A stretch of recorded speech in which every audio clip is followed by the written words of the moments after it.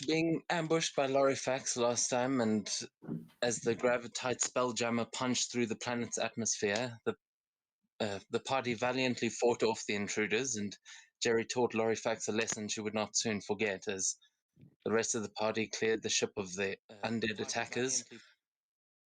The Githyanki piloted the ship to release the helm in themselves, causing the ship rapidly astute during the fight. But Captain Jezza was skilled enough to have already gotten you pretty close to Toto by the time Lorifax's Skull Lord form was sent overboard without its heads. Unfortunately, they were coming in too fast and too low, resulting in a fiery crash through Toto's farmlands just outside the main city.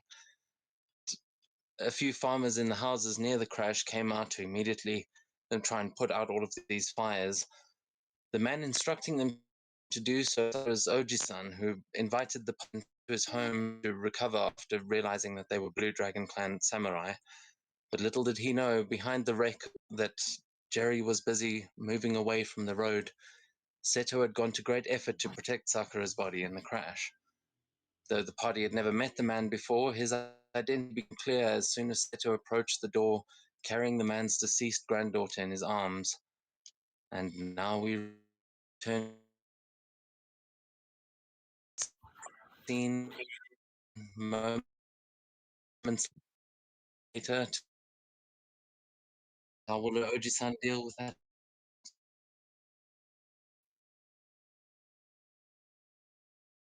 Yeah, your mic started lagging for like the last sentence or two there. Yeah, I thought it was me. Oh, I I also think thought it was you're going to me. be up first.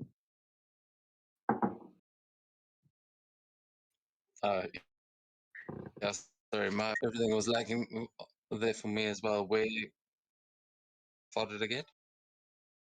It's hard to explain. I think Basically, where you were explaining around what Oji-san's going to do or something like that. Oji-san, I think. Kind of just reading the last paragraph of the intro. Okay, how do I scroll this map so up and down with a stupid keyboard? It's a your right click as to scroll is, oh god, the freaking light. Hold on. Is everyone else's lights off to the side? Yep. Oh god, yeah, the map is really messed up for me.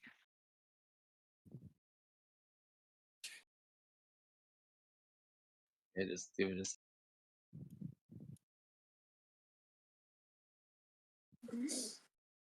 Okay, I'm going to struggle clearly here with the fact that I have a... Actually, let me just move onto the other computer for the Forge thing. This touchpad is not... For one session, not going to learn how to use it.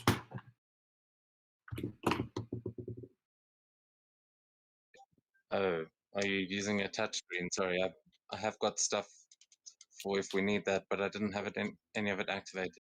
No, it's just a touchpad. It's like the Mac touchpad, so it's not a mouse. So we'll just, don't worry. So I'm just using the Mac for the voice, and we'll use... Okay, has that fixed it for anyone? I'm still seeing a really messed up map. Yep, still messed up. I'm saying the impact site. Let me just reload quickly. No, okay, Yeah, just hold on. Just give it a sec.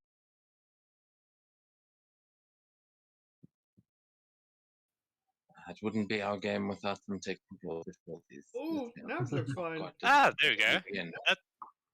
That's looking normal-ish. All right, it messed it up for me. So just okay. Can you see? I mean, it should look right now. It might be black and white because it's dark, but that's just because that's how dark vision works. I don't see anything, to be honest, but I think this is on my side. It's game paused and just everything is reddish. You might want to scroll down a bit. You're at the bottom of the map. Do you not see yourself there?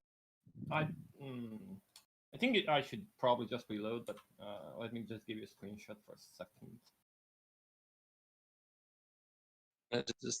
Yeah, I mean, you can try and reload if you want, but otherwise, just let me try.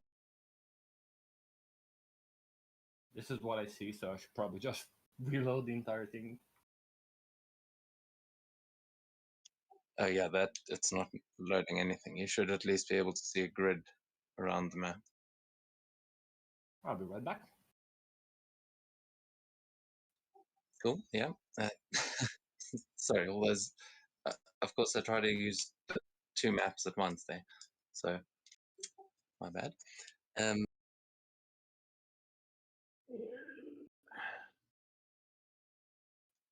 So yeah, just rewinding a little bit there. While everyone's still getting back onto the map, you after the farmers were putting out the fires, and you all managed to put out those fires, but as Sakura's Oji-san invited you all in for tea or just to recover and nurse your wounds. And behind the wreck, that Jerry was busy moving away from the road, Seto had managed to save Sakura's body, or at least try and protect it in the crash. And though you had never met her Oji-san before, his identity immediately became clear as Seto approached the door, carrying the dead girl in his arms. And that is where we are picking things up now, as, of course, that's the only one not on the map. Yeah, I'm having issues loading it here on my side. I'm not entirely sure what's going on. So theater of the mind while that's happening, if that works for you guys. The old man. Yeah, so the 2 of you, just to explain where you're standing currently outside of his house, and the door is open. Everyone has just gone inside. It's just the 2 of you standing outside.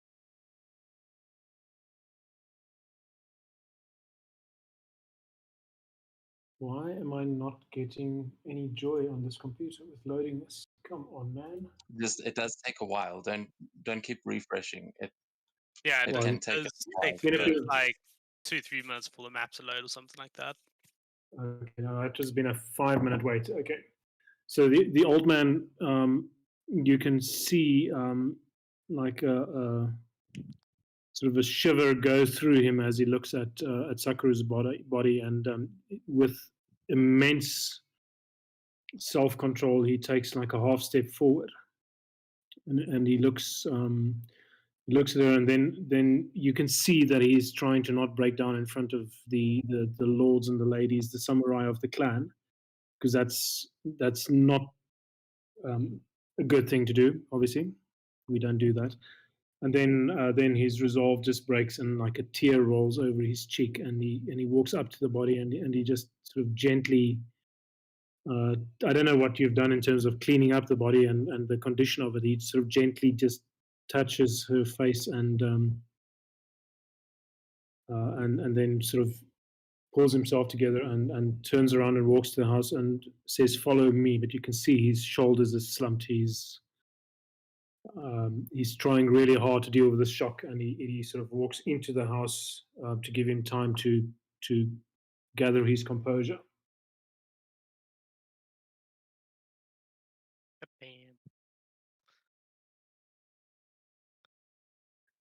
for the rest of you, you should be able to see outside with the party token, just so you're aware. But yes, Seto, how do you react? You are still muted, by the way. I don't know.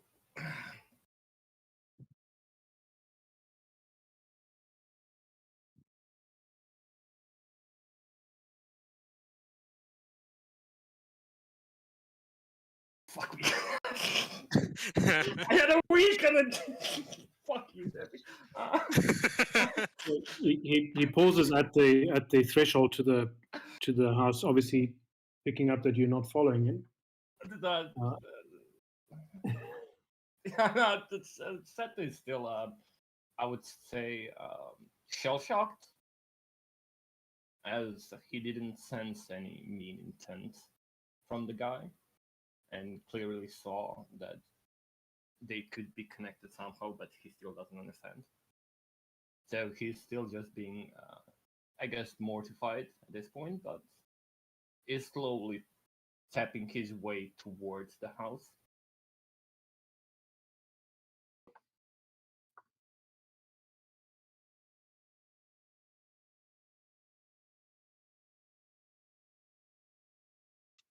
Okay, yeah. Sorry, Chris, I saw you pop up on the map there for a second. Is it not? It appears to be reloading again. So let's.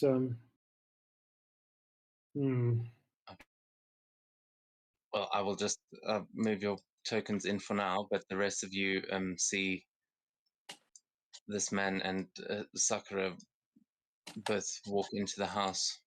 What is everyone else doing inside? While, I mean, you guys have just basically walked in. You see Jerry going off to the side, definitely nursing some wounds over there with Spike. They're both looking pretty beat up. But what are the rest of you doing? Yeah, I guess we haven't actually seen the interaction between Seto and OG-san. So June's just gonna go and take a seat over here by the fire over here. Just try and get a bit comfortable. It's been a long few. It hasn't been a few days. It's been a long last 24 hours. So.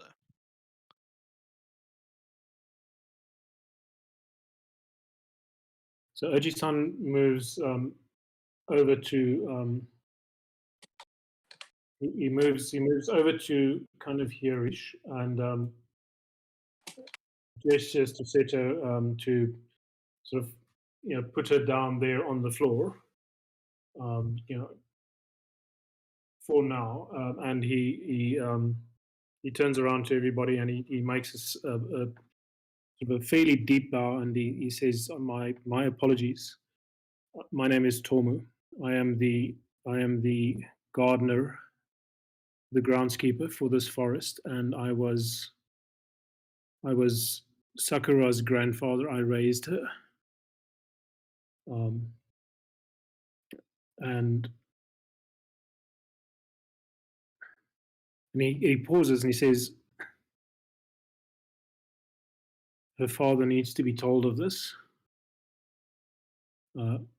Will you take tea and give me time to go talk to him?" And he starts preparing. Yeah. But Jason knows what Sakura's father is? What? You're not Sakura right now. Shut up!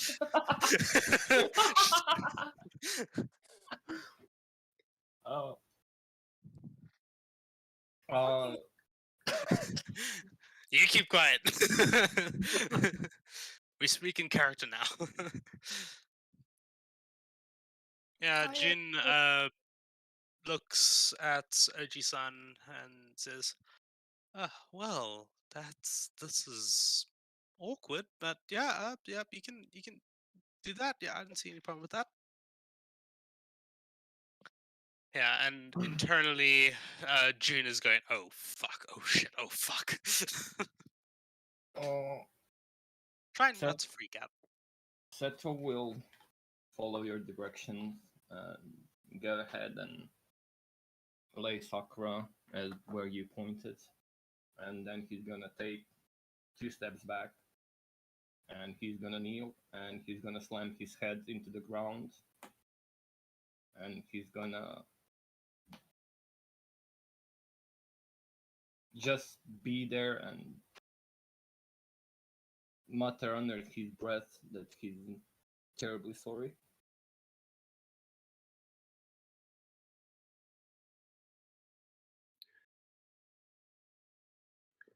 Tomu would be very embarrassed by a samurai bowing down to a commoner, and would also kneel on the other side of Sakura's body, facing Setu and my lord, I am sure it is not your fault. I have no words, my lord. would you allow me to make you some tea, and while you rest, let me converse with Sakura. You should know that he didn't care much for her when she was a child. Neither did her mother. But I might be able to get his ear.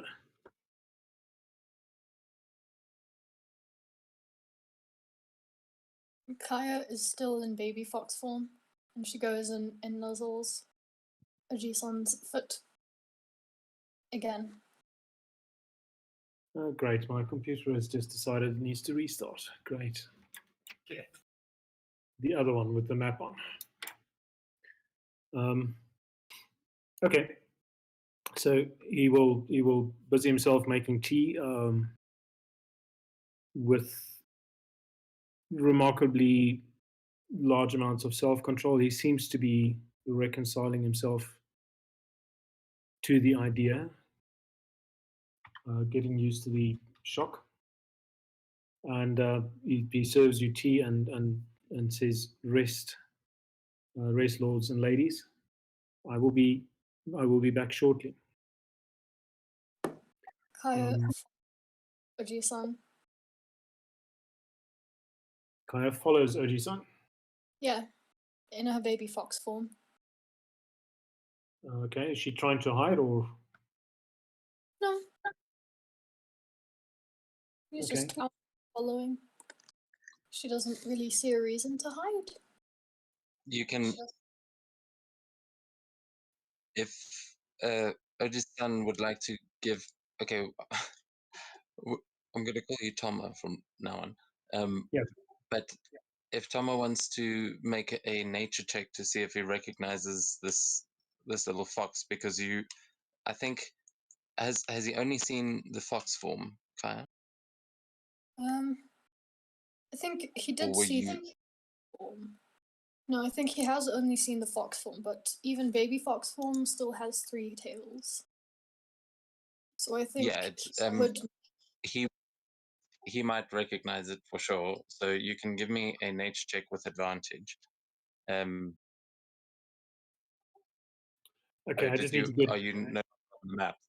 Yeah, my computer crashed, so I just need to restart. That's weird. I'm not sure why it's crashed.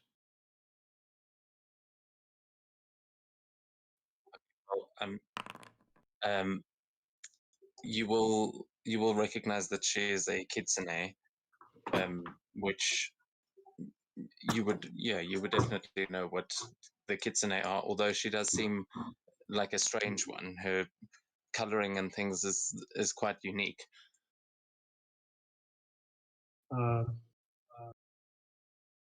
So where are you heading? Are you going into the there's basically a bedroom and another more sort of like a dining area in the house? Otherwise, No, where are you heading off to? you'll be heading back out towards the edge of the forest.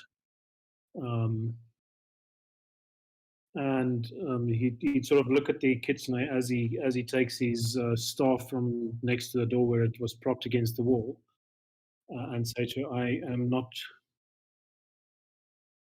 sure that this is a conversation that you should be listening to, little one. She cocks her head curiously, and this is baby fox form.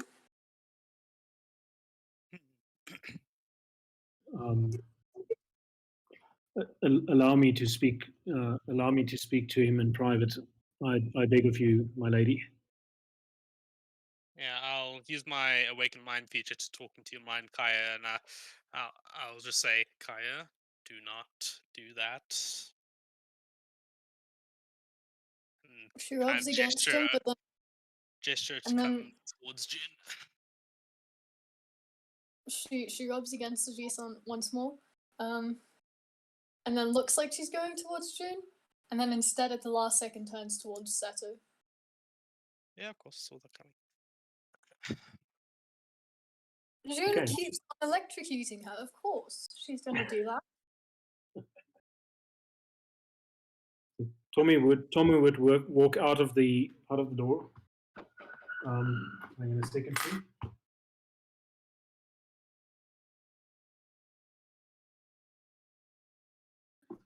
He would walk out of the door towards the edge of the forest. And he's probably just within earshot if you listen carefully, and you can hear what sounds like an argument with some shouting and some pleading, and some shouting again, and then the conversation seems to end with some rumblings of thunder in the distance and creaking of trees in the wind, and those sort of sounds of a forest that's unsettled. Birds squawking, and just sort of a disturbance in the forest. And as he walks then back into the house, probably about 10 minutes later, 10-15 minutes later, and he sighs. Yep. Yeah, sorry. Pretty much as soon as you exit the house, June waits like a good couple seconds and then looks at Seto and says, "Seto, what the fuck are we gonna do? That's freaking Sakura's freaking bad. What are we gonna do?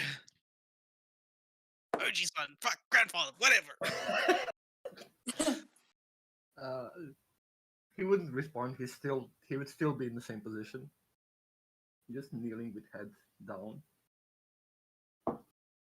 He's as fucking confused as you are. He's just don't know what the fuck to do. So he's just waiting. Shit. Estrella, do you have anything? What are we gonna do? This is not a situation I've ever been in.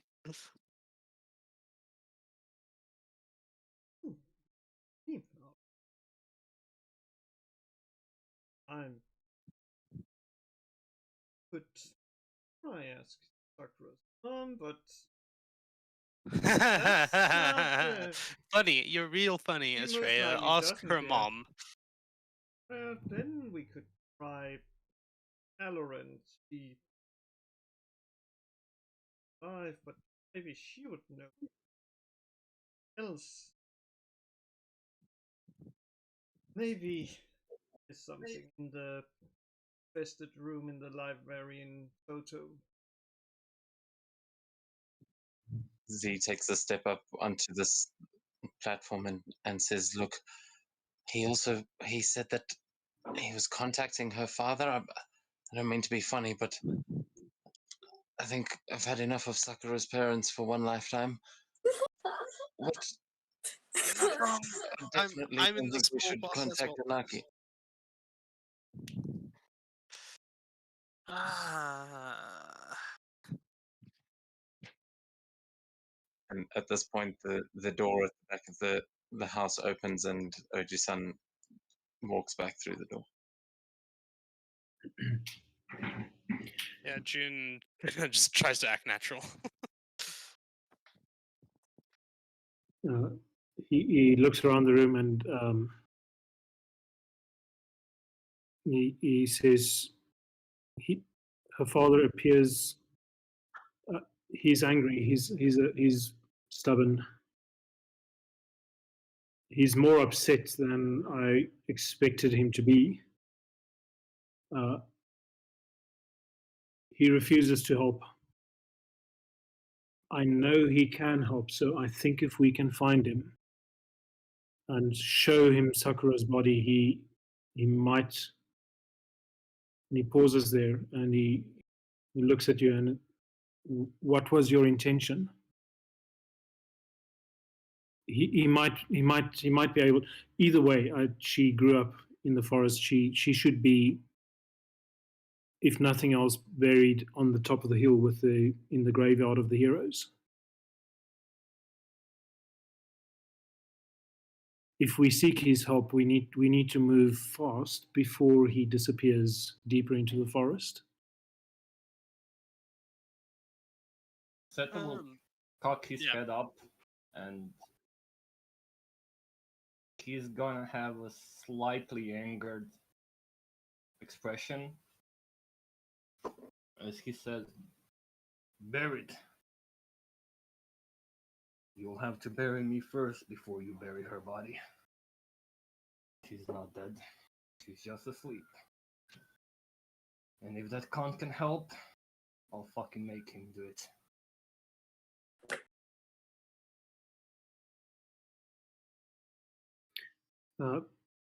He will study your face for a moment and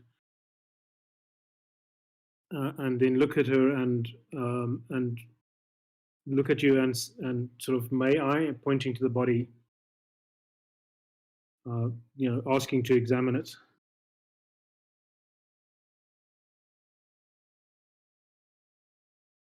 Seto won't say anything. I mean, you get the impression that he won't really attack you or anything. He's protective, but not to the point. Like, he knows that you meant a lot to her, so. Okay. Tomo would walk over the body and examine, the skull where the brain is gone. Again, with clearly struggling to hold back the tears, and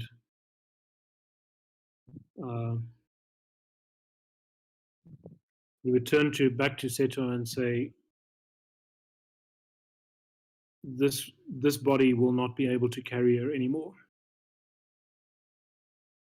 If we are to do something, if there is any possibility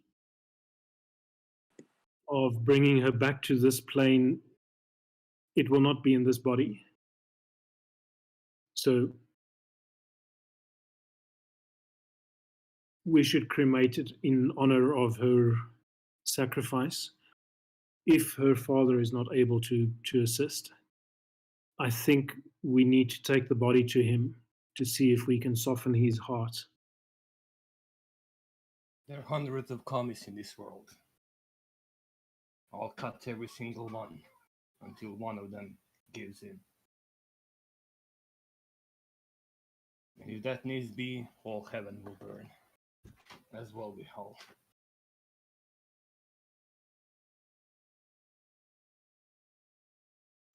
Z will walk up behind you, Seto, and place a hand on your shoulder and say, Seto, if it is the heavens that must burn, we will do it.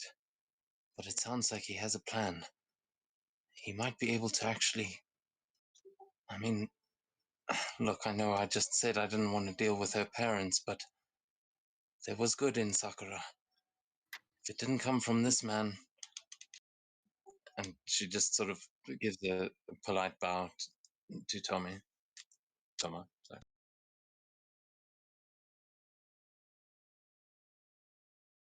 Tomo would nod his head back at her and say, my lady, you may not know the full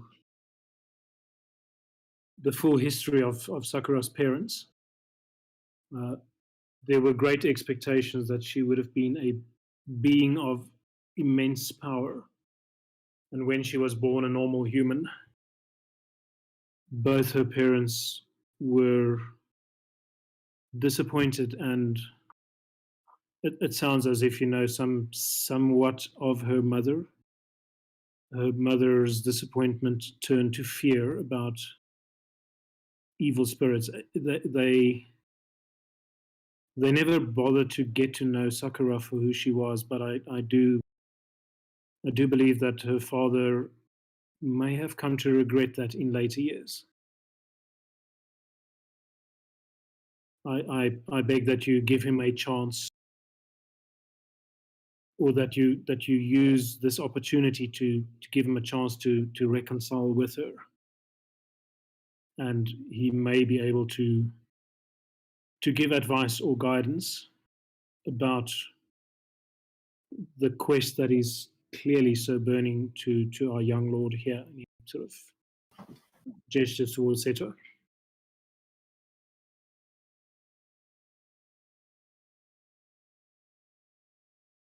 She just lets the words hang in the air and sort of looks down at Seto and up at the rest of the party in the room. Seems like she's willing to give him a chance, but what about the rest of you? So, just to be clear here, what exactly is Sakura's father? Because, well, we met her mother, a very different person, but we've never really had a description of her father.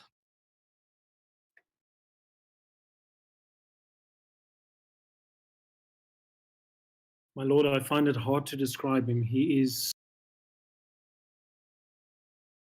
a being of many surprising facets and many unexpected uh, talents and twists and turns. I have served him for nearly 7 decades now, from a young boy to date, and I fear that my view of him might twist yours into something that might be unfair. Yeah. Well, I can't say for the rest of everybody else, but I don't think the bar is particularly high at the moment. I suppose at this point, Kaya would go into human form and ask just exactly how old is this guy? I am 81 years old, my lady. No, the her father, I mean. To be honest, my lady, I did not ask, and I would rather not say than give you information that might be false.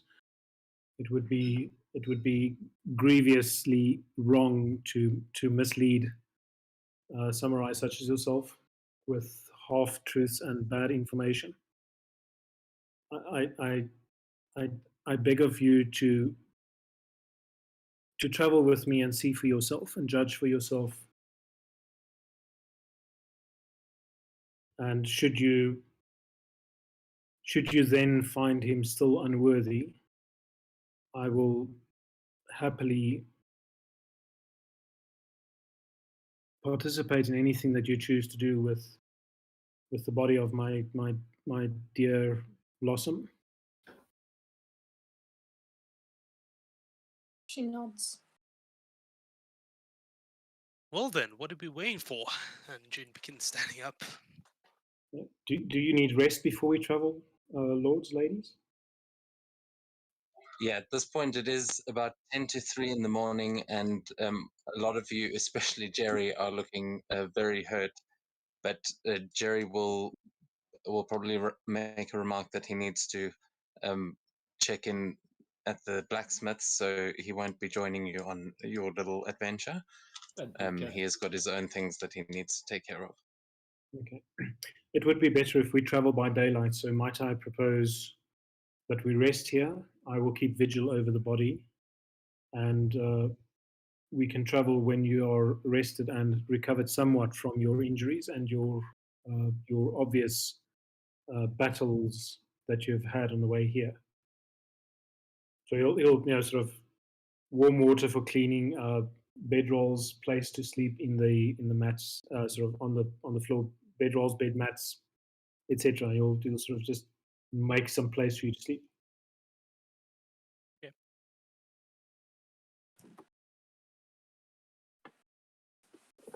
Yeah, you can do that.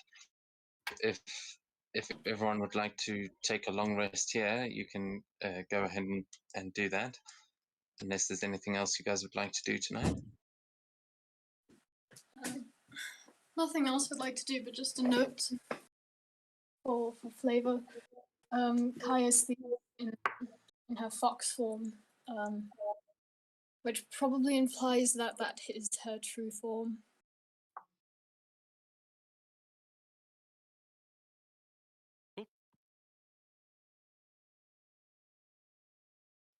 Okay. Yeah. Cool. So yeah. Anything else, June? It sounded like you're about to say something. No, I don't have anything else to do. Okay, cool. Then you can all take a long rest and get all your bits back. Australia, was there something you wanted to do? Yes, because I'm thinking like since we are cover our spell slots anyway, no reason to save those lovely sendings. So I'm gonna do pretty much what I'm. First thing I'm gonna do is try to send a message to Alaron and ask, you know, any way to bring someone back that has lost their brain missing vital.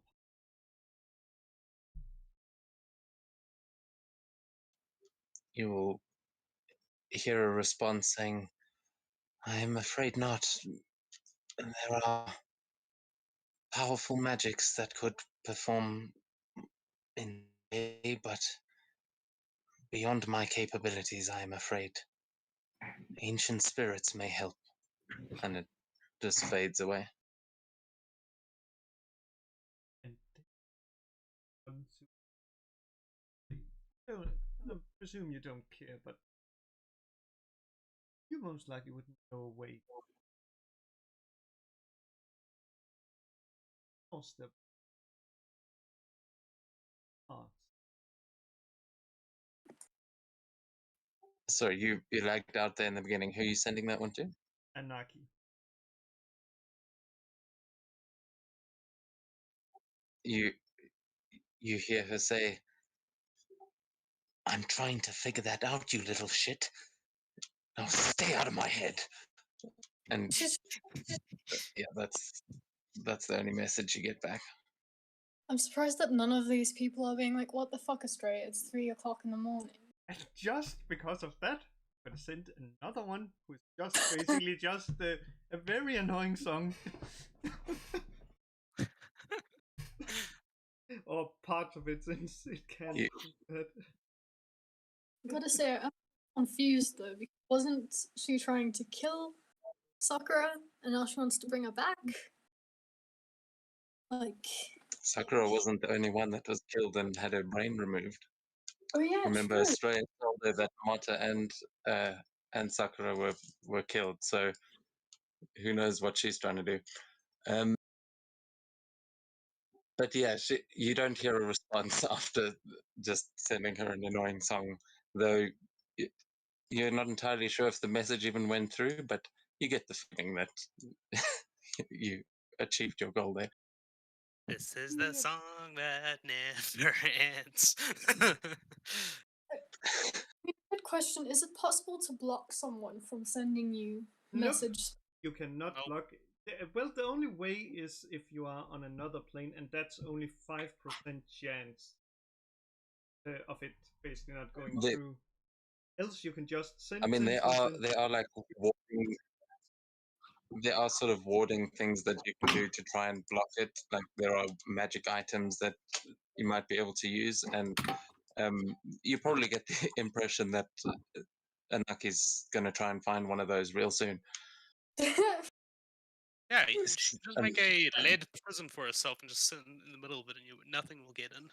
Oh yeah, of course you could Yeah. take the. Of She course needs a magnet. you could use that. Pull that card from the deck of many things, where basically gets sent somewhere where it can't be located by.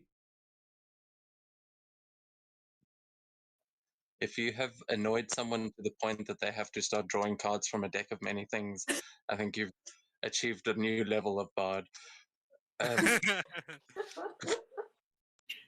I Yeah, must one admit, day maybe. if it was me, I'd have a more fundamental approach, which is just eliminate the source of the messages by killing it, something like that. Agreed. Oh, that Yeah, would be that's- really hard. That would be really, really hard. Oh, yeah, no, definitely part of her plan, I'm sure, after you guys raided her treasury and stole the orrery from her. I'm sure that's top of her list of solutions. But while you're all heading off to take your long rests after sending these messages, Seto, are you sneaking out the door there? Where are you headed? I wouldn't be sneaking. I would just get out and get on the top of the house, meditate and fall asleep on the top of the house, on the roof. While you are up there, give me a perception check, please, as you head up there and go into your meditation.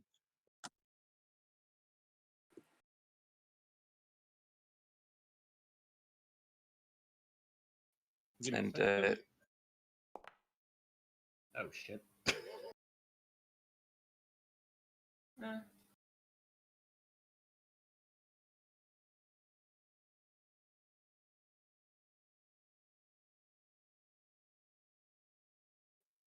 sorry, was that a 16? I didn't see it there. Yeah. You overhear, as you had heard some sort of arguments going on at the edge of the forest when Oji-san had headed outside. You now hear another set of voices that seem to be arguing quite close by, just sort of towards the back of the house. You can hear them, and you hear they sound quite familiar. You hear that they are speaking in Gith. Oh shit. You can just hear them sort of around the back corner of the house as you're sitting on the roof. Can I overhear what they're talking about? You can understand Gith now, right? I can understand, yeah. Yeah. So you overhear the voices and you recognize them as being Yezot and Captain Jeza, and they are currently busy discussing how, like, they're going, what the hell are we going to do? How are we going to get out of here? The ship is destroyed. I don't know where the samurai went. And you now realize that based on their discussion, Captain Jeza was actually thrown from the ship, and that Yezot had taken a while to find him. But it sounds like they are both a little bit worse for wear and trying to figure out what the hell they're going to do now that they're stranded on a different planet.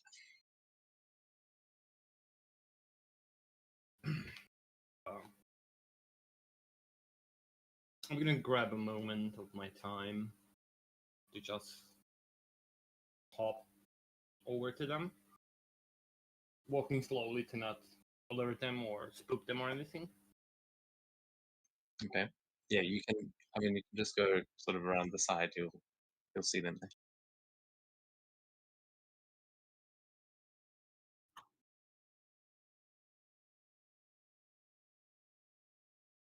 Oh, there we are.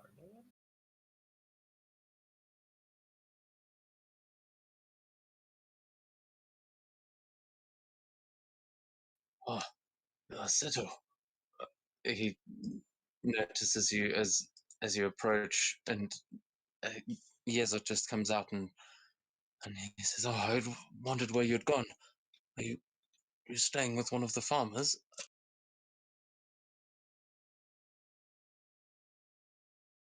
For tonight, just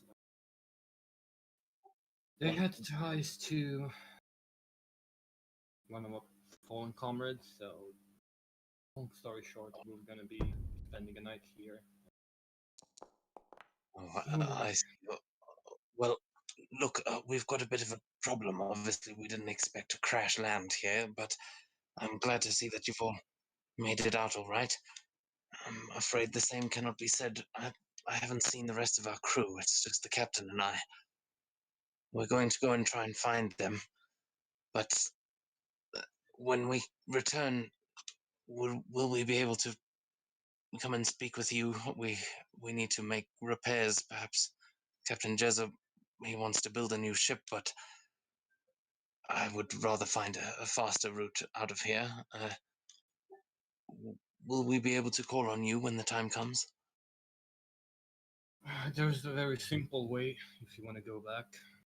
As soon as you find your comrades, I don't think you can probably repair the damage that has been made. However, I can get you back to where you want to go. Oh, and how is that? Uh, Same way that we sort of ended in your plane.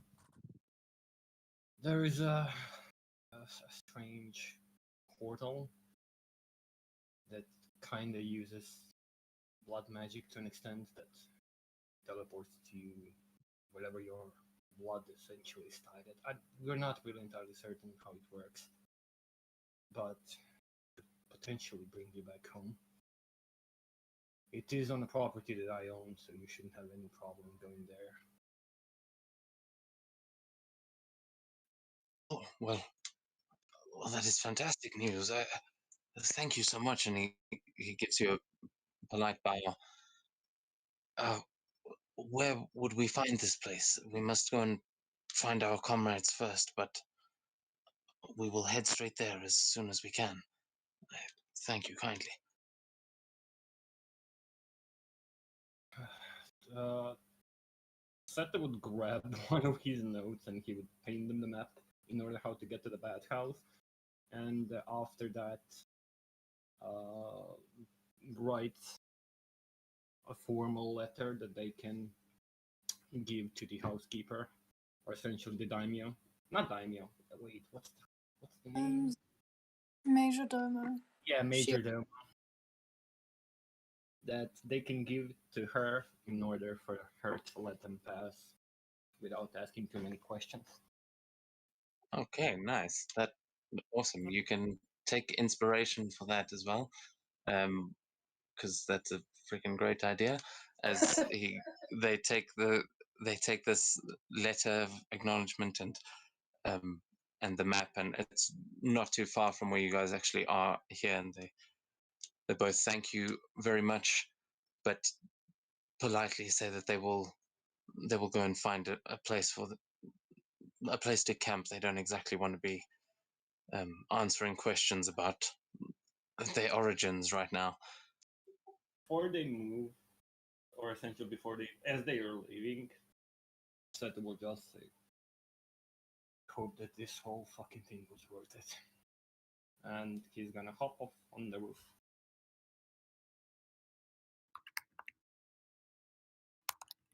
Okay, cool. And with that,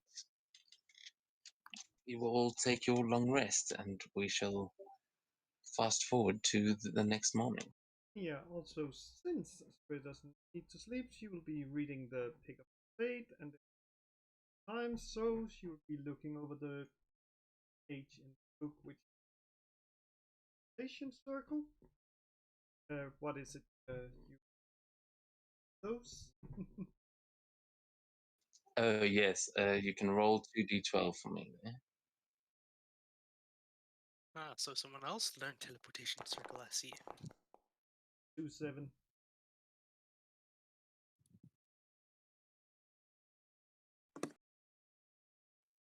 So what?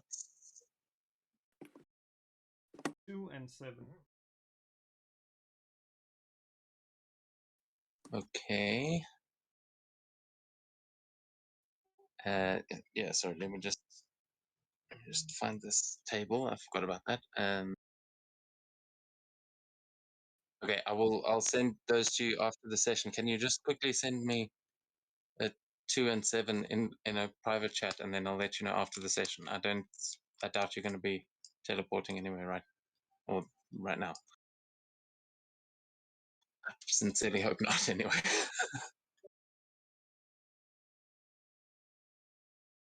That's when we do the crazy thing.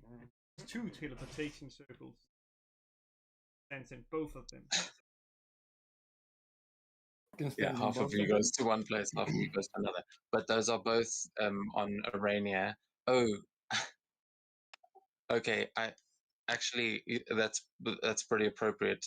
2 is where you arrived in Arania, and 7 is hold on, where's it?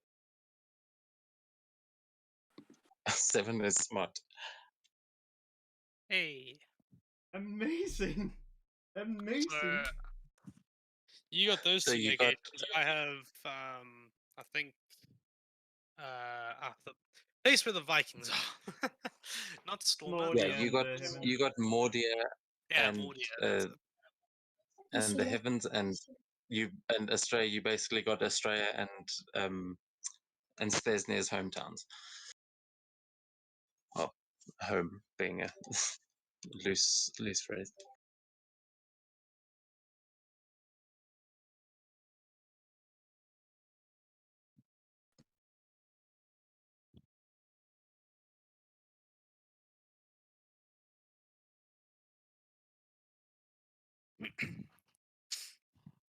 Right. So just anything.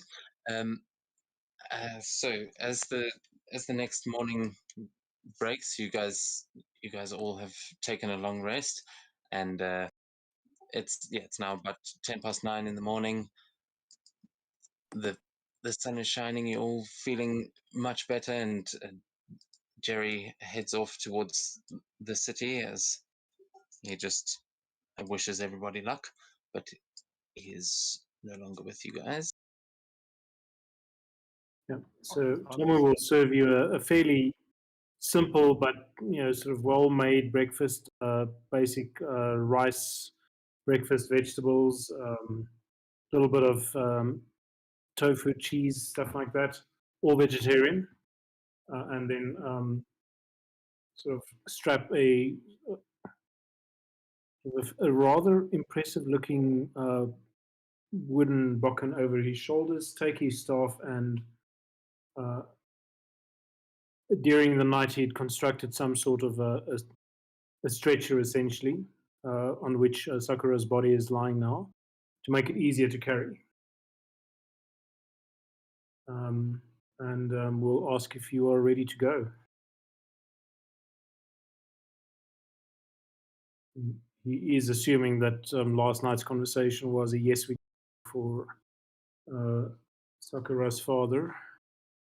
Just sorry, by the way, the bokken is actually in the house along with the other box, which is they are sitting in the room I've just put your token in. Those you can actually walk up to the two items there and pick them up. If you just Okay. click on it while you're standing next to it, there we go. Impressive.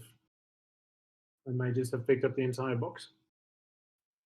Yeah, it's a small box. That's just the box of paper birds that you never got the chance to give to Sakura.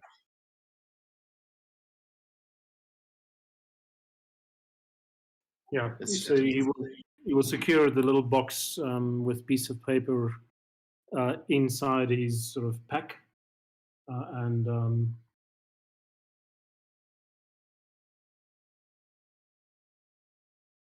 does he take that sword with as well? Yes, I guess he does. So there's a sword that he'd wanted to give to her that he also takes with him. Have I got that somewhere?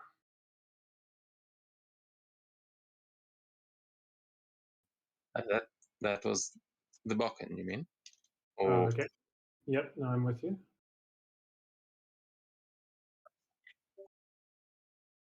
okay.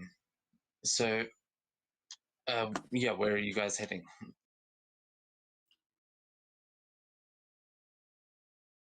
Okay, I need some guidance from you in the sense, which way would he be going, given that he knows the forest and I don't? I mean, if you guys are heading towards the forest and following the Oji-san, then we can just sort of theater of the mind our way there, as you guys would be able to follow various paths and things into the forest.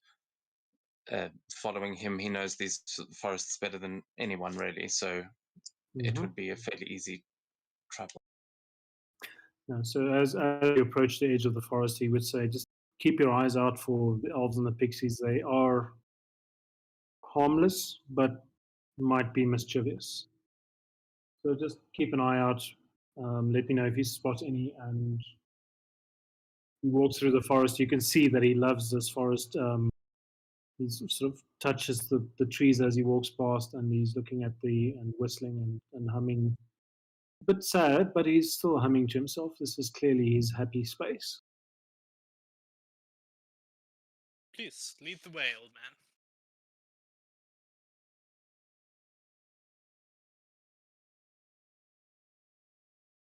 Okay, I'm just putting you guys down on the next map. Okay,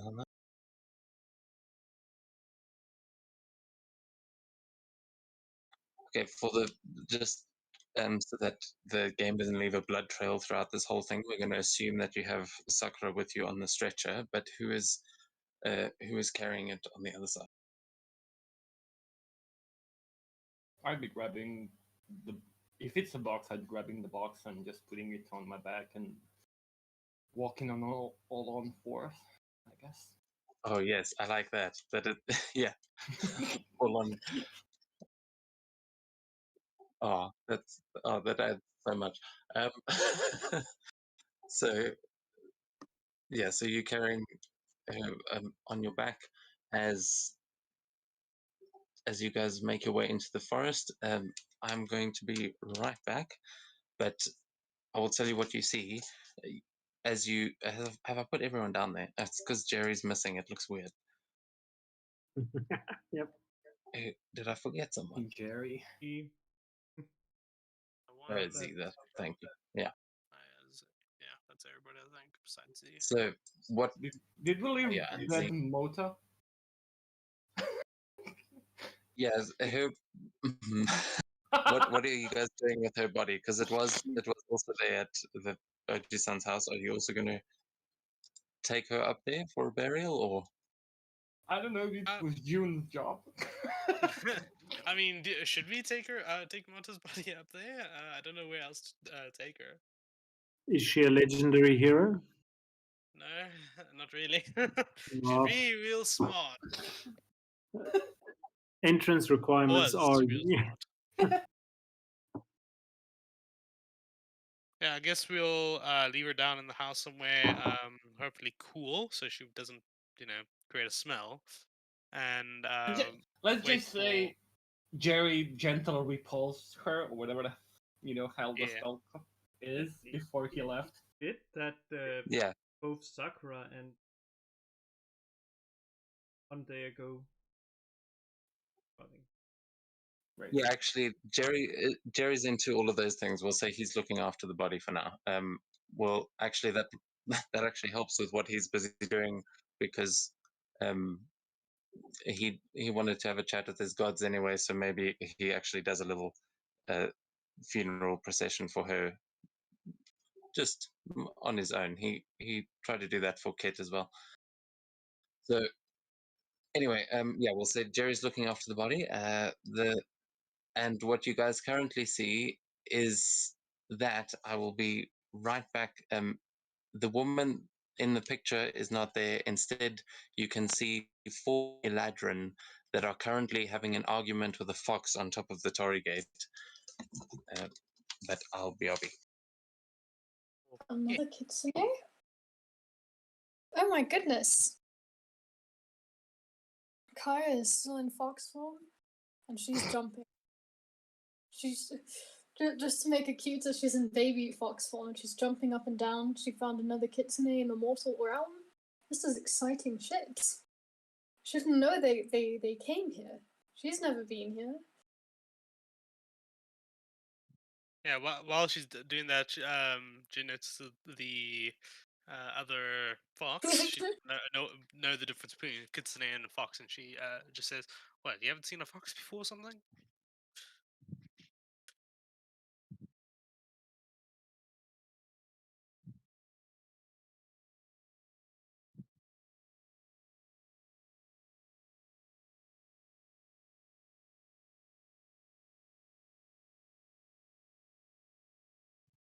She's currently in fox form. She can't speak to you. Just glares at you. Yeah. Gives you the side eye. Shucky. I'm kidding.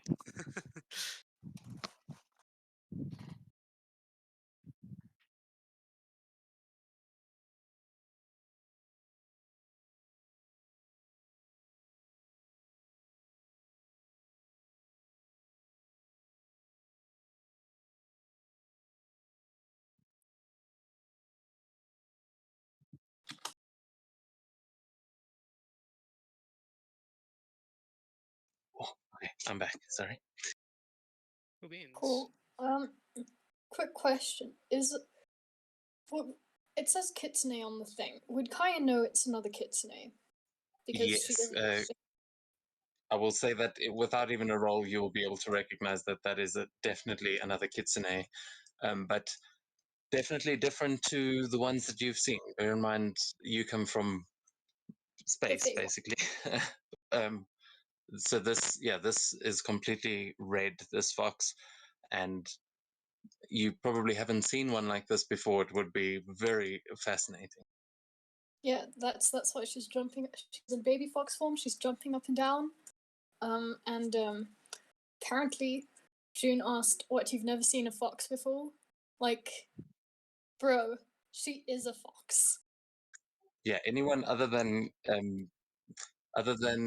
Oji-san and Kaya, if you would like to give me a nature check to see if you can tell the difference between a normal fox and whatever this thing is, you can do that.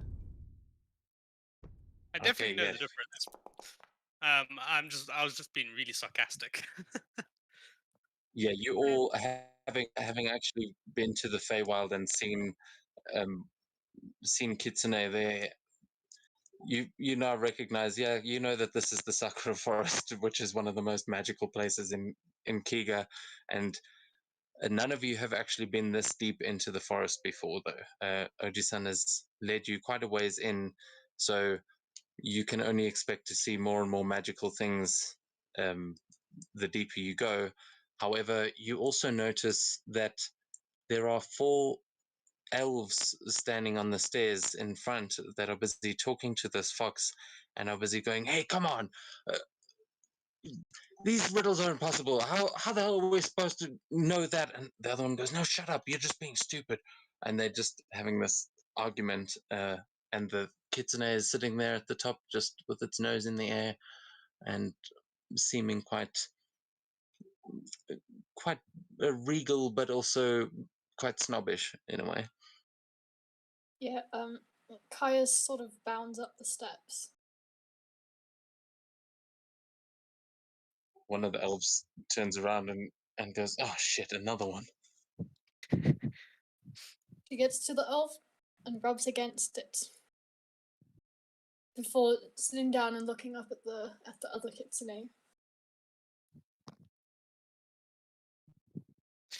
You know, I look to the rest of the group and say, uh, anybody else find it weird that she can transform into a human-looking person? Just me? Okay.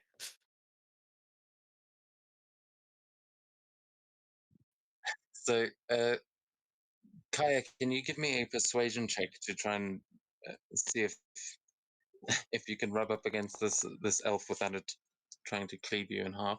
Okay, yeah, it just seems annoyed by this. It kind of rolls its eyes, and it's like, "Oh God, what does this one want now?" And yeah, he just seems sort of frustrated. But you see the fox up top turn and look at you and sort of cock its head to the side, just giving you this strange look. Yeah, Kaya will do the same. She cocks her head into to the side, and gives it the exact same strange look.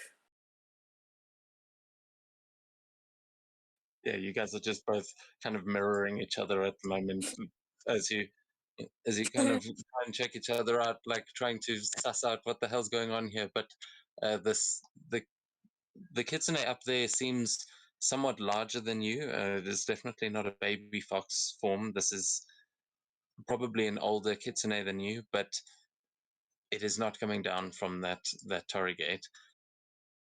Can Kaya And try and sort of climb up, sit next to it? yeah, you can try that. You can give me an acrobatics or athletics check to try and climb up the gate. Go with acrobatics. Okay, so So, you as you go run up to the post and try and scramble up the side, you immediately just slip down the wood. It seems like it's quite a quite a large torii gate, this, and as you get closer and as you try and run up the side, you feel this strange magical energy that seems to be coming off of the post itself, that is almost pushing your feet back off of it, and you you can't get any traction on it whatsoever. Seems like this gate is also some kind of a force field that is around it. And now that you have gotten up closer, you can give me an Arcana check. Okie dokie. Okay, with a 19, you do recognize that the rope strung across the top and the little prayer flags hanging from it are magically enchanted. This is actually like a gateway. It doesn't seem like you could go any further up these stairs without being allowed entry. It's like a kind of wall of force that's happening there. Interesting. Meanwhile, as the rest of you see this, the fox running up, the elves start to turn towards the rest of you. What are you guys doing? Yeah, June will pipe up and say, so what's going on here? Don't think I've seen you people before. One of them suddenly looks alarmed and goes, "Oh shit, samurai!" And all of them immediately go to take into classes and put their hands on their weapons as they all just stare down the stairs at you, seemingly ready to fight at any moment as they're looking over you. I'll remind you all the relationship between elves and samurai is not exactly healthy. Yeah. Forgot about that. Seto I will haven't been paying pipe up. up for so long. I lift my hands up in the air and say in Elvish, "No reason to think here." Okay, you can give me a persuasion check.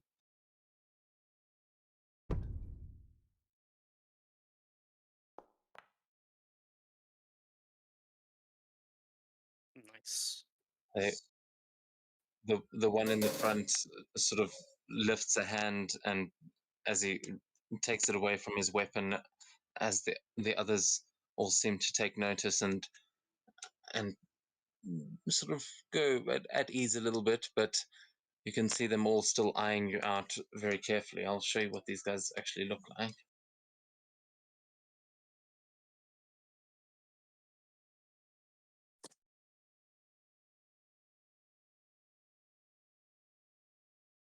But the one that just gave the command is this next one.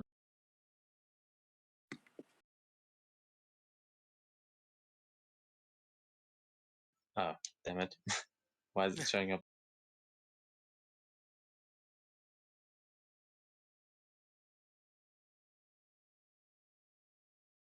Okay, I'll just show the artwork like this. So this is the one that the one that just turned and gave the command for them to stop. But the rest of them look fairly closer to what you might expect, as the other picture showed. Except for one other one, which is a female. So there are the 2 female elves and 2 male elves there. And one of them seems to have some of these sort of pink flowers growing around, but they're all more at ease. What are you saying to them? So you were asking what's going on here, and one will respond and say, "Damn thing wants answers to riddles to let us into the forest, but we deserve to be here, damn it." Would Tomo Even recognize if it is these? just to get sorry, say again. Would you recognize these particular elves? Yeah, would I recognize these particular ones, or are they just part of them that lives in the forest, as far as Tomo is concerned? You can give me either a religion or a history check. That will be interesting. Let's see if I can do that. History. So yeah, if you click on your token, you should get a little drop-down menu up at the top, which is very helpful. With a 16, you don't recognize these elves. You know that most of the elves of this forest are generally beyond this barrier where they are they are kept sort of in a safe zone. But these elves must be travelers that have arrived now at the change of the seasons. It is almost springtime, and that's probably why these elves are showing up. It is a problem in this forest that random elves come from all over the place to try and seek shelter, but they cause more of a problem than one would prefer. But you don't recognize these ones, they seem to be new. Hmm.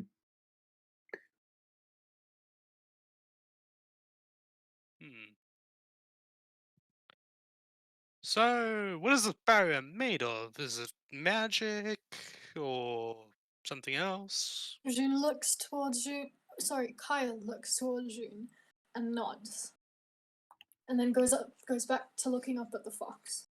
They've just been having a staring competition.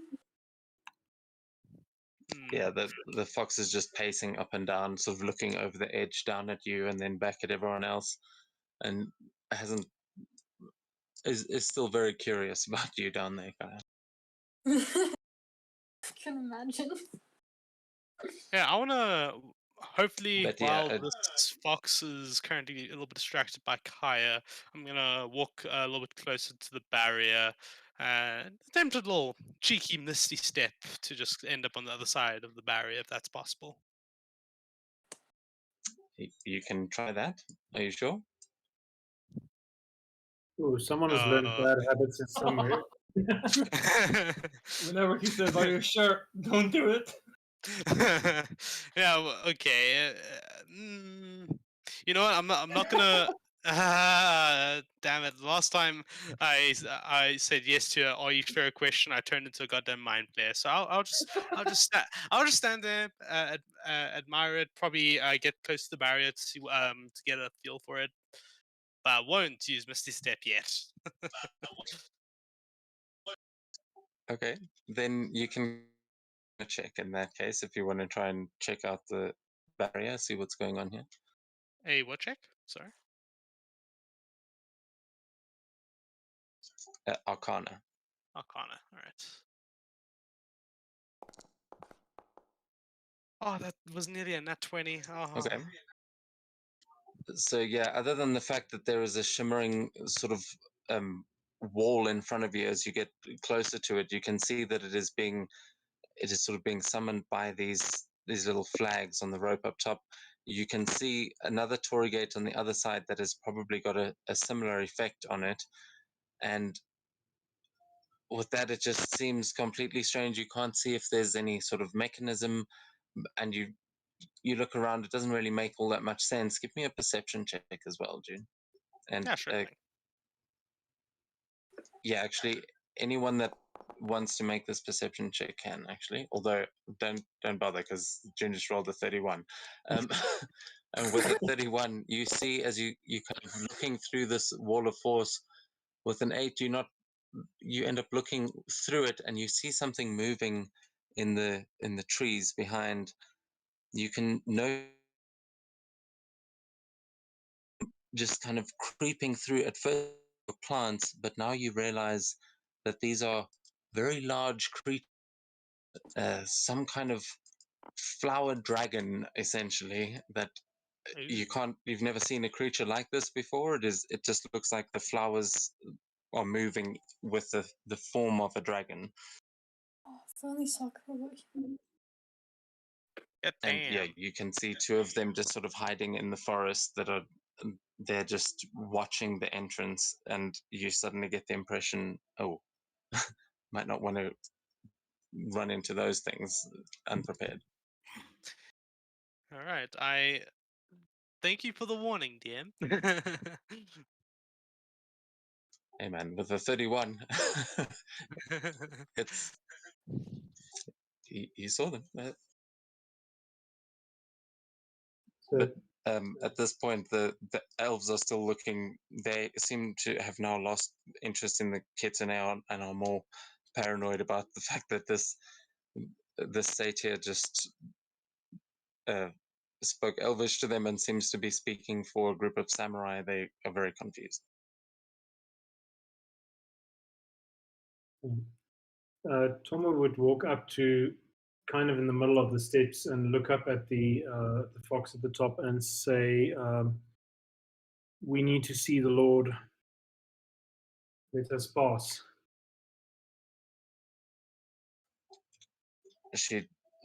This kitsune turns and looks at you, finally pulling a gaze away from Kaya and says, "Ah, Toma, I didn't expect to see you." And you can hear it's just speaking fluent common as it kind of swings its tail down. You see, she says, "Well, brought some interesting guests with you today, but you know the rules. Can't get past without answering the riddles." He would just sigh and say, "I know. Which one is it today?" Well, these elves seem to be having some trouble with it. But let's see how you can do. Are you all ready? And it just looks out now to look at the rest of you, insinuating that anyone is able to give the answers to these. And if you are able to give the answer, you will be granted passage through this gateway. She says, "Well, first up, they are creatures of power, creatures of grace, creatures of beauty, and creatures of strength. And as for their lives, they set everything's pace, for all things must come to live under their emerald embrace, either in their life or in their death. What are they?" Summer court? And I'll... A what? The elves of the summer court.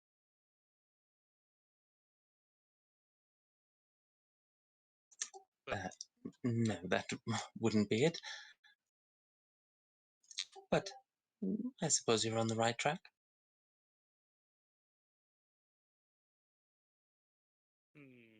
I am going to drop it into the chat. Just give me a sec. Alright, cool. Just hadn't actually programmed this thing to speak common, so unless you speak Blink Dog. I speak everything. Ah, yes. Monk bullshit. Monk shit.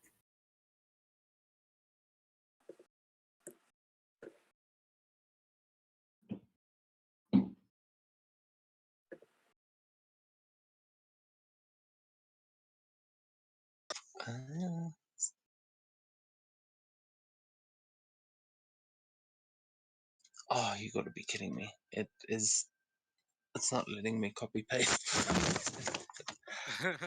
All right. I do think the answer is trees, actually. Ah, well, she will just sort of chuckle and say, "Oh, you never seek to, well, you never disappoint, do you, Toma? Please, come in. But I'm afraid there are quite a lot of you. I'll say you can bring one with you, but you'll all have to answer another for more entrances. But Toma, you and one other person can pass through." Or we'll Seto with Sakura's body. As he walks through the portal, he turns around and it's as if he hears whispers from the trees behind him, and he just sort of squint back at the trees, frown a bit, and then turn around and back through the portal.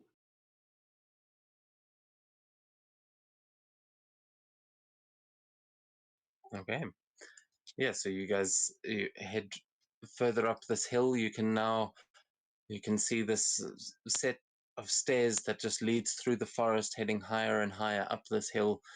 And yeah, you guys all manage to make it to the other side. So just drop on there if you don't mind.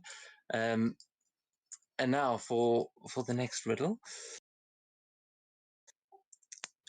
Let's see. It does not want to let me move there. Ah, it's just lagging. Oh, there we go. Right. It might just lag a little bit. So she says, for the rest of you, stronger than steel and older than time, they are more patient than death, and stand even when the stars have ceased to shine. Their strength is embedded in roots buried deep, where the sands of frosts of ages, where the sands and frosts of ages can never hope to touch or reach.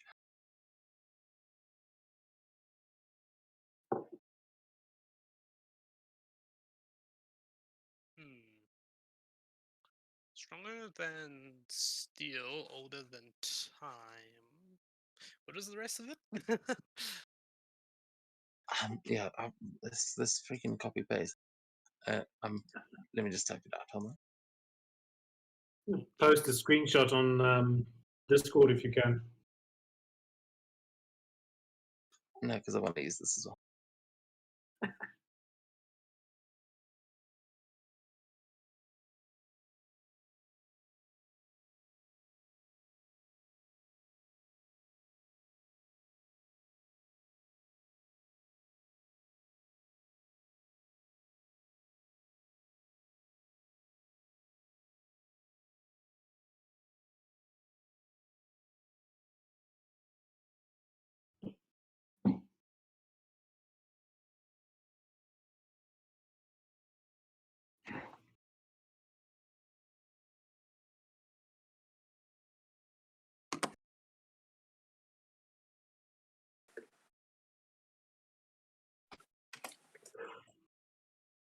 Ooh.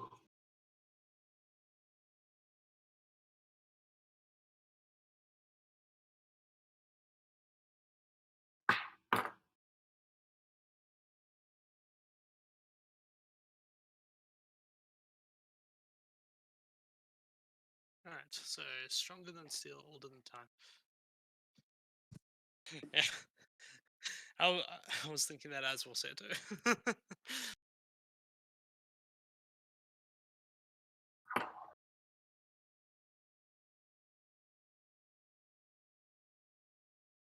Oh my god. These rolls aren't supposed to be this hard. Hmm? Oh, we're allowed to answer. Oh, okay, I thought there was more to be said. Okay, so stronger Oh than yeah, steel, that's older all. than time, Sorry. they're more patient than death, and shall stand even when the stars have ceased to shine. Their strength is embedded in roots buried deep, where the sands and frosts of ages can never hope to touch or reach. I mean, I think I'm just gonna go with Seto's answer that he bit and say mountain.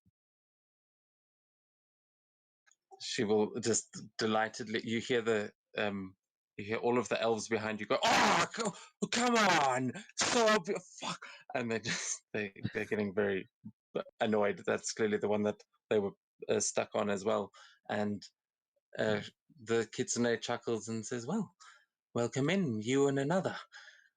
And for you, and come up here." And you see as it sort of taps its foot on the Tory gate, um, the wall of force shimmers again and allows June and Estrella to pass through it. But she is going to try and call Kaya up onto the gate with her as she dispels this magic around it. She's Bef- bef- eagerly gonna try Before, and. what was you saying? Sakura, Kaya, Hmm? Yeah. what So was Kaya, you you can saying? give me another acrobatics to try and climb up there. What are you going to do, Estrella? I was just gonna lift her up to give her a little, a lift so she would have to climb. So Okay, yeah. I mean that'll give you advantage if you want it. But 25 is pretty good. Yeah,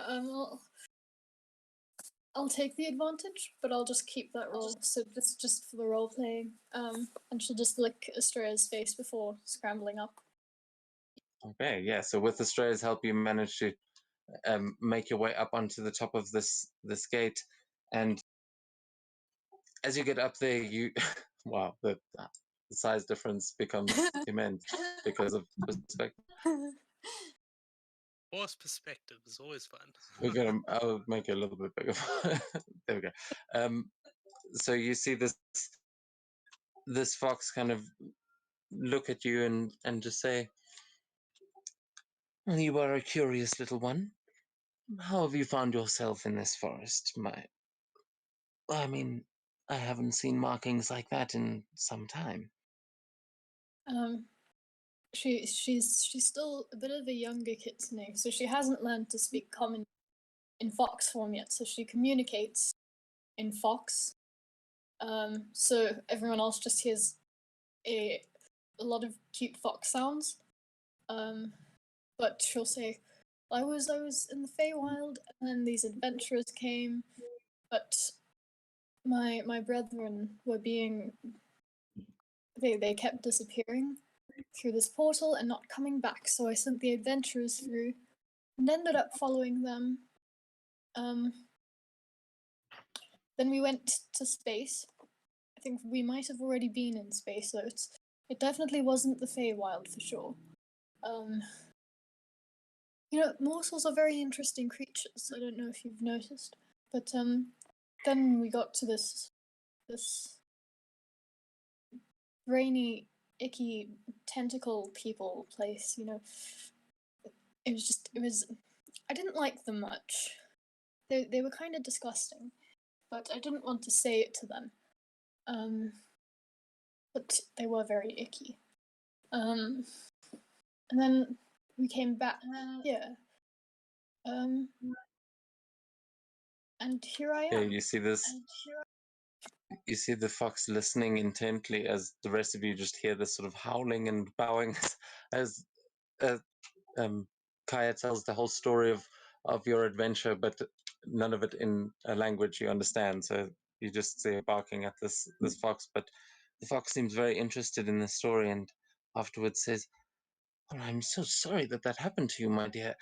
Please, your friends here, if they are friends of Thomas, then I'm sure they are friends of ours, and you will be safe here. I welcome you to the Please, do be careful. There are some that are not so friendly to our kind, but I will come and find you in time, and perhaps we can discuss more." Kaya bows, goes and nuzzles against her a bit, says thank you in fox, and then sort of waits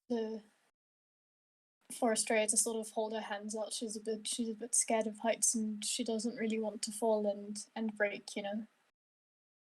So she sort of just looks at Estrella expectantly at the edge. She walks up and is like lifting as high as. Okay. And I will jump down into Estrella's arms.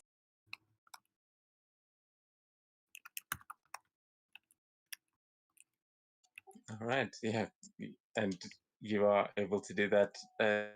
Estrella, actually, I'm going to ask you to give me an athletics or acrobatics for this one. Yeah, either or, to try and catch. Okay, yeah, that's just enough. She's a bit heavier than you were expecting. She comes in at quite a speed, jumping off of this thing, but you do manage to catch Kaya, and you guys all safely make your way further up the hill.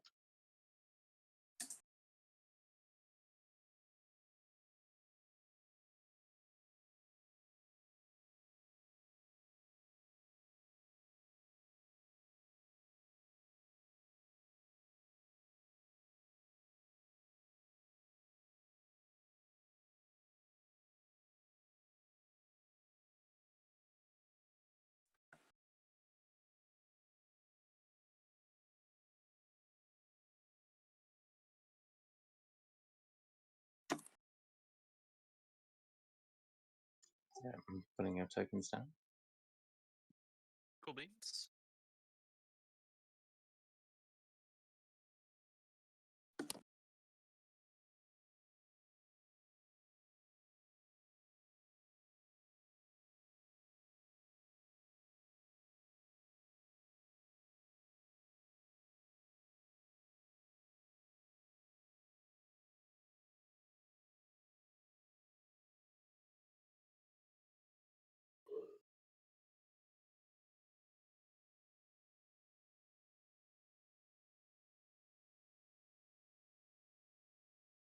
Okay. I think that's everyone again.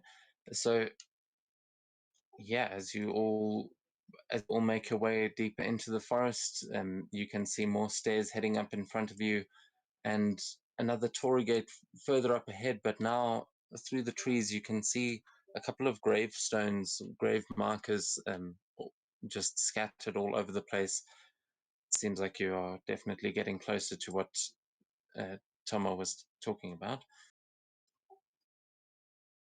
Yeah, You also see ahead of you there is a winged girl sitting in the tree, just sitting on a branch, and she seems to be playing with something in her hands quite nearby as you are approaching. And in the distance, you can see a dryad sort of moving back and forth in front of the other gate, busy tending to these gravestones, maybe, or maybe just wandering aimlessly. You can't quite tell at this point, but what would you all like to do as you walk up these stairs? Well, for now, Kai's sort of just chilling on Estrella's shoulder. It's just her favorite spot right now. Well, see, So- let's try it. See, Esprit just slowly. Interesting. This is interesting. Yeah, so Tomo would be looking a little bit. He'll be looking around him, and he'd say the forest is not calm. The Lord is testing us. He wishes to. He's testing us. Why are you testing us, Lord? Quickly, Dev, I don't have a token with vision in the scene, apparently.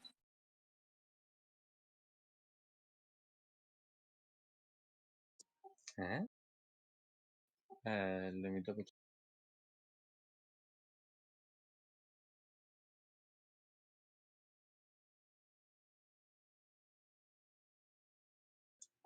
Sorry, I'll put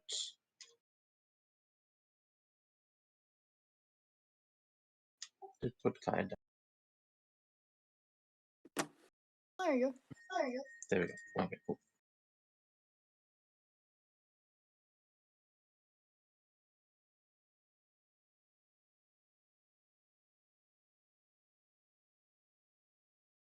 Okay, yeah. So, Estrella, you're just walking up the stairs slowly? Are you doing anything, or are you just looking around? Because you can give me a perception check if you're looking around.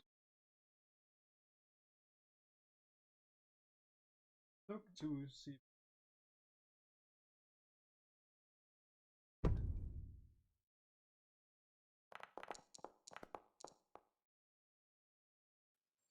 Okay, yeah. As you're getting closer, this dryad that you can see in front of you definitely does not look the same as the dryads you have encountered before. What you are seeing up there is, I'll show the art. This is what is floating up there, though it is quite a large creature. Oh,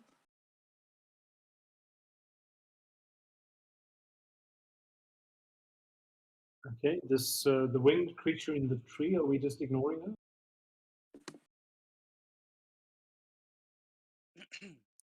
Yeah, I was actually about to do something. I'll use minor illusion, just make a little mini. What should I make? Mini sparkles, just float around her, just to catch her attention. Oh, huh? Oh, hi. She just looks down, and you can see that seems pretty chilled. Seems to be just doing something, fiddling with something in her hands. Oh, those are cool. Yeah, Jin will just wave. Interesting, isn't it? Kaya is she's very intrigued. There's a lot of Fae people around here. She's jumping excitedly again, up and down. Yeah, Jin will make a few dancing lights, just float around her.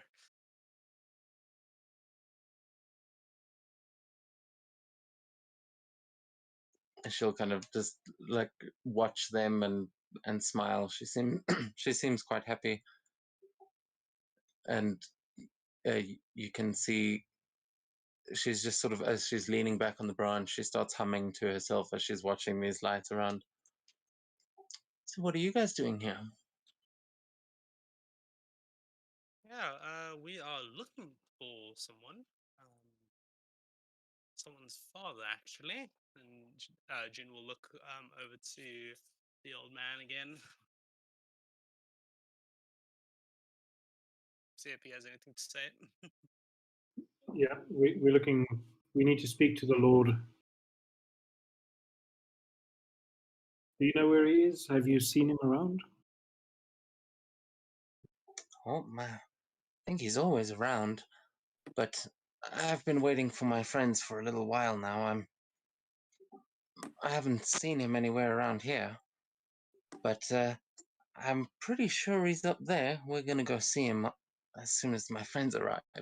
And she just sort of rocks back and forth on this branch, but she points, as she says that, she points up further to the top of the stairs. Right. I hope you've got your answer there. Yeah, would your friends happen to be four Eladrin elves? She she kind of grimaces at this, and she goes, "Elves? No, ugh. Uh, no, my friends are, well, you'd know them when you saw them." And she just like has this naughty sort of smile on her face, like as she starts fiddling with whatever that is in her hands again. Can I see what it is that she has in her hands? Let me have a quick look at that. Can you give me a perception check? Ah, nice. Nat 20. Okay, yeah. What you can see that she's busy playing with seems like some kind of a flute, but like this tiny little. It doesn't even look like, you're used to in Japanese flutes are usually like really long. What she is holding right now is more like a whistle. Like a piccolo or something like that. Yeah. Okay. Okay. Well, let's proceed. Good luck with your friends. And he would sort of just wave at her friendly. She waves back with a big smile on her face and just tilts her head to the side. Good luck finding yours. As he When he's walks back. past June, he'd sort of mutter, "We keep an eye on that one. She's probably not up to any good." Of course, anything we meet here is probably want to mess with us in some way. I'm more than aware how to handle. Well, I don't think you can really handle Faye, can you? Yeah, and he looks sad for a moment. As he sort of Sakura did have a way with enjoying their company sometimes. Sometimes they just annoyed her, but and then he just sort of takes a deep breath and walks further up the stairs. Kaya Yeah, is June. Yeah. she's just always just walking very excitedly, more like skipping, but in fox form. She likes this place. A lot. Jin, for the rest of the duration we're here, is gonna keep quite close hands to herself to make sure she doesn't get pickpocketed for anything.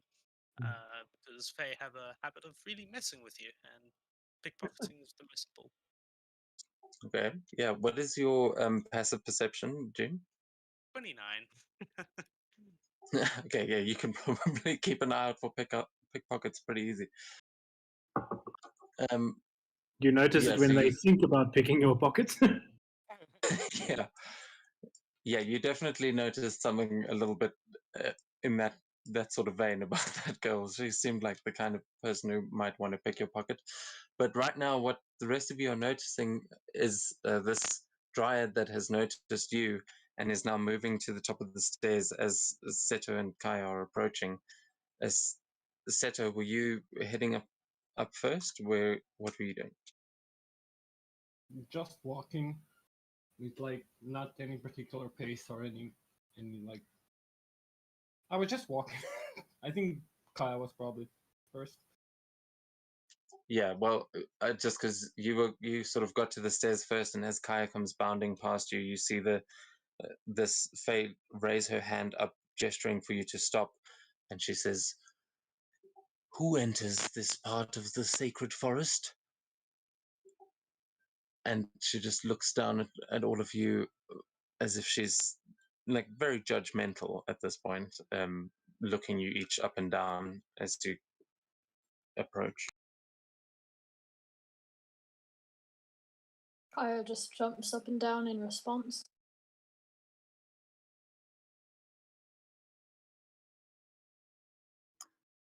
Tomu would sort of look at her and say, "It is me, Tomu. We seek Lord Sasaki."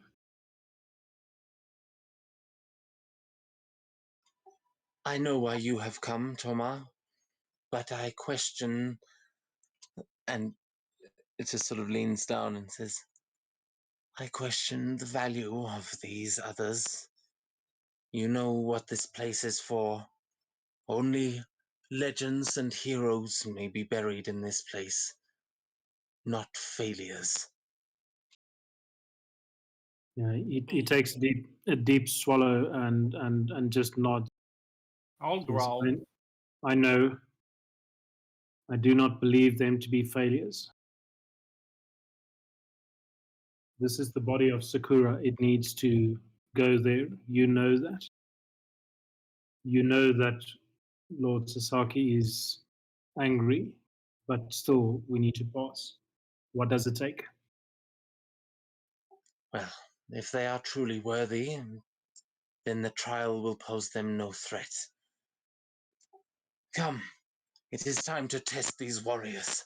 And she spreads her arms out, and you see the staff that is just sort of got all of these cherry blossoms growing on it starts to grow more and more of these flowers, and you start to see from all of these gravestones spirits of ancient legendary samurai start to just sprout forth from each of these gravestones one by one, and you see them surrounding you all over the place, and that is where we're going to roll for initiative. Oh fuck. Can't ever be easy. No.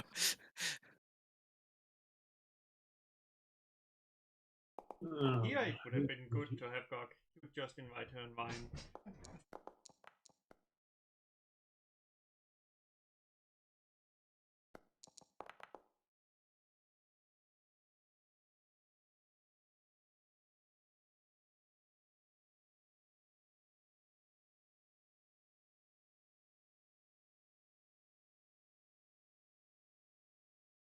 Especially with Faye, it's never easy. Okay, I think that's all of them.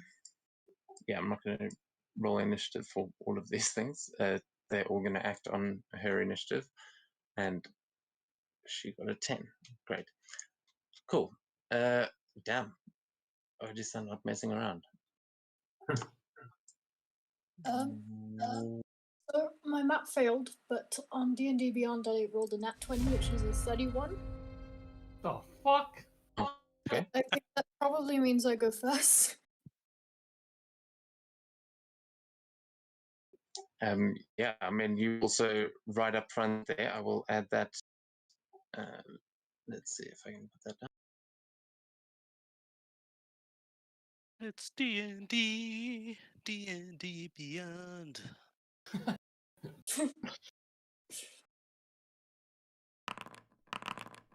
Oh god, there's so many. Oh, wow. Whoops. All right, is that everyone? Oh, Everybody Lord. on at this point? We're just going to assume that Z went back with Jerry because it's honestly too much to track right now. But How the hell does Kaya have a plus 11 on her initiative? She's a rogue. Oh my god. It is swashbuckler. Then they can add their charisma. I think Yeah. the sickest I ever built was one that had like Plus 31. 31. Yeah. Yeah, it's just kind of like when combat starts, their first attack is yesterday. That far ahead of everyone. Okay. I suppose she'll Okay.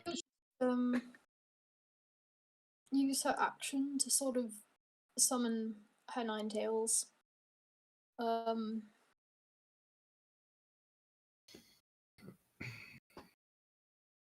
right. she'll What are go you? into- Where are you targeting it? There are, yeah, I mean, there are gravestones all around you. You can see these spirits kind of rising up from all over the place now. But the main dryad is standing right in front of you. Well, I feel like she probably wouldn't know what to do. So for now, she's just summoning her nine tails. And waiting. Oh, not the vortex thing. Sorry, I No, not the vault. misunderstood. It's just now all nine tails appear. Okay, nice. And then Is she'll that just all you're gonna do? Or? yeah, she's just gonna wait and see what everyone else does because this is unknown territory and she doesn't really know the customs and what to do here. Okay, cool. So, in that case, I don't know if that worked. Right. Oji-san, it is going to go to your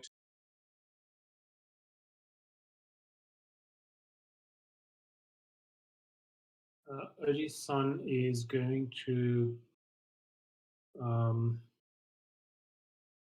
conjure a fire elemental.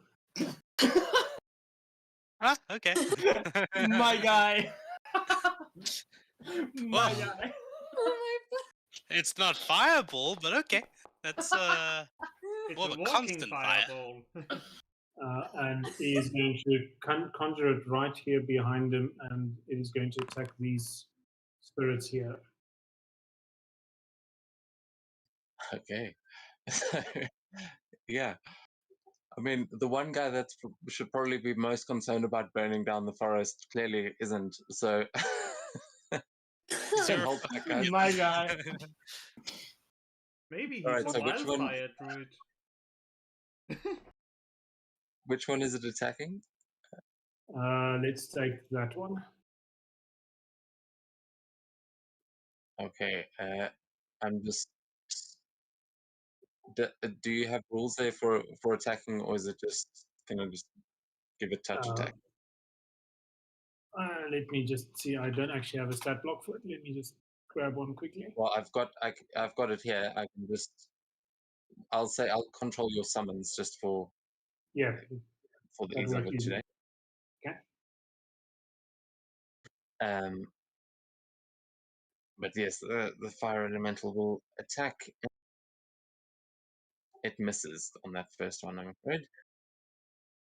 It will 5. So, how many attacks does the fire elemental get? I should know this. I've made the first fight enough of them. Yeah. Okay, so it gets 2 attacks. Do you want to take it just against the one, or are you going for 2 of them? No, it's just the same one. It's just flashing out at that one.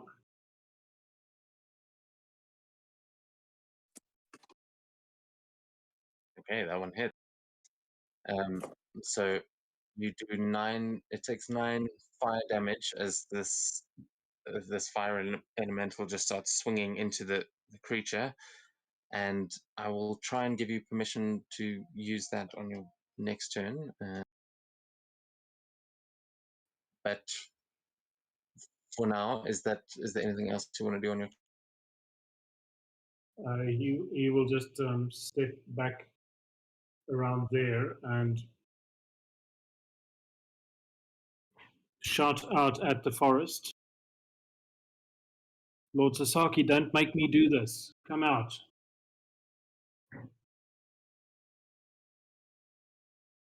Okay. He's of course in deep shit right now, and he knows that he's in deep shit for disobeying. You can also drop a persuasion check for me as well. Skills, persuasion, not his strong point, but let's see what happens. No, doesn't. Not convincing. 6. He's too fearful of the wrath of his to really sound convincing, I guess. All right. Well, in that case, that's going to bring us on to Seto.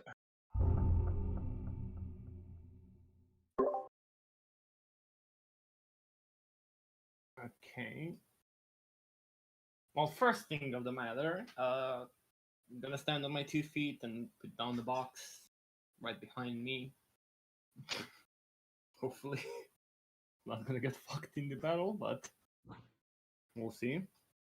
And then he's just gonna say, "Two can play this game," and he's gonna raise his fist and fuck it. He's gonna call forth the Urgosh right on the Dryad, and I'm gonna link it again, but essentially right on her. Okay. Right on the Dryad. Yeah, right here. Cool. So Seto's about to punch ghosts, ladies and gentlemen. well, the yeah, the Oh, wait, no, Dryad, well, hitting a Dryad. Dryad with a storm is super effective. Okay, so this tornado, I'm just trying to remember here. Is it on the first time it enters its space? Yeah, the first time it starts its turn, Okay, but yeah, cool. it's like the effect that sort of bounces them if they fail, and every time the tornado passes through them, it only hurts them. Okay, and how big is it again? 5-foot diameter and 30-foot high cylinder.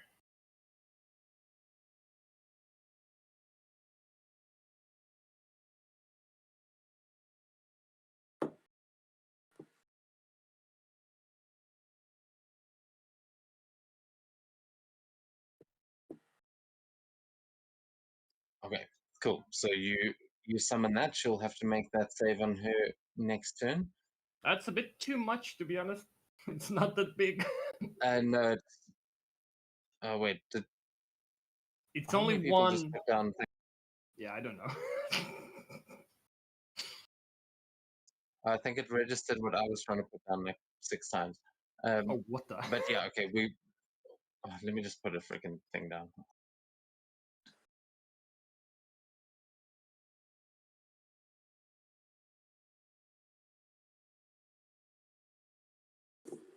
Just put any token, to be honest. Yeah, I've got the.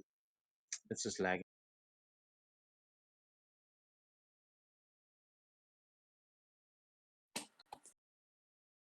Okay, yeah. I mean that is down there.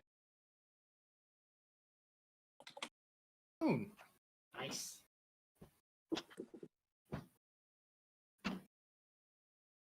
And I'm gonna grab a kunai and use my action to essentially dodge around the box. Gotta protect it. That's all I'm gonna do at this round. Okay, cool. So then that's onto a strike. Well, the first thing is it. He puts back on the red dragon man and looks at the Dryad and is like, sorry. And whips out a scroll and stuff.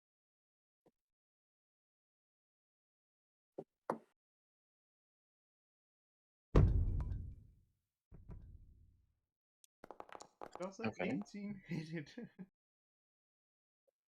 An 18, I think, will hit. Yep. 5 damage and 2 mask. Then let me see. Okay, of each of it takes 1d6 fire damage unless it takes action fire.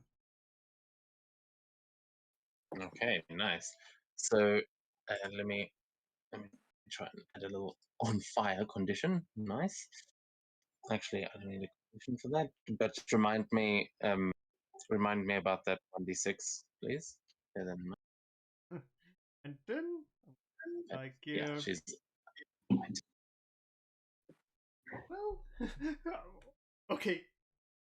What the fuck? What the fuck? What's wrong with Okay, you? then. What the? Okay, Okay, for June. some reason that inspires Jin. I'm All out. right. I'm out. Well, yeah, okay, that's. I guess she's just like she's just completely confused after that inspiring. It's like, I mean, I okay, feel that like escalated quickly, I mean, and I it's feel like like that's how the incident turns. Oh, totally confused. I feel like for some reason, Estrella saying that is not like completely impossible. I can picture Estrella saying that. Either way, Jin looks at Estrella and just goes, Estrella, the fuck, man? I don't know. They came from the trees. The trees, man. Estrella, what the fuck are you Yeah, talking well- about? Estrella being a fake creature herself, you suddenly start to question what kind of influences she had in the Feywild. Why she's all right. So, June, you are technically inspired. Yeah, damn. That generator's been so good so far until Yeah. that moment. Yeah, and also one But- thing, as he basically burns up one use only.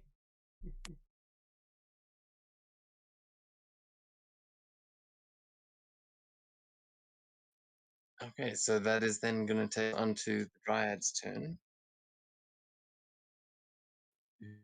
It's amazing save. And it takes probably 6.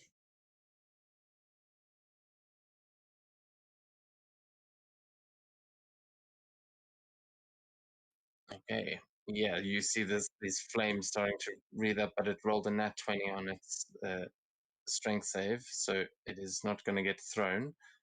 Yeah. However, you can see now, like as the storm is now like battering it, you can see that it's burning in some places, and you can see it is just flinging out these little burning leaves in every direction, which is probably not a great thing. But it is going to now, as it tries to escape from the storm, it's going to take a step back. Does it need to make any check to try and get out of it? Nope. Nope. Okay, cool. Then what it is going to do is, as it takes a step back, it just start conjuring a spell, and it is going to cast Moonbeam over all of you. Counter see. spell.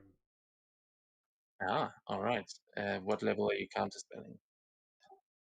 I'm just the third. Okay, and yes, so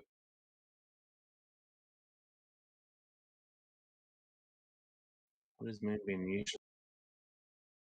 Because this is innate. But okay, yeah. So you manage to counterspell it, and you see as it lashes out its hand to try and blast this moonbeam, Estrella just casts her hand up into the air, and you see the clouds kind of just the sun deny the moonlight as you feel Lulu's presence come and help you out there as you counterspell. And that is going to be her turn, but you see the spirits start to move in towards you. So the two spirits on this side are going to go for you. Actually, they're going to all swarm in towards you. So let's just do movement first.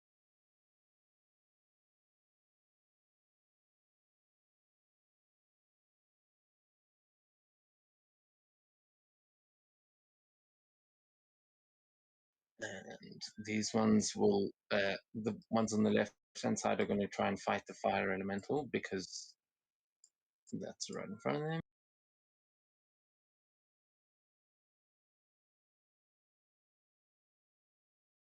And then these ones up top are going to start heading down towards the stairs.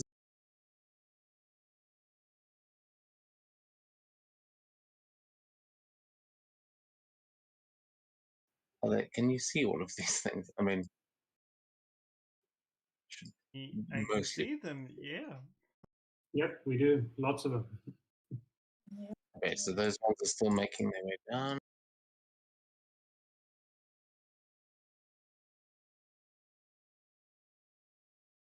And they are going to start sort of surrounding the dryad. However, this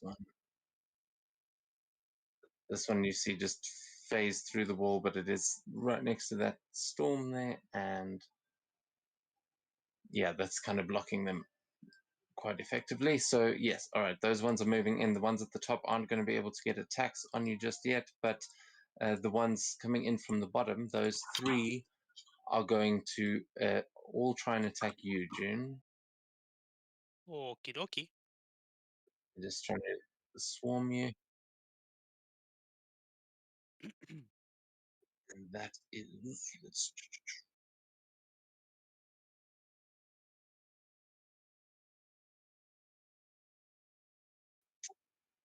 It says...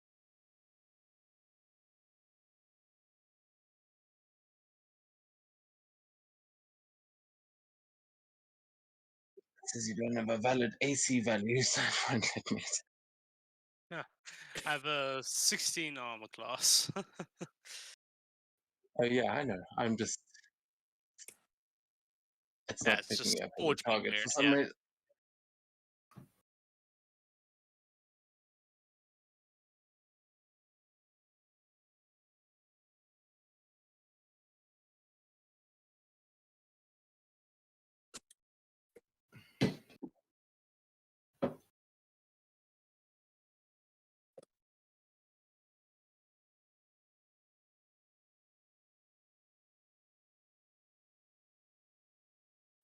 No.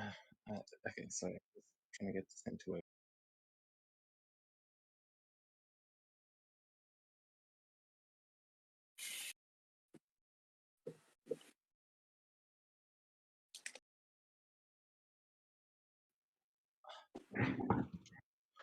Oh, fuck. Foundries. Okay, we're doing this one by one then. Very fun. Fucking hell, man. Every time I try and make something cool that's gonna... Oh, this is gonna speed things up so much, it just backfires.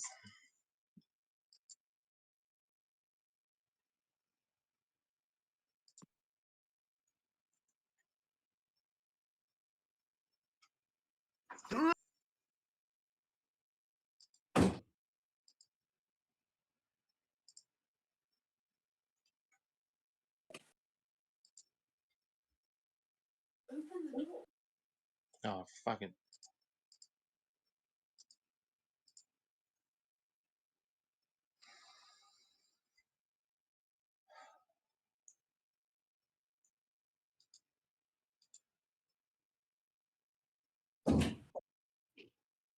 Okay, that was weird as fuck. My cat somehow managed to open the door all by himself. Jesus Christ. Wow. That's what I'm wondering because I'm at half HP, what the hell?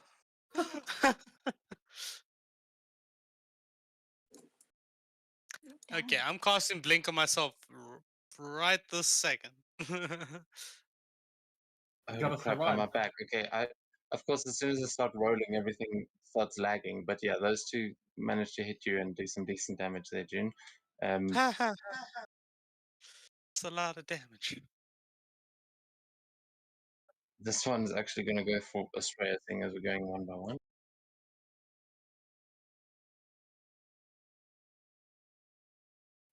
Oh, that's a crit.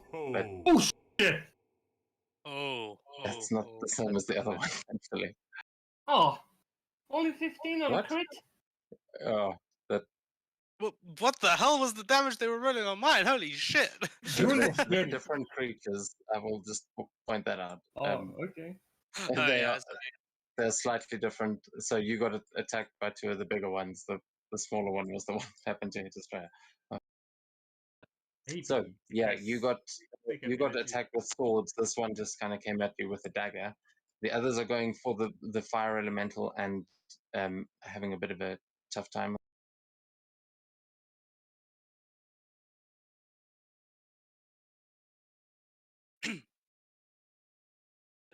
Oh, and that one worked. All right, so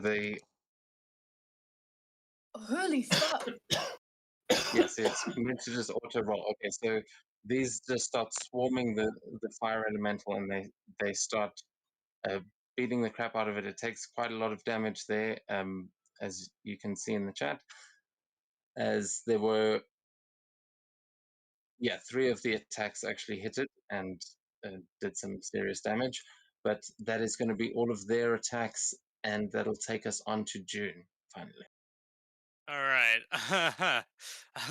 I'm going to immediately cast Blink on myself to try disappear. So yeah, we know what Blink does. I'm then going to yeah, I'll look at Estrella and say, Estrella, good luck. And I'll give you some bardic inspiration. Let me see if I disappear first though. Yikes. Ah, okay, I say that I'm like, why am I not disappearing? Why am I not disappearing? Shit, fuck. And that is all I can do on my turn. Oh man, Okay. Blink, man. So is it? But Blink is up now, right? You'll It's roll that so every turn. yeah. Every end of my turn, I roll d20. 10 or higher, I blink out of existence. 9 or lower, I don't. Oh, all right. In that case, so that's the end of your turn then. Indeed, it is. Cool. That'll take us on to Kaya at the top of the round. So now Kaya kind of knows what's going on, so she's going to expend 3 uses of her tail to make the vortex thingy and get the dryad and as many of the spirits in it as possible. They all need to make intelligence saving throws. No, Phoenix. He keeps on pulling my phone off the table, so that bang you heard earlier was my phone falling onto the ground. Cats. So You say how we big can't is the train thing cats. again, Sakura? Pardon? I mean, Kaya.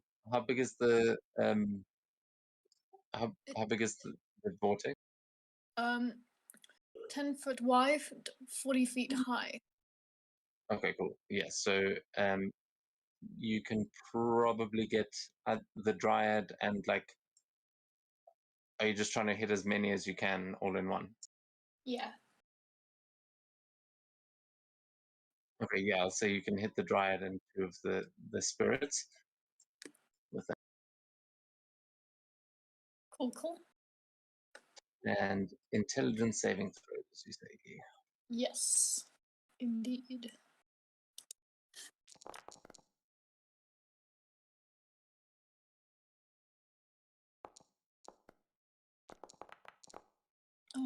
Oh my fuck, the damage.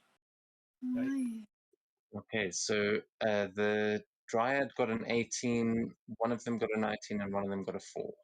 So the 4 is a fail. The 4 takes the full damage. The other 2 take half damage. Okay, cool. And the damage was the 9 there. Okay.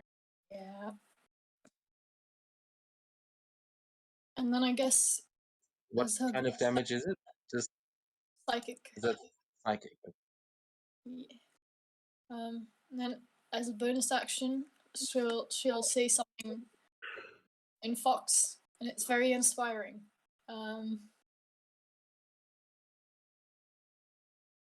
So Seto, you hear this fox making very cute noises, and then that inspires you to do better.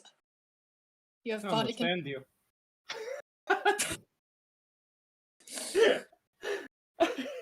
It's dumb, but I can. And All thank right. you. Are you going to move anywhere, or is that the end of your turn? I think for now she's just gonna stay there, sort of glaring down the dryad, hoping to sort of intimidate it as a baby fox, which is obviously just not gonna work. But you know, Yeah, I mean, you've got all the 9 tails out right now. You just did some damage to it, so you can give me an intimidation check.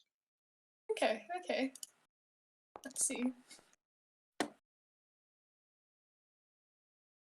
Yeah, so you definitely should.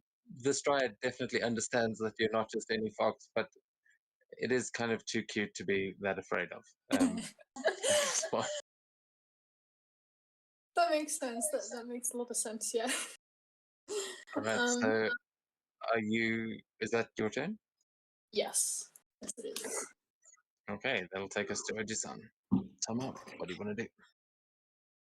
Okay, so I think first the fire elemental will attack this the same one he previously attacked. I'm not sure how to do that. Oh yeah, sorry, I couldn't because everything else was messed up. I'll just do that again. So, Yeah, just roll 2 attacks against yeah. same one. Well, assuming he survives the first one. Yeah, that one's. Are they resistant to fire? No. Okay.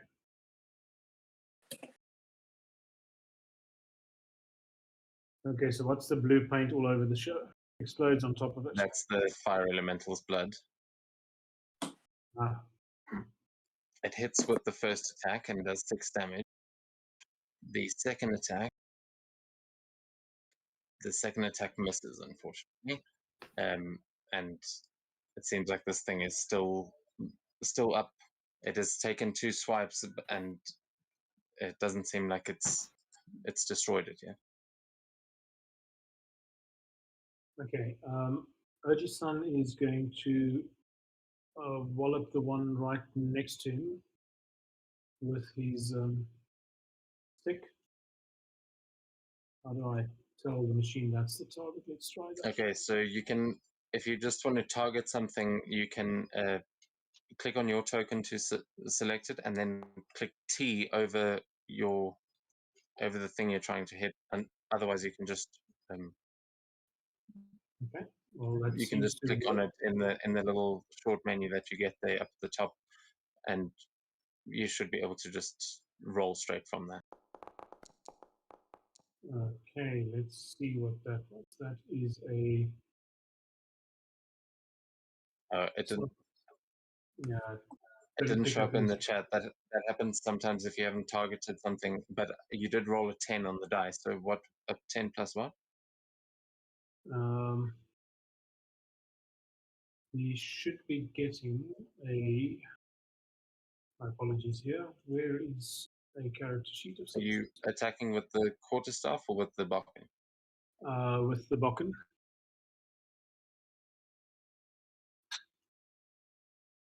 Yeah. So then. Oh, it might. Okay. It might. It's a +3 for you. So it's not doing great, is it? Yeah, it misses, I'm assuming.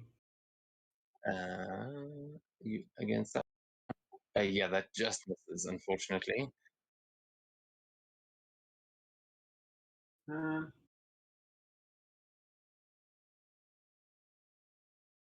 Right. I think what he will.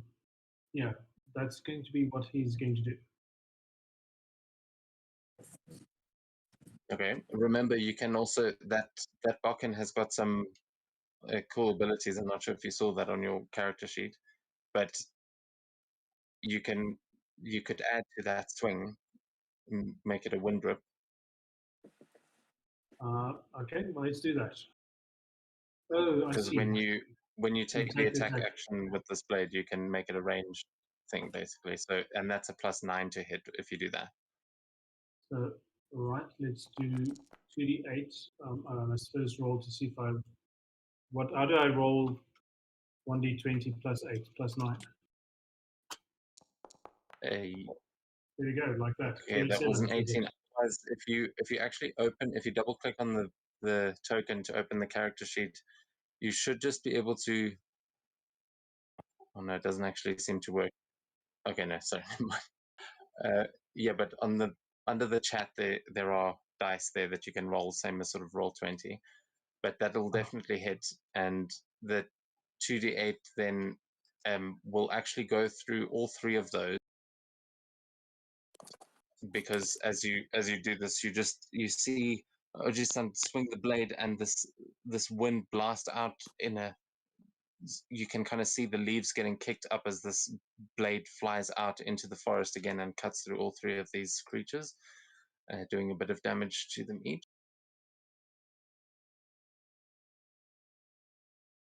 Okay. Actually use this for picking high apples, but it's good for hitting ghosts.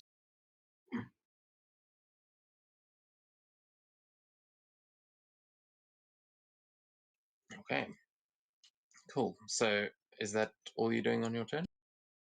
That's all I'm doing. Is there a way I sort of say in my?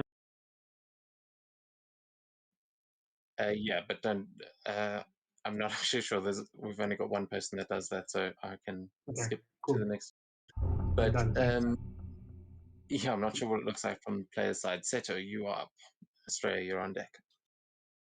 Okay, so with my bonus action, Seth is just gonna move his fingers and he's gonna make his tornado go like 5 and then 10 and then right in the middle of them, 15 feet, which will proc damage for both. I mean, they have to make the checks for both of them immediately and then when they start as well.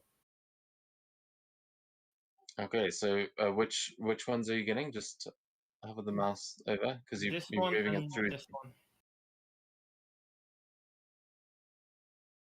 So I'm moving it like in the middle of them. Yeah. Yeah. Cool. Dexterity 17 for both of them.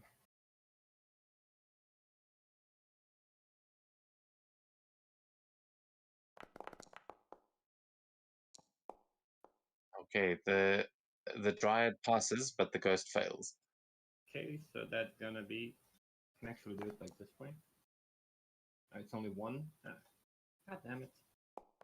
It's gonna be 7 points of lightning damage on him.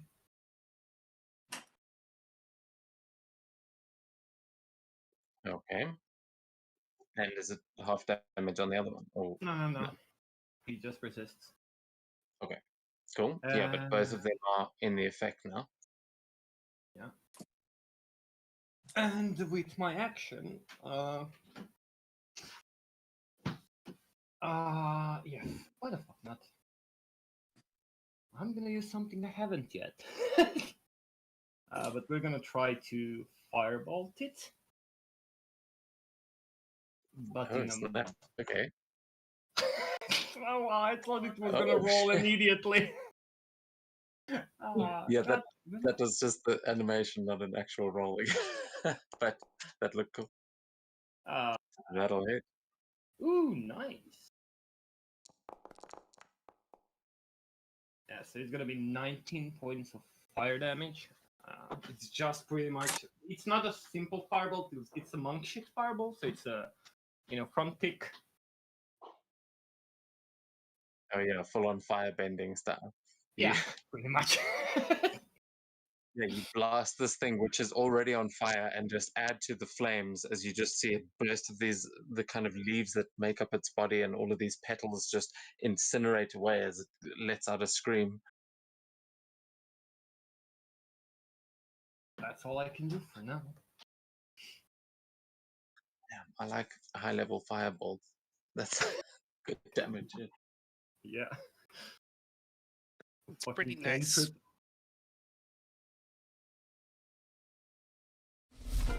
Okay, Australia, that takes us to you. Well, the first thing I do. Oh. Ice shower to basically drop it right here. Means, yeah.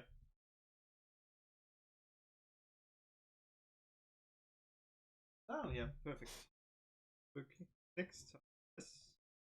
And So you're then dropping it where? dropping it. Yep. Okay, cool. Yeah, you can do that. And how big is the area of that again? A 30-foot radius of that point. Jeez. So all of us. What the? Yeah, so that'll give you a nice bit of cover there. Me and Kai are getting fucked as well. Oh, relax. It's just No. you're not as it was stated last time. That creatures are shows, and since I don't see you as enemies, you're not gonna get folded. Yeah, this isn't an area of effect attack. What she's doing is firing a volley of arrows up into the air, and then they are magically freezing in place and turning in the air and they're actively looking for targets now. So they are just, you are now surrounded by a dome of arrows that are just ready to strike at any moment, and they are controlled by Estrella. So Oh, you should trust that they don't attack you. Man, So it's basically a fantasy javelin. Got it. Yeah, visuals are fabulous. just imagine unlimited blade work. Not blade works, Gates of Babylon. Then you have it, and then I'm like, well, doesn't seem that great a place. And petals and Misty Steps. To with June. Misty Step here. Boom. Huh. Well, I'm fucked. I'm trusting you survive. Then it's like, oh well. So essentially, the opposite happens. I say, okay, uh, good luck, and then I try to spear. I'm like, why am I not despair? And you despair. It's like, hi, ghosts. Okay, so and you, yeah, misty stepping. Okay, so you can do that. Is that going to be the end of your turn, Australia? Yes. Anything else you can do?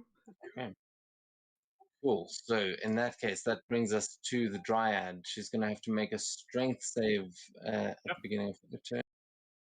And is there another save at the beginning of her turn for your effect, Kaya? Yes. That's intelligence, yes? Yeah. Oh, she fails the strength. Let's see if she fails the intelligence as well.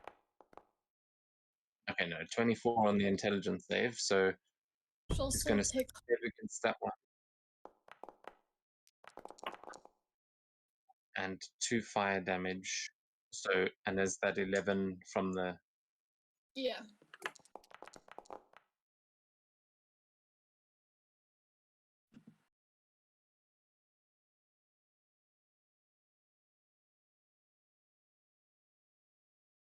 Okay, and yes, Seto, which way does she get yeeted from by the storm? As you can see, the storm underneath just starts to batter away one of the ghosts as well.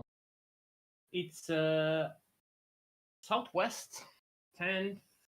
Wait, yeah, 10 feet southwest. Okay, it's going to go 10 feet off the actual cube. You see, you send the Dryad flying into one of the other ghosts, and this ghost as well gets flung out, and yeah, you see them going. So does she take damage from that as well? No, she only took 9 bludgeoning and 8 lightning. That's it. Was that now or from before, you mean? From the get-go, right? It only gets damaged once. Yeah. All right. So yeah, you see the storm just sort of pick her up and throw her with one of these ghosts over to the side, and they all kind of crumple up there. You can see she's still on fire and is now sort of trying to put herself out. Is going to then use her action to. Take an arrow to the knee.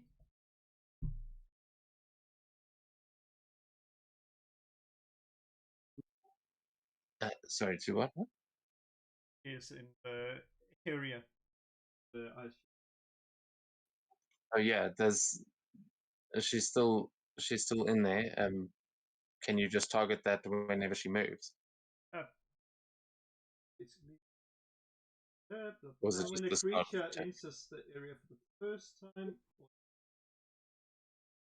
Oh yeah, then you can make your attacks against as many as you want. Basically, you've got all of these ghosts in that area of effect, and it's the start of all of their turns. Um, so it's just yeah, well, 17. Well, 17 against all of them. Yeah, that'll hit everybody. Okay, nice. You that will can. hit everybody. Okay, then. Oh, Isn't it a deck save? it's a dex save, yeah. Dex. Oh, dex save DC. I thought you said you rolled a 17. My bad.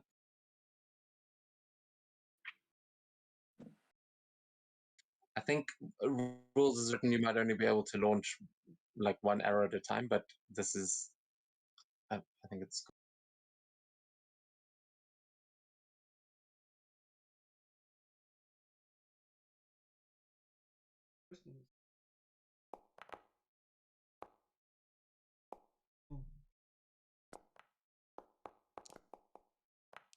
Oh, this is glorious. Wow, those rolls. Okay, it looked like mostly fails there. All of them failed. Every single one of them. Okay, beautiful. 4 piercing damage and 4 cold.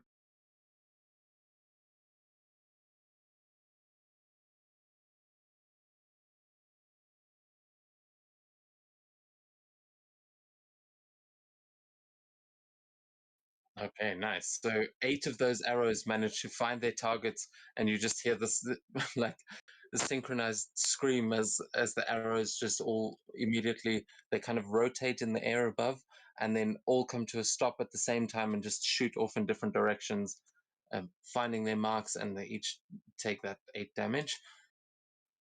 Very nicely done. And with that, it will be the start of their turn, as the dryad is just going to one last effort is going to throw up a grasping vine and is going to try and grab at one of you. I think it's going to go for you, Astrea. After that, should. Oh wait, but where? Oh no, can't see you right now. So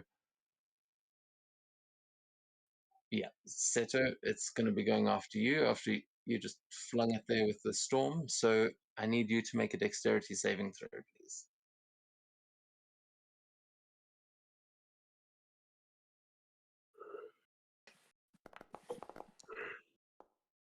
Okay, yeah, you make it, but you see as she lifts her hand, this vine come up from the ground and lash out towards you, trying to grasp, but you just easily manage to deflect it out of the way, and yeah, it is currently still up and around, but that is going to be her.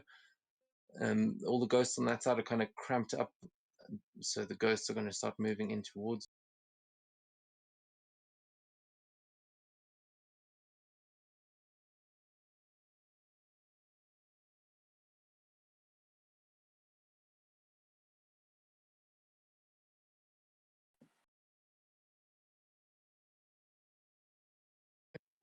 Oh, and you can roll for damage on your on your thing, Kaya, because this one has failed. Cool.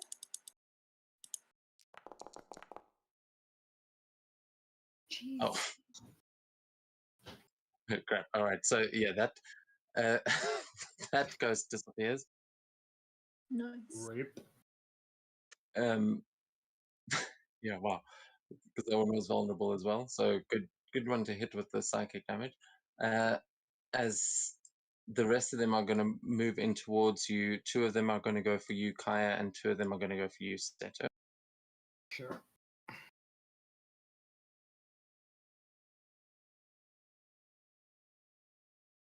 these are going to mob attack you, Kaya. The first one hits and does, yeah, one of them hit and it does 17 damage. Okie dokie. Just to double check, your AC is 16, right? Yeah. Okay, cool. Yes, that is right. As you see these ghosts just come in and start lashing out at you with their hands. The same goes for you, Set.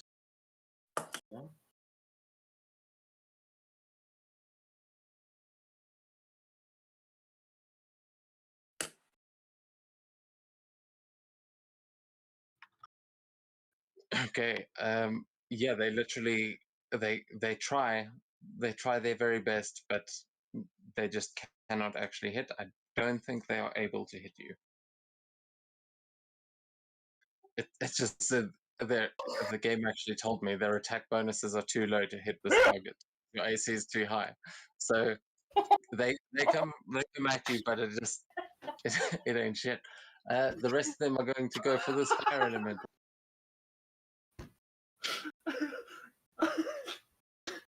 Denied. Damn, I mean, Quick question: did they take the fire damage on the last? yeah, they did. What do you mean? So I'm looking at the. It depends on which one we use. yeah. When they hit with the melee attack, they take 1d10 fire damage. Yeah, that's right. You can roll that fire damage,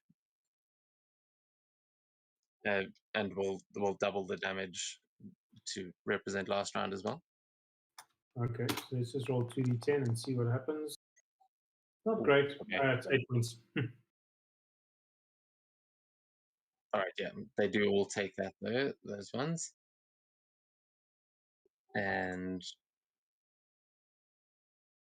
but they are all still standing.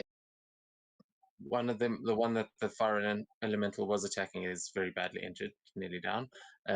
But as for the rest of them, okay, and then the other three, or one of them is going to go for you directly, Oji-san, the one right next. Yeah. Oh, actually, yeah. Two of them are going to.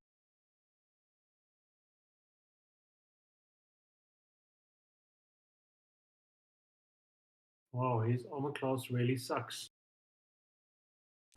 Oh, Jason hits. Indeed, it does. As both of them, I think, managed to hit. Yeah, they both beat a 14. Oh no, one of them hits, and you take 13 damage there. That has automatically been detracted. Okay, wait, is that fire elemental? It's a concentration. Oh, is it? Yeah. So it might actually ask you to roll a concentration check automatically.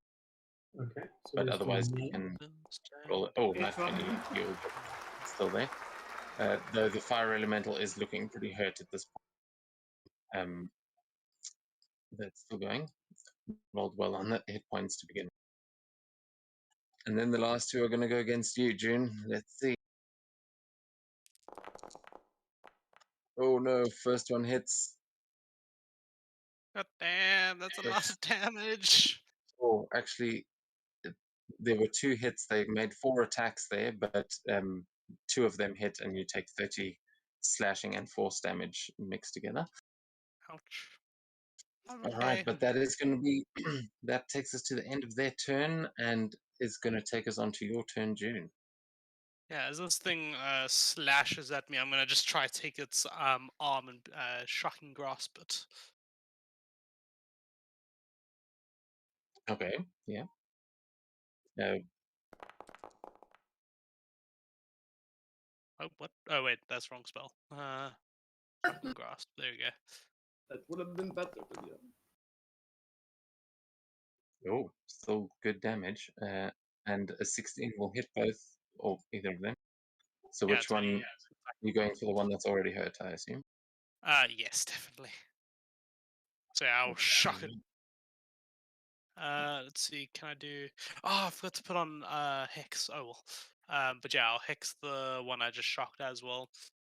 And then that's all I'm able to do on my turn. And let's see if I blink out of this place. Oh yeah, I'll move behind. Actually, You're that'll gonna. shake attack if I do that. Never mind. Yeah. Let's see. Please disappear. Please disappear. I blink out of there. Yeah. Ah, you celebrate as you blink out of existence and into the ethereal plane, right? Indeed. And as you do that, you like you feel so successful, and you look up, and the ghost is still standing in front of you. Oh, for fuck's sake! Oh no! It is a demi-plane. Actually, yeah. With this spell, it's not into the demi-plane. It's yeah, it's into a demi-plane because of my item. So it actually, Okay, well, in that case, yeah, that Yeah. doesn't happen. Just because with the blink spell, is as far as I know, it just takes you into the ethereal plane. essentially, Yeah, yeah. no. But with this spell, it's cute. because it's associated with an item. It takes me into a demi-plane. Thank you for that, Australia. Yeah. Nice. All right, that is good to know. Because otherwise that could have backfired. But Yeah, yeah, well I am done. You between the astral plane and the material plane right now. So yeah. Yeah. okay? So in that case, is that the end of your turn? Or Indeed, it is. all right, in that case, top of the round again with you, Kaya. You can see that some serious damage has been dealt to the enemies you're up against. As June disappears, you are now surrounded by ghosts. What are you doing? She's gonna move the vortex to try and again hit the dryad and those three ghosts by the dryad. Yeah, indeed. And hit all of them. But if it can, she's gonna try and get it to hit him.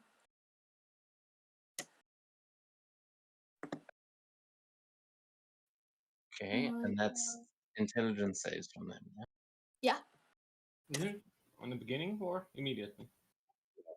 On their turns. Damn it. So if on their turns. So as soon as they start their turns, they'll have to make their in saves. I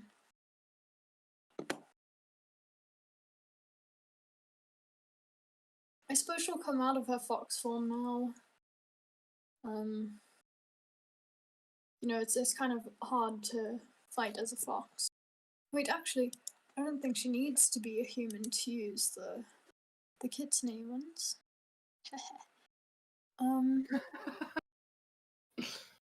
So this little fox is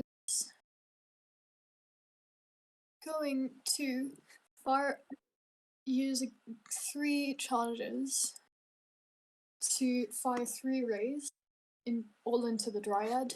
As she uses the spirit ray one, and it's Nice. range. Yeah, those are actually firing from your tails, so you wouldn't need to be in human form at all. This is actually the extra tails that you have, because you've usually got 5.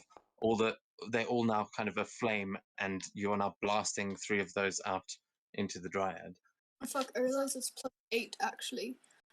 So I feel like that first one will miss. I'm not sure what was. Sorry, I didn't see the rolls. What was your first? 10, 15, and 23.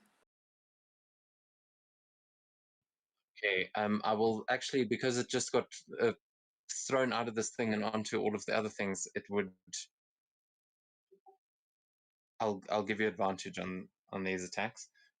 It is. Oh, yeah. It's right in between you and the vortex. You're able to connect that fire and. Yay! Oh my god. Okay, yes, beautiful. All right, so first one's a crit, and the other 2 definitely hit. Okay, so that'll be 8d6 then. Jesus. Who needs fireball? Okay, For 28 damage. okay. Is it just a straight 86? Yes. And that's fire damage, right? I think it's still psychic. Uh,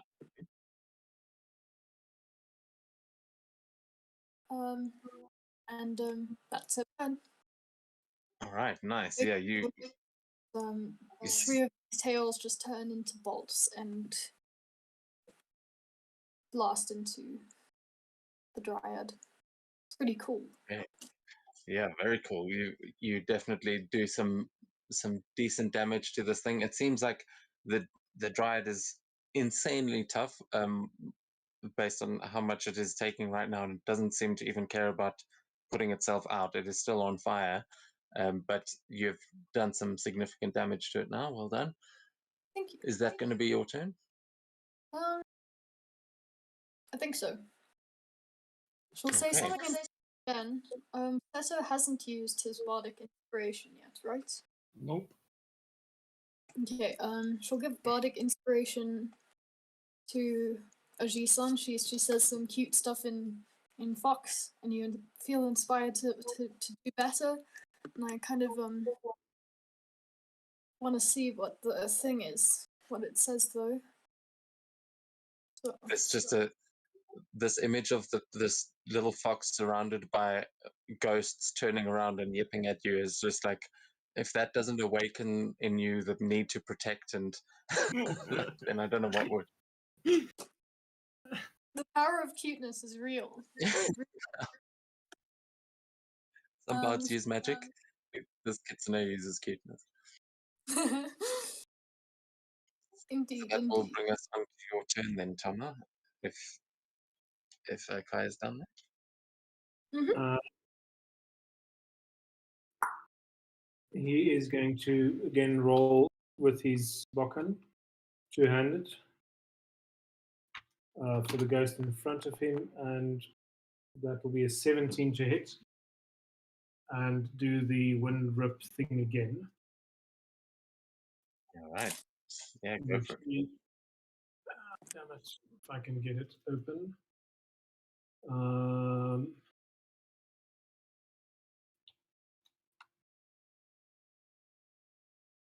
The wind rip is a 28 to hit for. Damn it. Yeah, I think you only have to roll it once, depending on what you're doing. It's not. Okay.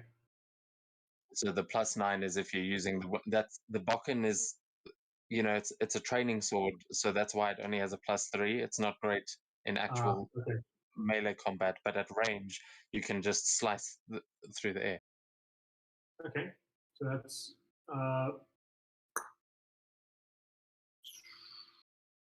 wind rip is thunder damage. So Is it? so that and it's 100 feet away. So the flash of thunder rings through the woods. As I guess they're still standing there. That's problematic. Why aren't they dying? One of them is near death. The one next to you is badly injured, and the one on the end, not looking too well. It's injured, but okay. And the elemental will continue to attack the first ghost spirit thingy.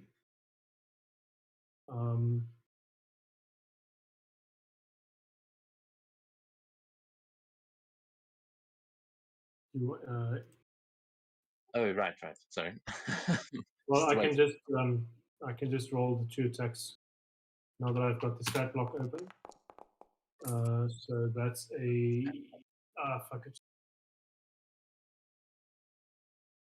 I messed that one up. That is a 15 to hit and a 11 to hit. Yeah, the 15 will hit. I see. Oh yeah, right. Okay. So the second one will miss, but that first one will hit. You can roll for damage.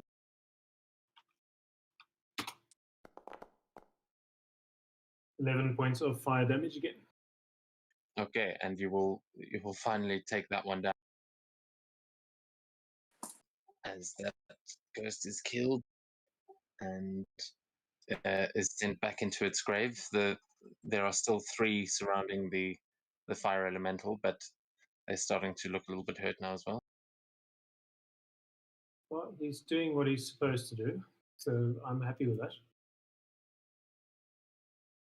Okay, cool. Is that going to be your turn? That's our turn, yes. Nice. All right. So you managed to destroy one of these. Well, One so of the one of the ghosts. things he will do. Would rip 3 more of them, and then that'll take us on to Seto.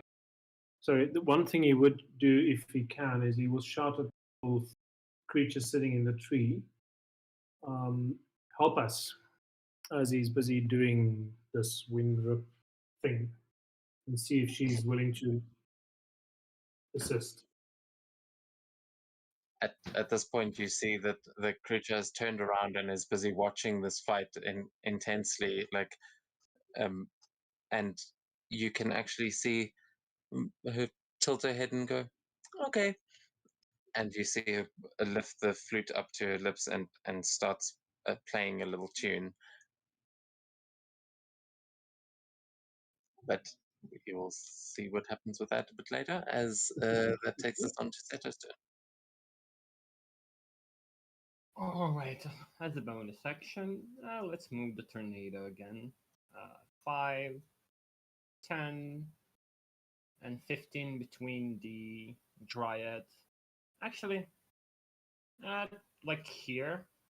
So it hits 2 ghosts and the dryad, and it begins its turn on the dryad and a ghost. Oh, sorry, I totally misunderstood what you just said. Can you repeat that? It moves like this. The storm. Oh, okay, yeah. I see what you mean. So it kind of goes through the one at the top and dryad and the one at the bottom. So they all have to make a DC 17 dexterity.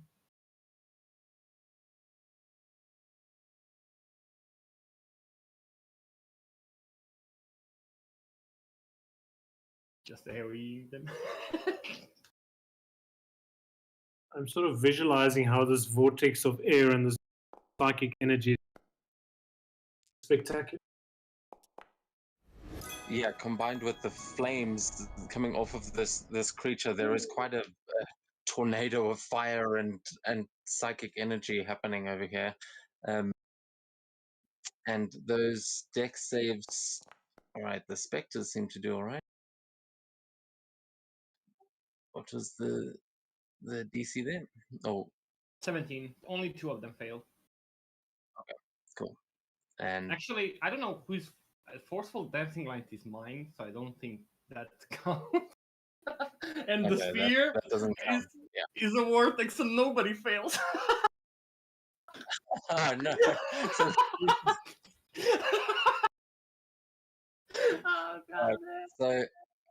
So how much damage is it? Half damage then? No, there's no damage. If they succeed, there's no damage. Yeah, unlucky. So unlucky. But seeing that ghosts are just useless, Seto just keeps stoic face and like unfazed, and she's gonna firebolt the dryad again. And this time I think yeah, that'll hit. Oh, okay. 16 points of fire damage.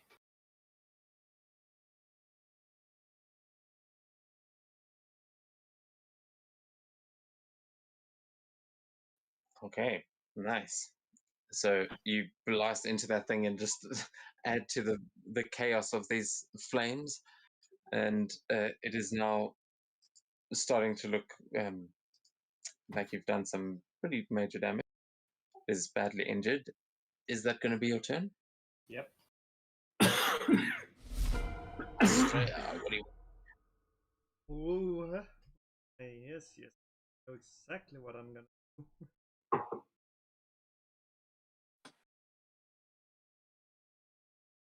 That one gonna let's see. Let's just. I'm just gonna fire at Eldritch Blast at it. What the fuck?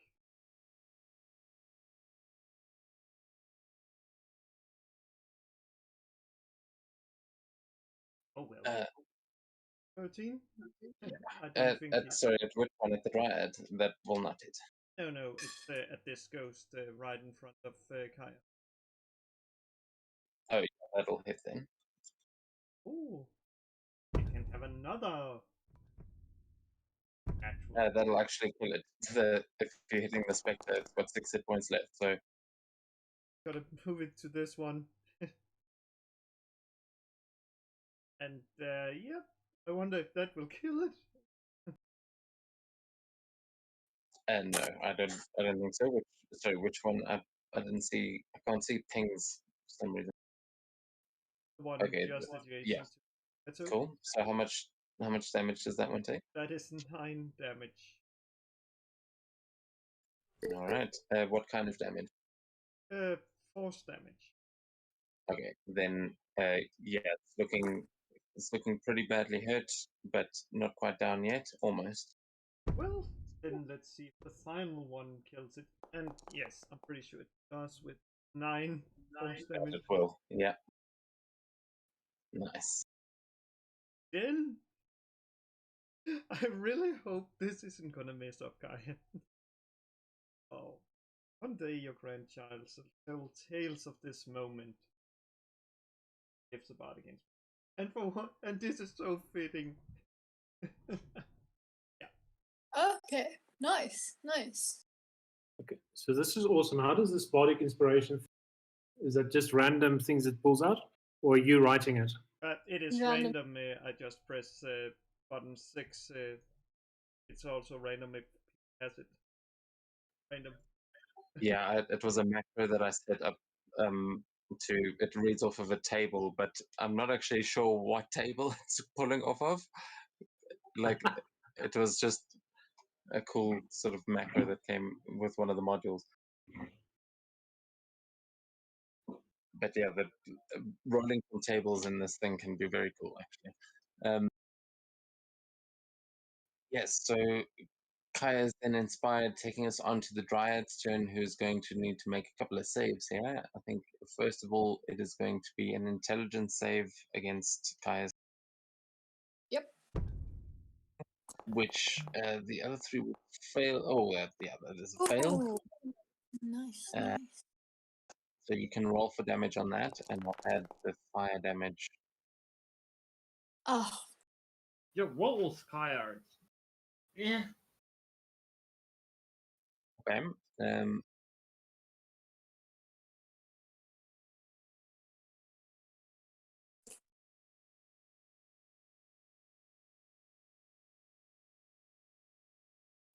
Okay, I think, yeah, you do manage to destroy one of the ghosts. Yeah, it manages to destroy one of the ghosts, badly injure another, and do some more damage to the Dryad, but then it's going to have to make a strength save. 17. God damn it. Nat 20. However, the other one behind it might not be so lucky.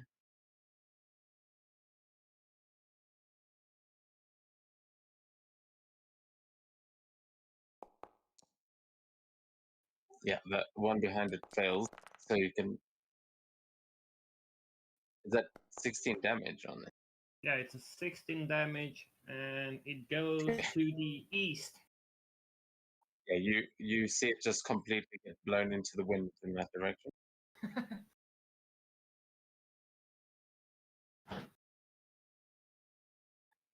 Yeah, all right. So there are not many specters left now.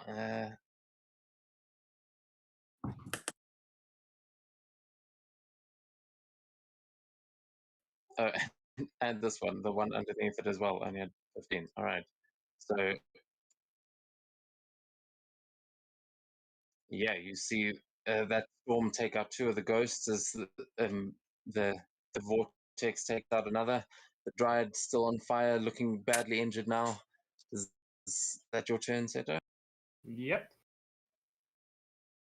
Oh wait, that's just it's the No, beginning it of wasn't my it's- turn. Yeah, it's beginning. Holy shit. Is it still in Yeah. range I of think the also- arrows? Fire elementals as well, right? Yeah. So those three that are fighting with the fire elemental take 7. Okay, so at this point, as the as the dryad is just getting battered and thrown around, you see her try and step out of the vortex and just take a few steps back, and she just turns to face you all, and the just with one more attempt, that vine that is sticking out of the ground is going to grasp at you again. Seto, give me another dex saving throw.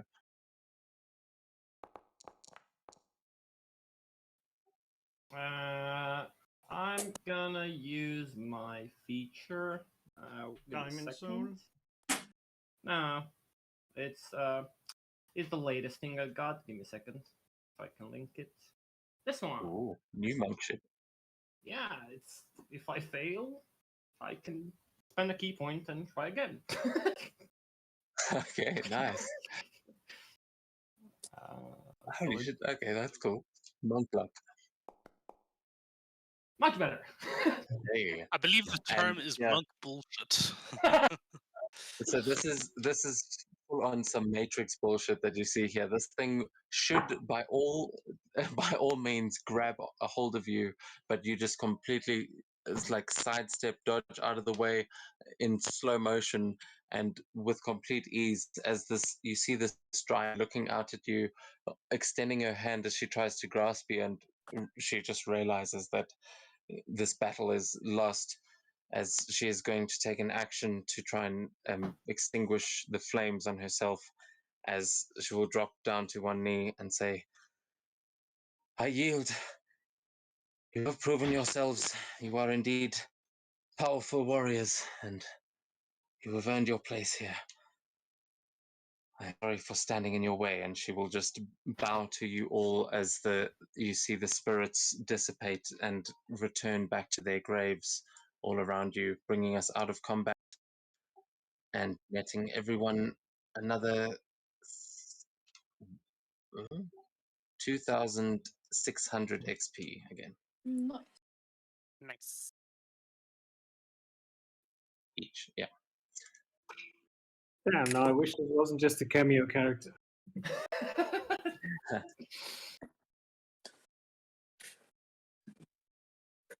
So yeah, she's just gonna sort of go and kneel down there. That brings us out of combat.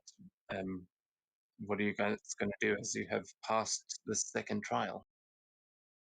Yeah, Jin will blink into existence again and be like, huh, oh, we're not fighting anymore? Okay. And then she'll forget that the spell's still on, and let me roll. And then blink out again. And June was banished to the Shadow Realm. Then I blink back into existence. I'm like, okay, wait, stop, and then I turn off the spell. Well, Seto's gonna turn around and grab a box, put it on, get on his 4, and start moving. DM, I need to be made visible again. Sorry, I'm busy. I'm trying to make the ghosts invisible again. I just realized that some of them never went visible in the first place. Could you see all the Yeah, ghosts? I didn't see the one that you were saying 3 around June, and there's only 2 of them. Where the frick Oh, is yeah. the third one? I thought one was like 2 and 1 or something like that.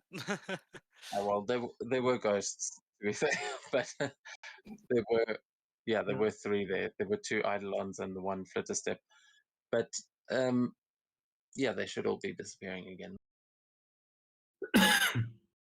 So Tomo would go over to the Dryad and see if there's anything he can do to ease her pain.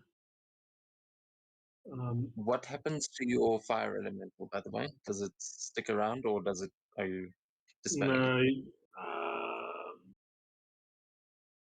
Wait, let me check what the duration on that thing is. It has only got 26 hit points left. I will tell you that. It took Yeah, It took a it looks beating. pretty. It started with 121. I rolled well. Yep. No, it's. I will sort of bow to it and send it back to the plane of fire and go over to the dryad and see if I can ease her pain. I think I will actually use a cure wounds spell on her just to do that. So we'll cure her for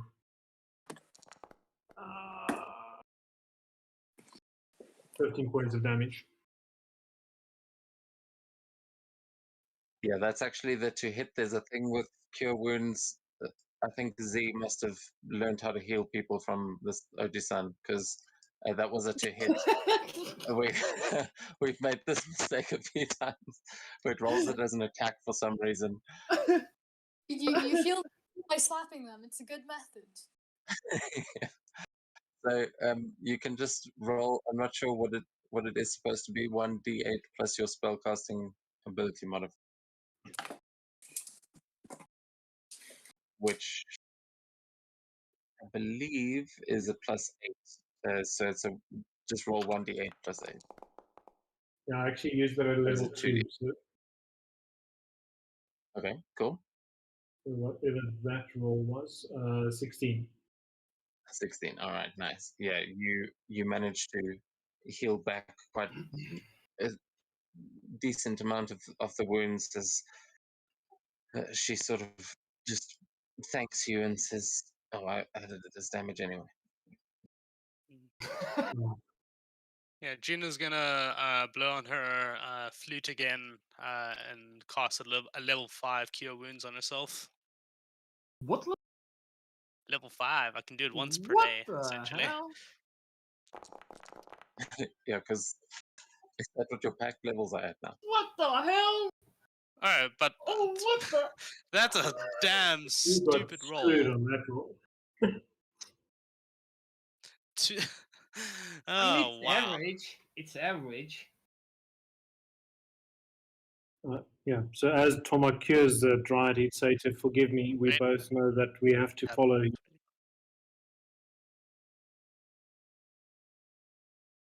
She says, "Yes, I do understand, and I must say it's quite the group you've brought with you this time. I think you may even have a chance. Good luck, Toma. You're going to need it." And she will allow you passage through. You see another wall of force in front of the other Torii gate ahead shimmer and dispel as the stairway ahead of you is opened, and you see it lead into even more of a graveyard.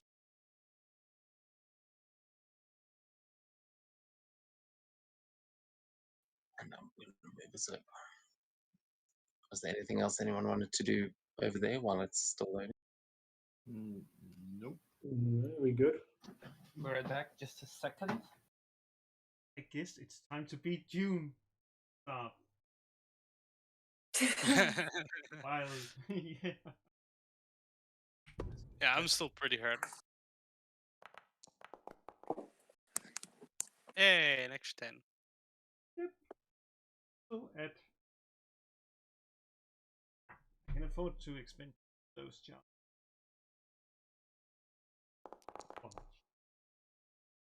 Oh yeah, Straya, still have my Bardic Inspiration, so you can actually add the D10 to it as well if you would like to.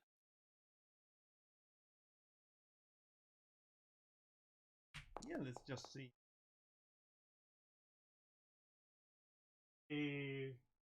How good it is.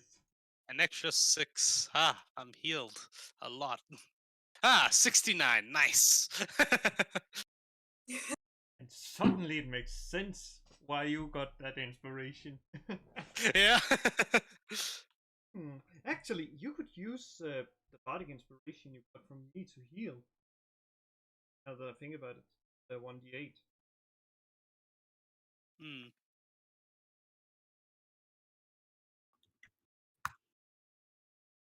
Use actual.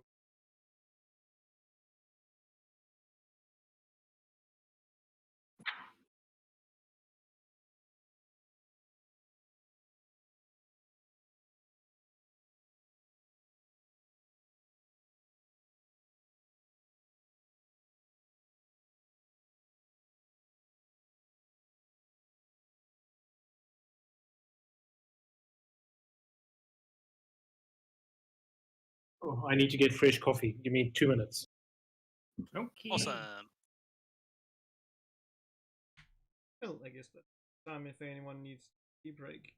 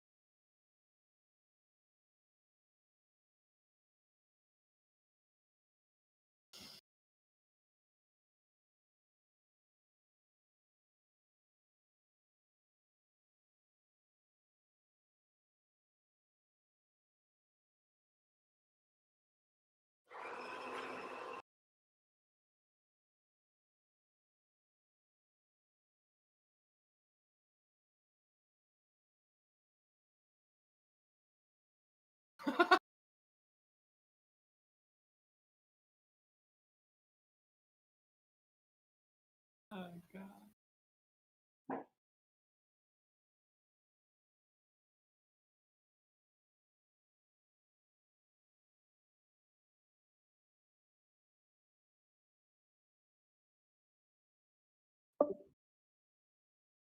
Oh, we lost the DM.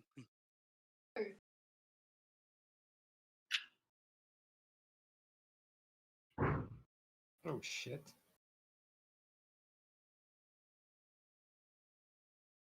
The fuck?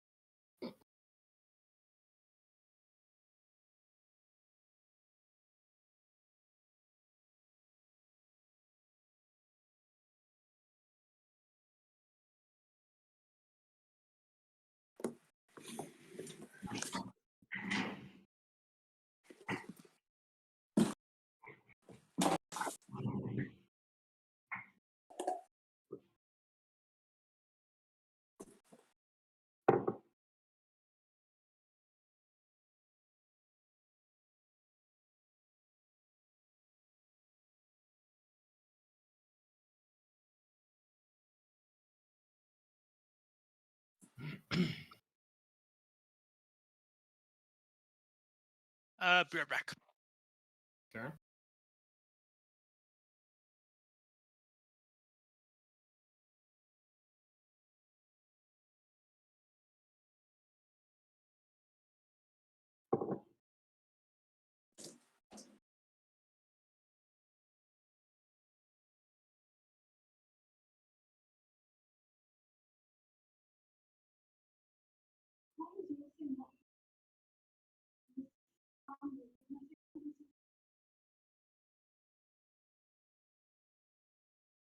No, no. Settings. You need to get your game PC. Get a job. Get a game PC. Get a job. Get a game PC. We've had one by now, actually.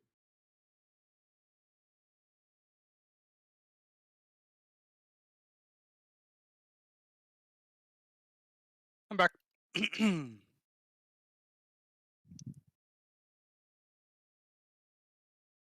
Is the DM still MIA? I think he's here.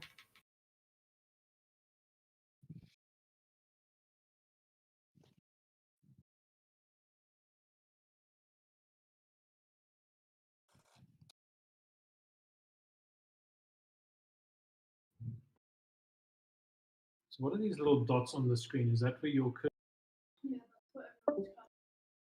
Oh, okay. Oh, and we lost the DM again. Hmm.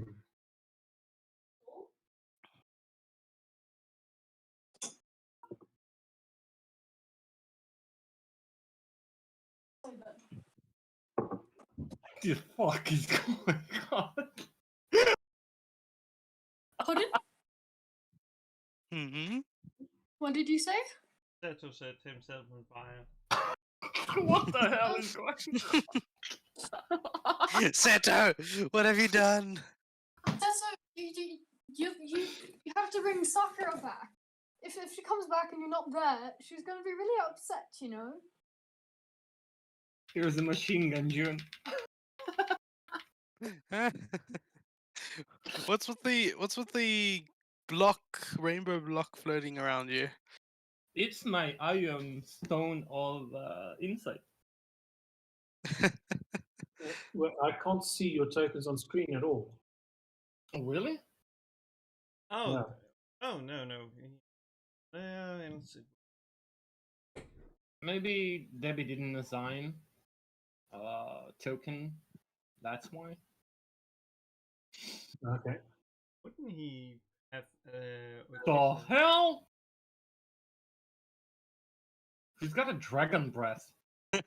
I'm messing around with the magical effects button. I actually didn't see it happening on my screen. I did. It was. Don't freaking fire breath me. I don't see anything. Wait, can Julie do fire breath? Maybe. What is June actually? She's like some mind flayer dragonborn hybrid thing. She's everything, all at the same time. Such is the life of a of a changeling. But how did the changeling change into a mind flayer? I don't know. Mind flare bullshit. That was a bit unexpected. Unplanned. I think Fuck Dev might no! have problems or something. Yeah, his PC is giving him Look at shit. this! What the hell? What? Can you see the effects? Not at the moment. I'm actually gonna refresh my tab because I'm not seeing any effects right now. Maybe it's because you use the potato PC. No, I have it on the highest quality potato or whatever, the highest quality Oh. one. the premium one? Well, the highest one I can actually use. This is sick! I desperately want to see my thing's reloading. You know how my map is. Yeah. Okay, so what do you just refresh the tab, or let's try that. Mine is rather boring right now. This thing really hogs your computer.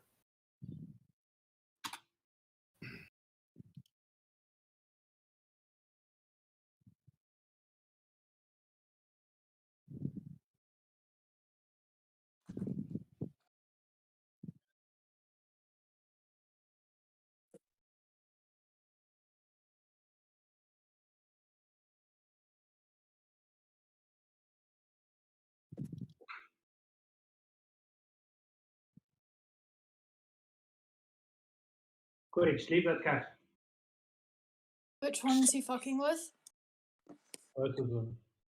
Both of them. Mm. Ugh.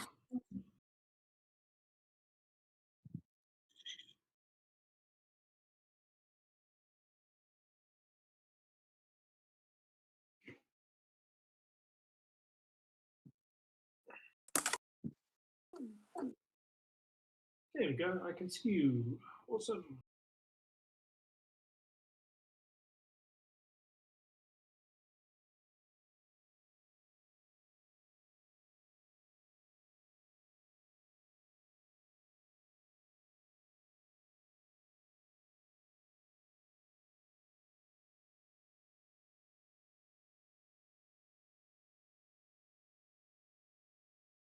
God damn.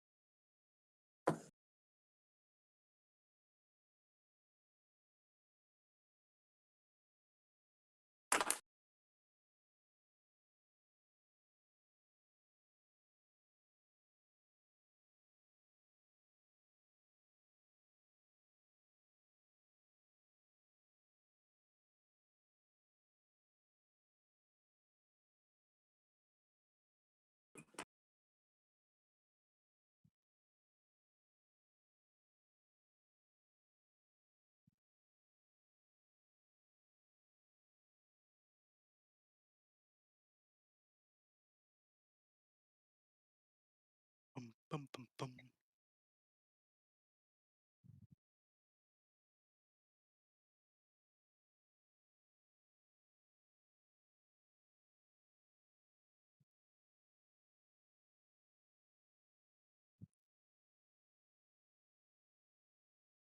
Can you see? I still can't see the effects for some reason, man.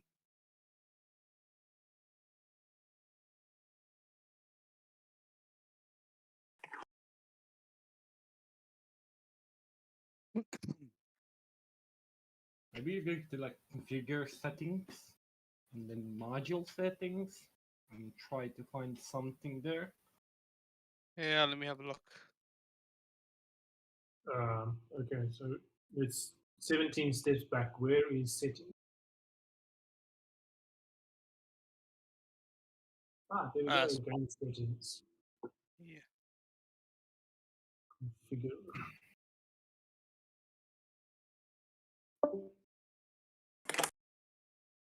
Okay. Sounds like Devin is having challenges. Technical issues.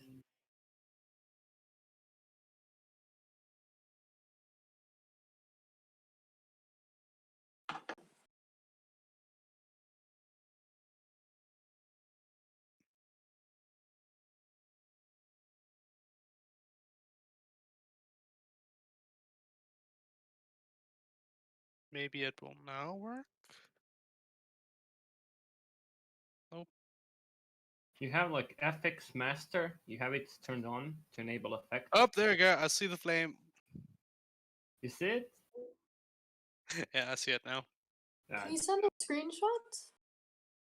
Oh, what the fire? Yeah. Look at this. Oh my god! Oh shit! Oh stop! No! The Freeze entire arena. everything. What the is entire. that spark thing at the bottom there? What is that? What spark thing? Is no one else seeing that? You mean the No. dragon breath? I mean, I see the entire arena again filled with ice. Oh yeah, yeah, that's what I'm seeing. This thing.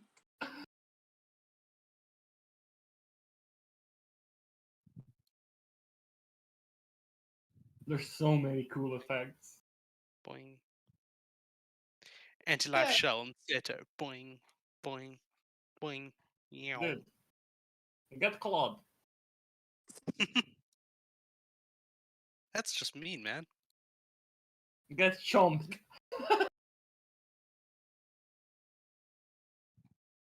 Acid. See. Okay, so where do you do the effects? So on the top left of your screen, you see all the different widgets there.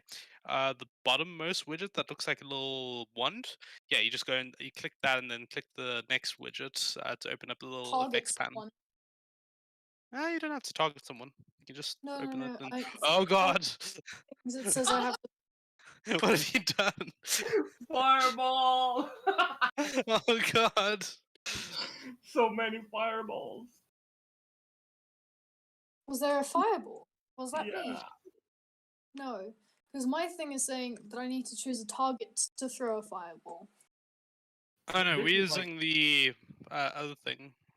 So yeah, let me quickly open it. Send a screenshot. So if you look at the screenshot, there's a little like little wand looking thing. Yeah, you click that, and Ah. then you click the next one on the right, and then you can open up the little special effects bar, and you can mess around with the different effects. Curious, I don't have the little one thingy. Spook Mom. Hmm. Hmm. Oh God, there's too much fire. I don't actually know if what I'm doing is actually working or not. Yeah. Witch bolt. Yeah.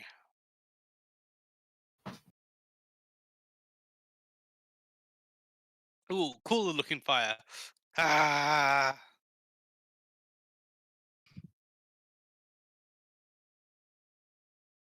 Healing ability. Okay, let's refresh this baby. Seto, get great axed. Waya.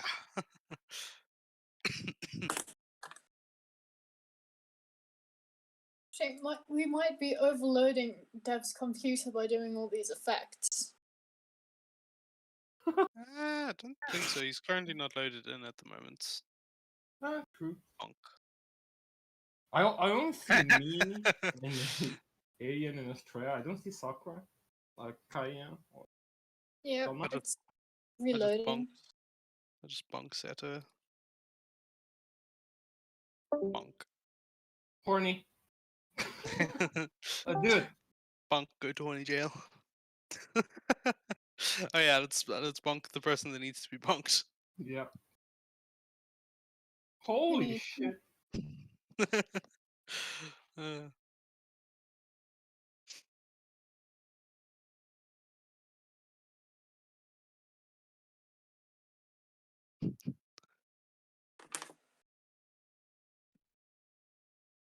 Right now I'm trying to the pen spinning. It's a lot harder than it sounds.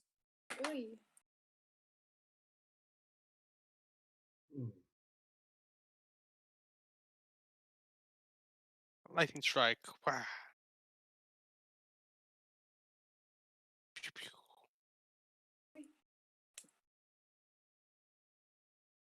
Oh, Skewer wins. There you go. Boing.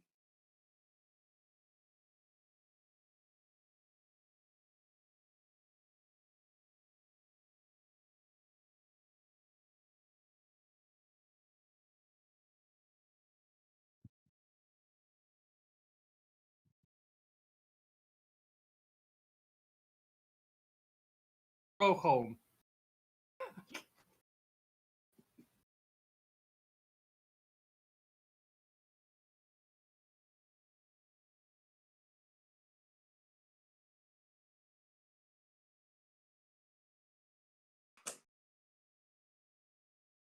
Hmm.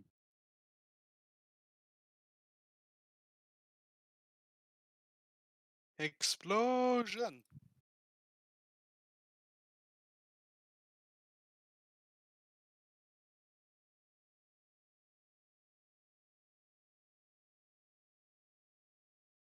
Wait, this is from Attack on Titan. Yep. Indeed it is.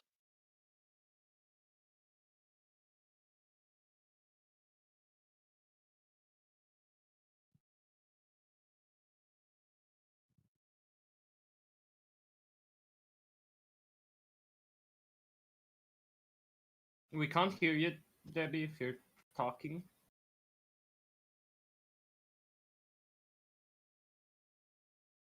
Toot, toot.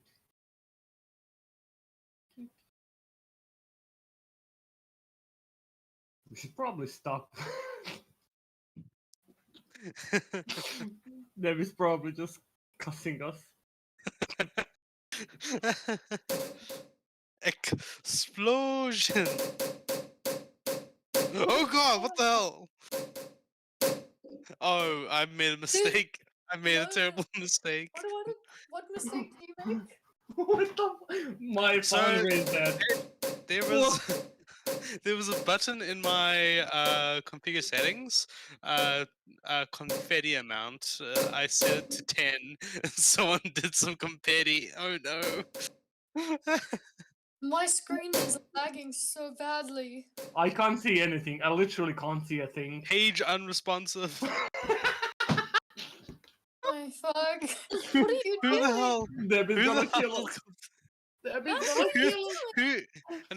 No. This was just on my side. It shouldn't affect you guys. I don't know why it's No, affecting you. dude, I have a frozen screen for like last minute. Oh wait, What? something's happening. More are coming through. More are coming through. Fuck. What are you doing? Who did this? Why is it affecting you? Why is this spreading to you? And this should only affect me.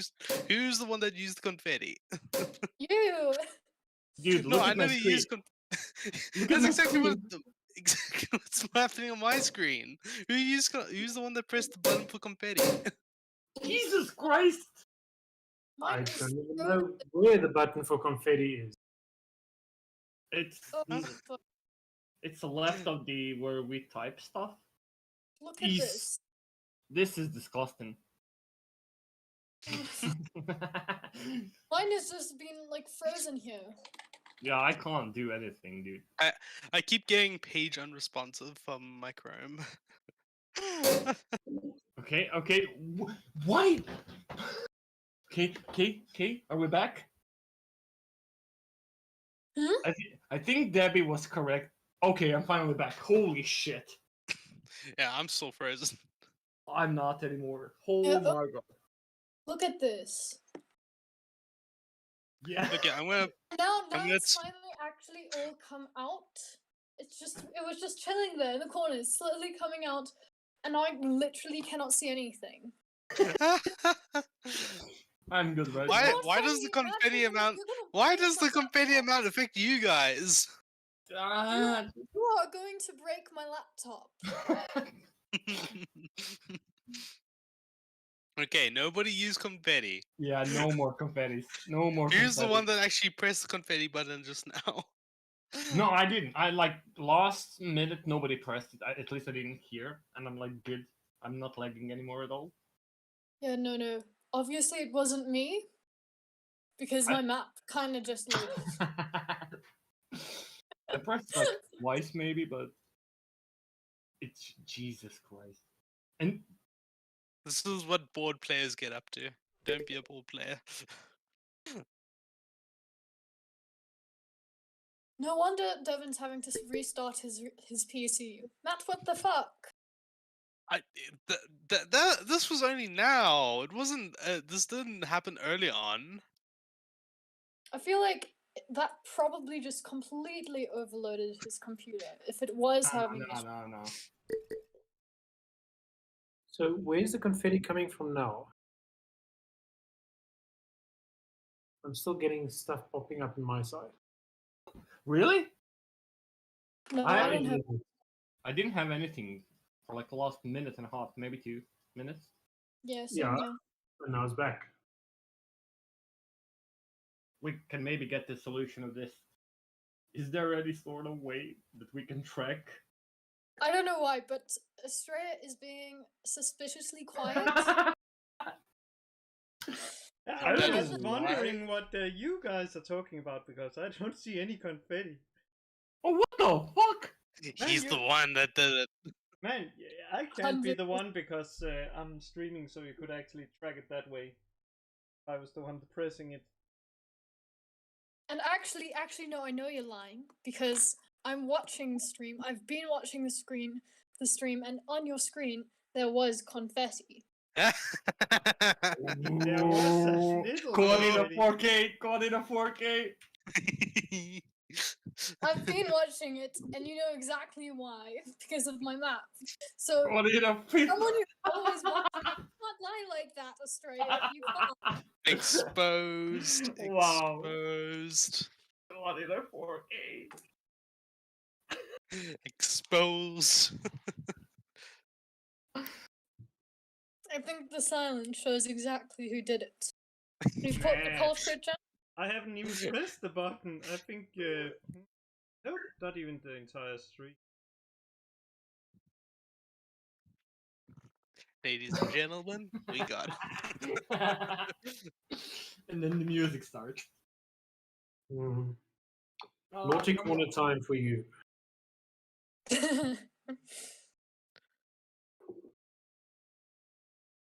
Oh fuck, my map failed again. I'm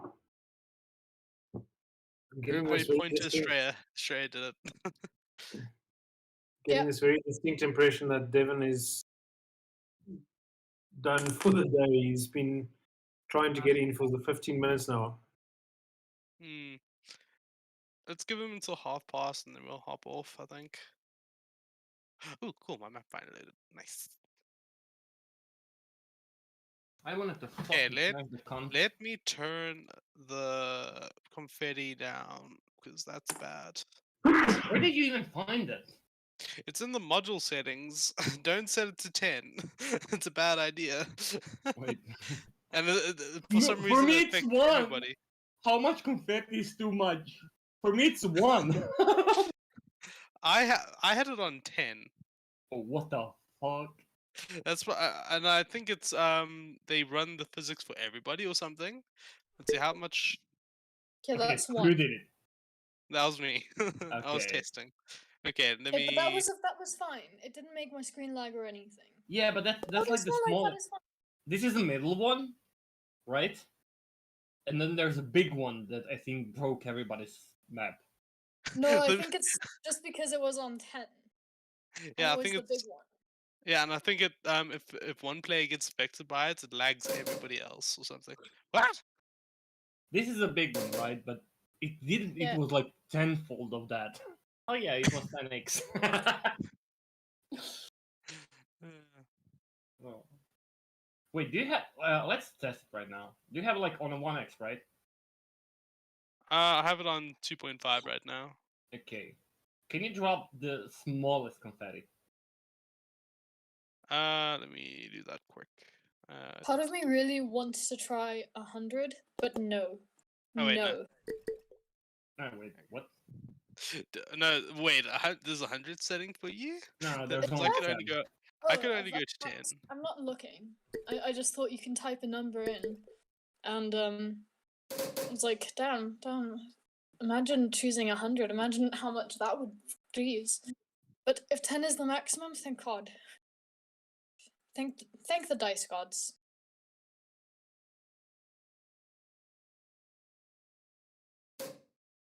Oh my god. Oh. Okay, no, fam, What Turn did that you shit do? down.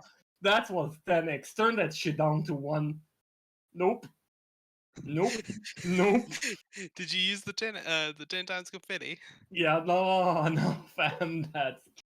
I was like, Alright. 1x is like 1x is easy, like nothing there. But 10x literally made my PC lag. Holy crap. Okay, I have it on 5 times and it's actually not doing much. Oh, it's lagging a little bit on 5? I love how as soon as we got this, Dev said, "Do not abuse the confetti, or I will take it away." And then what are we doing as soon as he's gone? We're We abusing the confetti. we're bored, all right. Let us have fun.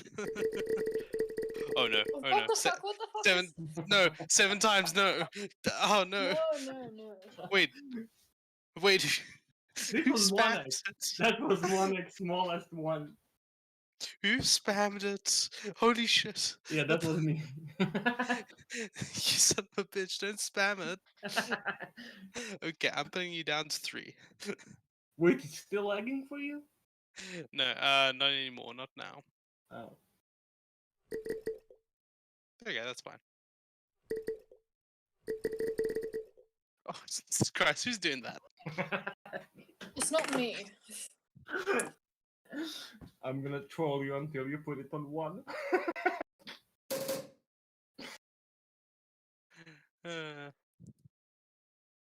Might as well start Tokyo Revengers, Jesus Christ. Man, I am so behind on the season of anime right now. I'm like 3 or 4 episodes behind, even more than that. I watched maybe Oh, that 3 of them. and like, I'm almost done with all of them. At least that was watching.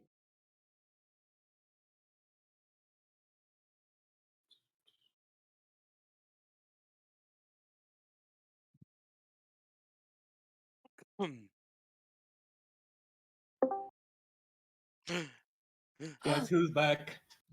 Back Back again. again. For us. Shit, Yay! Finally, no one He's touched the alive. confetti button. I think my computer just tried to commit seppuku. It was my audio drivers died, my entire everything. I managed to finally get back onto Discord, and it was like, no, even your audio, the hardware stopped working. Oh wow. Your PC, yeah. It's just yeah, exactly that. I'm very surprised you guys are even still sitting here. Oh, we what were did I miss? heavy. We've been currently just playing around with confetti. A lot of confetti. Yeah, and Yeah, I think that might have been part of what blew up my machine because Yeah, I exactly. did That's the same. the the map sort of loaded. I put your tokens on, and then I saw Seto just unleashing firebolts, and it was like that was the last thing I saw. oh wait. Shit. Yeah, I was going through the settings and I saw confetti. I'm like, ooh, I wonder what this will do. And I set it to 10 times, biggest mistake I've ever made. And someone did some confetti and it lagged me, and I think it just made it affect everybody. Just imagine Yeah. if you could put it on 100. Sorry. Check the Discord and Jerry's message. Fucking lol. Fucking Jerry.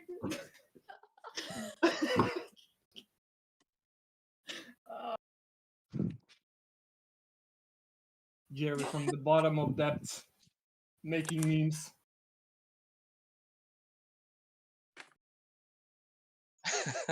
He's diving into the meme cave.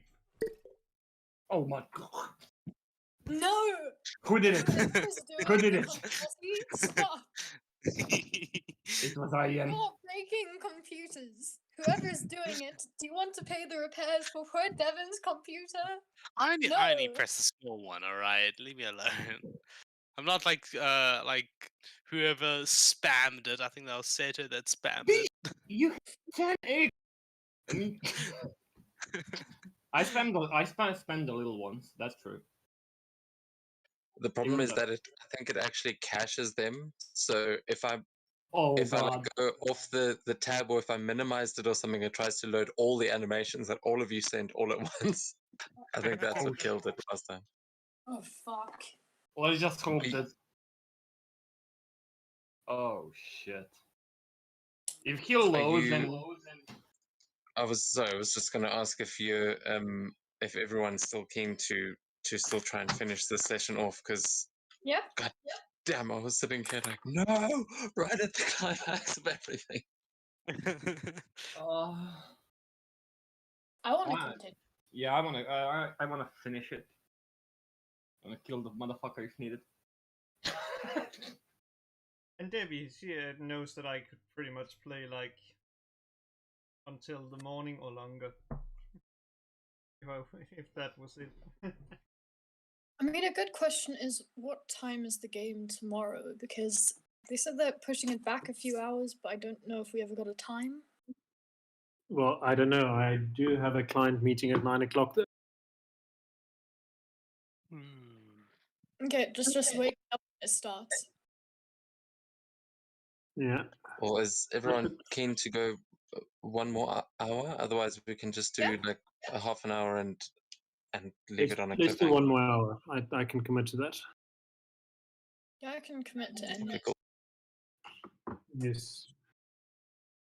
Yes, the wise words of a D&D addict. Ah, she Yes, just we- muted herself. Oi, oi, Wait, you wish. oi, bruv. You wish you could be as in as many games Addicted? that I am. You wish. You I'm wish I in, you don't- could. I'm in I this four don't- much. games at the moment. This Thank you. I'm much, very this happy with my much. 4 games. I would actually have my character so confused as hell. That's too Oh, much. you're in 4 games. That's not too far behind me, actually. I play one more than you. Who? So Well, are actually, you I'm in a early adapts now? temporary game, so that doesn't actually count. Of course it does. It's a temporary game. I'm only there for like 1 or 2 more sessions. Addict. And plus, I'm playing the exact same character in that campaign, so ha. But still. Anyway, let's continue with the game. You're the Well, one that's well, trying to fit in another game on top of it. wait, I'm not trying to fit in another game. Sure. I like my Okay. freedom. So my map is still going to be loading for a little bit, but while it is doing that, we can get right back into it. I know I know what you guys are looking at, but what actually did anyone do anything there right at the end as everyone was walking through the Tory gate? After I put your tokens down, I don't know if I missed any in character stuff there. No, not really. No, just a No, lot of not really. confetti. Nope. Okay, so in that case, as you guys make your way through this Tory gate with the dryad behind you, trying to nurse her wounds. Oh my god, did I freaking froze again?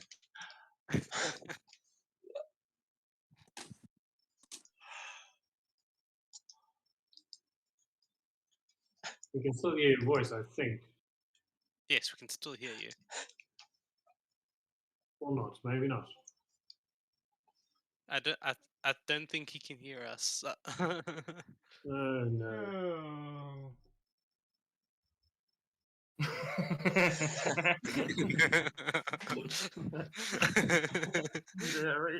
He isn't even here, but he knows. He's I'll probably he is stream. sentient. He's probably watching a stream. Yeah. Okay, That he's has dead. to be it, yeah. Oh, he's watching the stream. I was like, that timing though. This is sus. This is really sus. He is among us. He is among us. Okay, so shall we try that one again?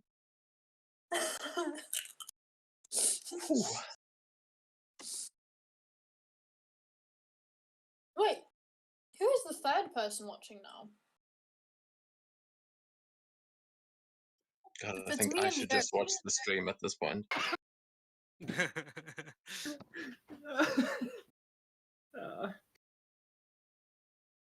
I'm gonna watch the stream as well. Whoop! Get those YouTube views. I'm gonna leave a like as well. And comment. Oh god, I can hear myself. Jesus Christ. Hey man, you forgot to subscribe. Oh.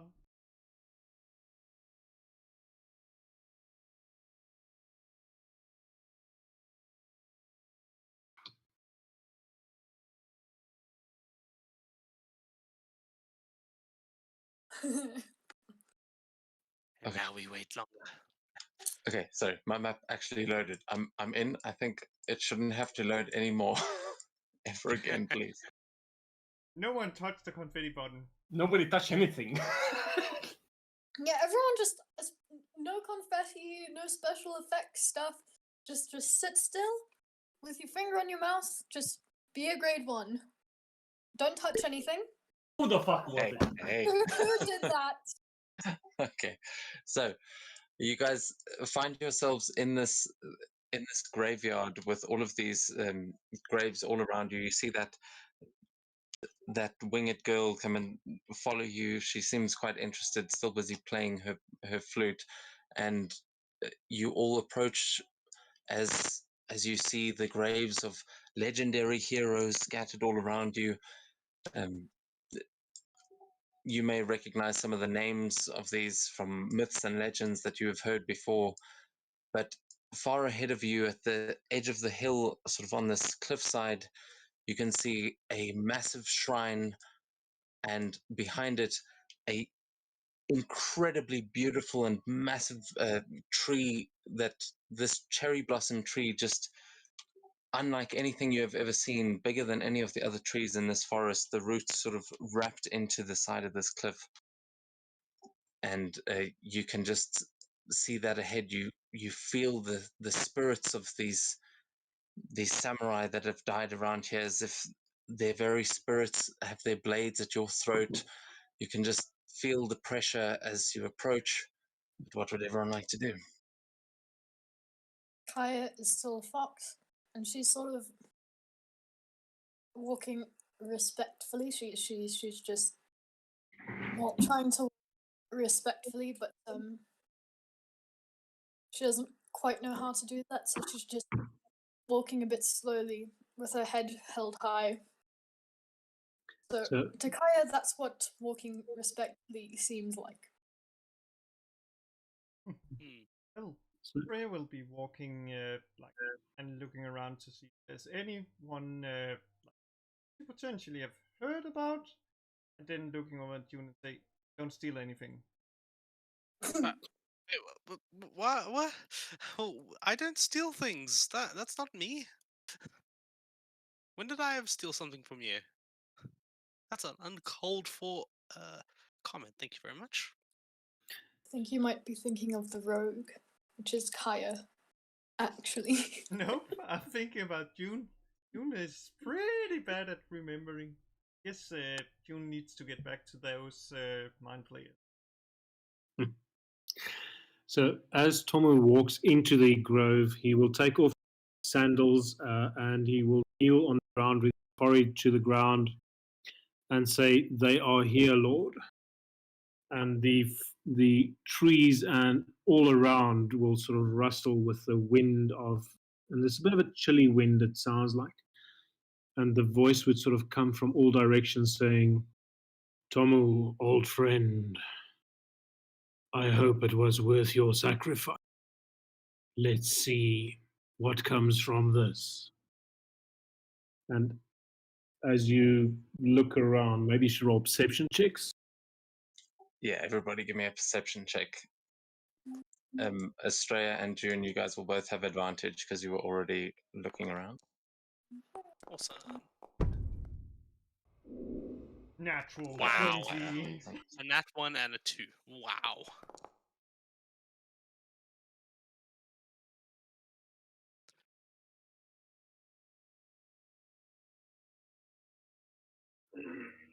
Okay, I'm going to go with Estrella, and Kaya will be able to determine that the voice is coming from the far end of the clearing, probably the shrine or the tree there in that direction. Although it is echoing around it, but that seems to be where the voice is coming from. Kaya wants to go towards it.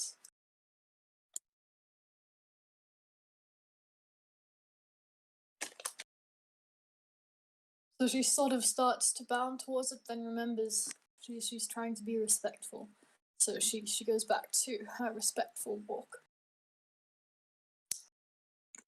So how far is Toma going before he kneels down? Are you just sort of in the center, or are you going right up to the shrine? He knelt at the entrance of the at the entrance of the shrine when he came in. Oh, okay. So you're back there. Okay. Yeah. Sorry. Yeah, he's. I guess he's going to be waiting for an instruction or something to come forward.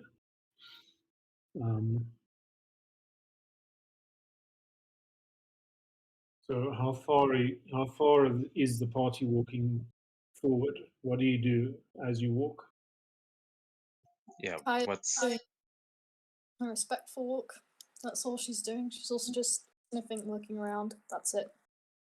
Yeah, Juna's just currently looking at these different graves, see if she recognizes any names, anything like that. Beyond that, she's just wandering, really. Seto would be paying close attention to the winged girl, but not going any further unless the Oji-san goes in.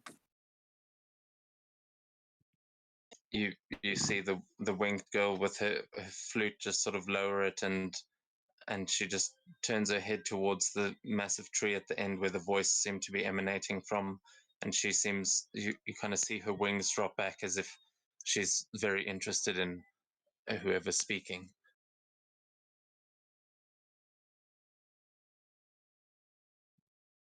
Okay, so as you slowly step forward, the voice would again reverberate around the clearing. Bring forward the body so I may see it. I look to Seto and say, well, that's your cue.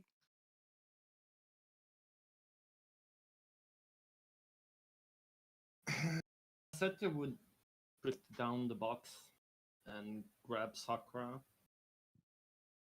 and holding her step 15 feet, 20 feet, but would not drop the body, would still hold onto it tightly.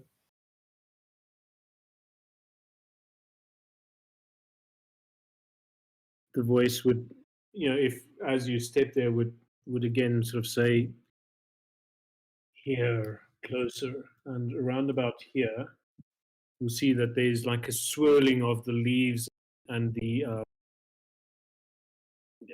on the cobblestones, the swirling of the leaves and the patterns and stuff, and it opens up like a clear space, clearly indicating that this is where you should be putting the body down. Yeah, I'm willing to get there, but I'm not willing to put it down. If he wants it, he can come down.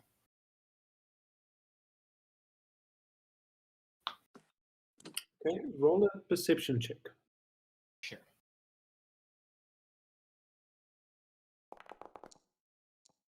Thank you, dice.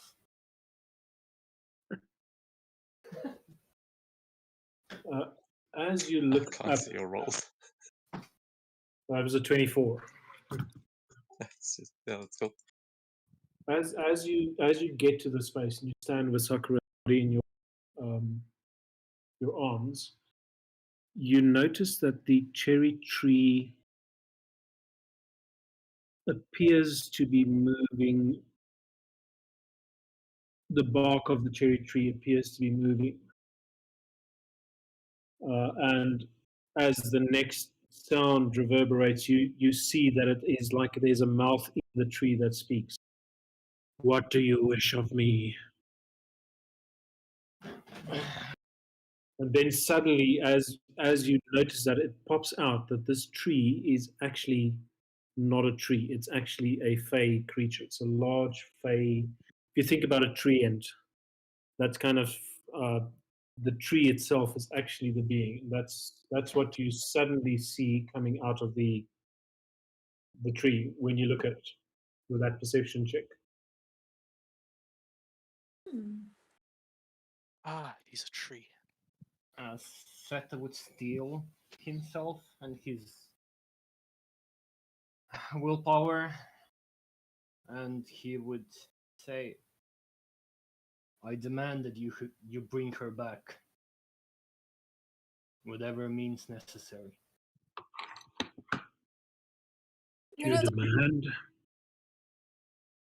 You demand from me, the daimyo of this forest, you demand?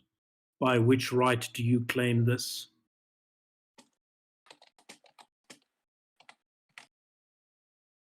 By the right of the phoenix.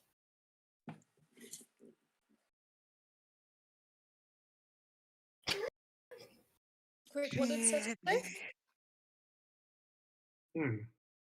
Okay, I need out of character help here from you, Devin. What is the right of... Yeah. Well, remember I did tell you about the elementals. So just right now, these two at each other. So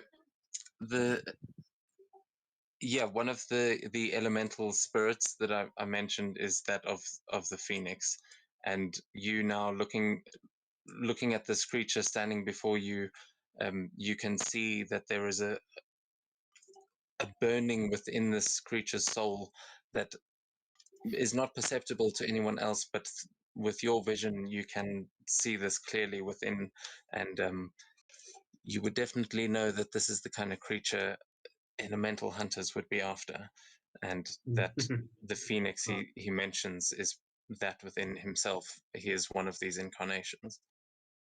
Oh, okay. Her mother would not like this. This gives me some joy, I shall say. The price to pay is high. And the one I'm willing to take. You have passed my trials, you are worthy. There are ways to bring back her spirit. And a tendril reaches up from, like, it's like a little root, you know, if you sort of let a little root sprouty thing kind of grows up out of the ground and sort of just touches over Sakura's face and head and the sort of the cavity where her brain used to be.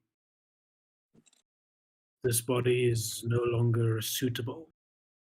We will need a new one. If you wish her soul to return to this plane, it will not be in the form that it used to be. Have you such a body? Have you such a willing creature? That is the first test. The second is, would you be willing to swear to be her champion? Those are actually the second test. You have passed the first test. You have demonstrated bravery and perseverance and skill. So retcon that into that sequence, right? Yeah, you do still have your larger champions for a final test if you wish, but for the sake of time, if you'd like to just retcon it, we can do that. This small fox steps forward.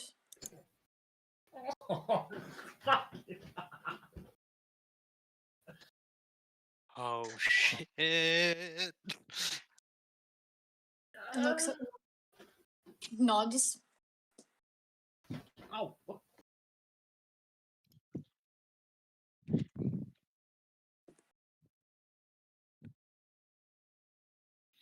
Yeah, so the tendrils will move from Sakura's skull and kind of just curl around underneath the chin of the fox and sort of lift the chin up a little bit, so that it's almost like the tree is trying to look into the eyes of the fox, the kitsune, and saying, "Are you sure about this, little one?"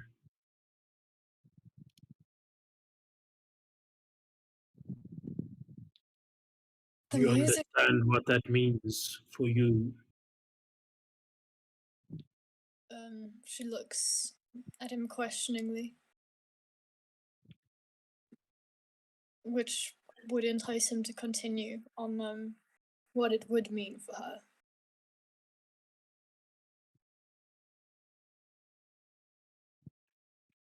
The ritual is one that requires terrible bravery and a moment of terrible pain for you. We will put her body on a pyre and cremate it to the fire, and she will walk out of the fire in your body, and your soul will go to the plane where it is destined to go, maybe earlier than it was supposed to go. Do you understand this? She nods.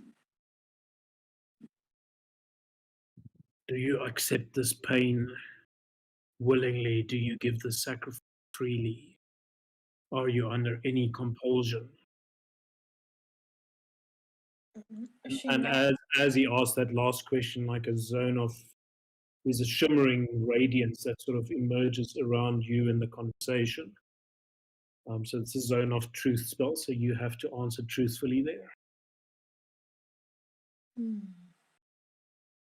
That's a good question.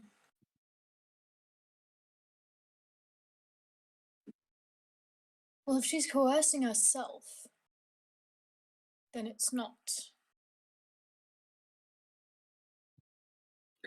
Yeah, so you speak what you believe. He would just be picking up if there's any charm or suggestion or gaius or other spells. No, there isn't. Okay. I am satisfied. He kind of, yeah, it doesn't quite say, he turns his face to Seto. Seto, you are brave, you have sacrificed much. Will you swear an oath to be her champion? I'll do whatever the hell it needs to be done. You understand that you can serve only one, be her. I understand.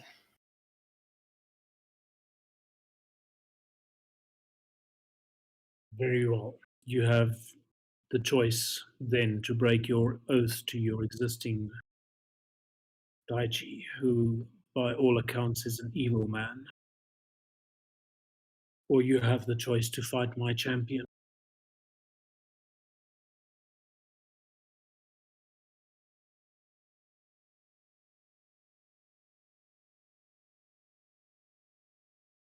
Oh shit. Wait, so if I'm getting this correctly, Seto has to vow to stop serving Daichi and start serving Sakura. Correct.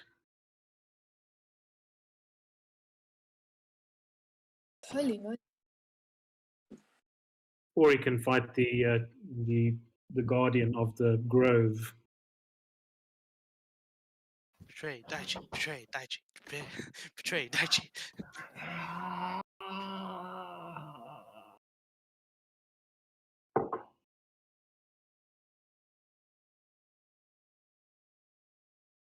Oh, I'm gonna regret this decision. Make the decision you know Sakura would make Yeah. and know exactly which one she'd make. I don't. That's the thing. I think we're on a different page about the Sakura. Sakura would totally say to serve Yeah, she would Daichi. totally betray Daichi. He's an asshole. Yeah, but she's all about the honor and the fucking code of the samurai, and that's. Betray him. He's a fucking dick, man. Do it.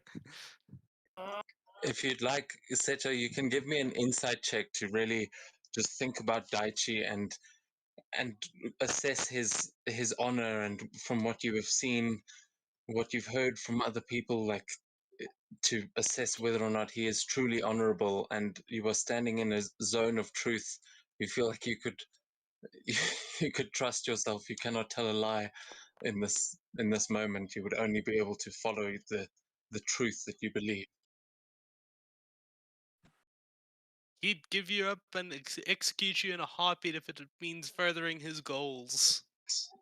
that's you know that Daichi, although he claims to be all about the code and all about honor, that code is very much his own. Is he has sacrificed so many in the wars that he's been waging against his own people. Really, he is a ruthless and cruel man, but you're right, he does abide by the law that he himself has written.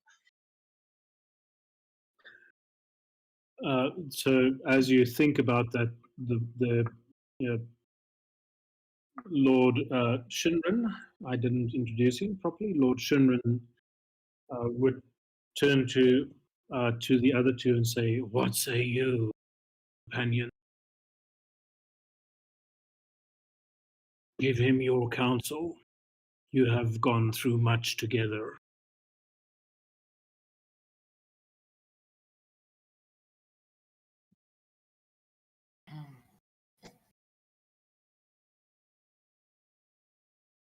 Fuck, man, this is hard. I gotta go see my fucking character, essentially his philosophy, in order to really be able to determine.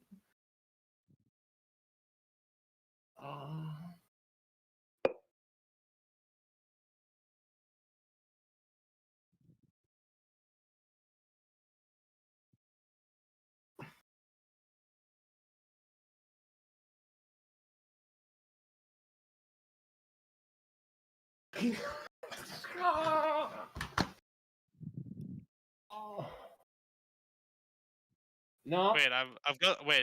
Let me Nah. quickly. I've got something to help you make your choice here. Yeah, but I've also seen a quote I have on my character, and I have mentioned it multiple times. There you go. There's your decision making meme. Oh, okay, custom crafted as well. Yeah, we have a lot of. I've mentioned this so many times. Ah! He's not your friend. It doesn't matter. It's the rules of the code. Well, I feel like that's exactly the dilemma that you're going through now. Is do you choose your friends, or do you break? I mean, do you break the rules and choose your friends, or do you stick to the rules and do this even though it would mean saving Sakura and serving her instead, committing yourself forever to your friends? Ah, Jerry's here. Hi, Jerry. Yeah, fucking Jerry just popped out of nowhere. Jerry just Just fucking came from. Descends from the heavens trees. on his mound and says, "Fuck Daichi." All my homies hate Daichi. He just comes. I just been in Turtle. I flipped the bird to Daichi. Let's fucking go. Oh, by the way, he's on his way here with an army of men. Get ready. We need Sakura now.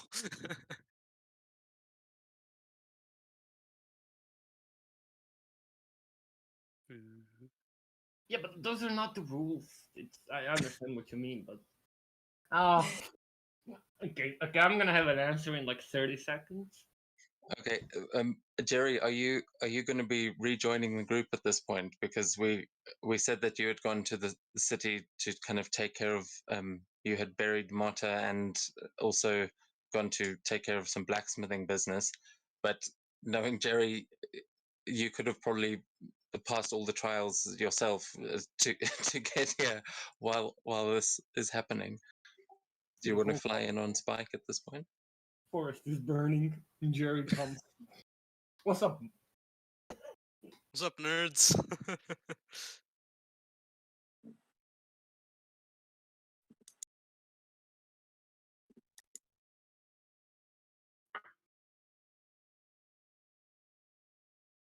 Fucking Jerry.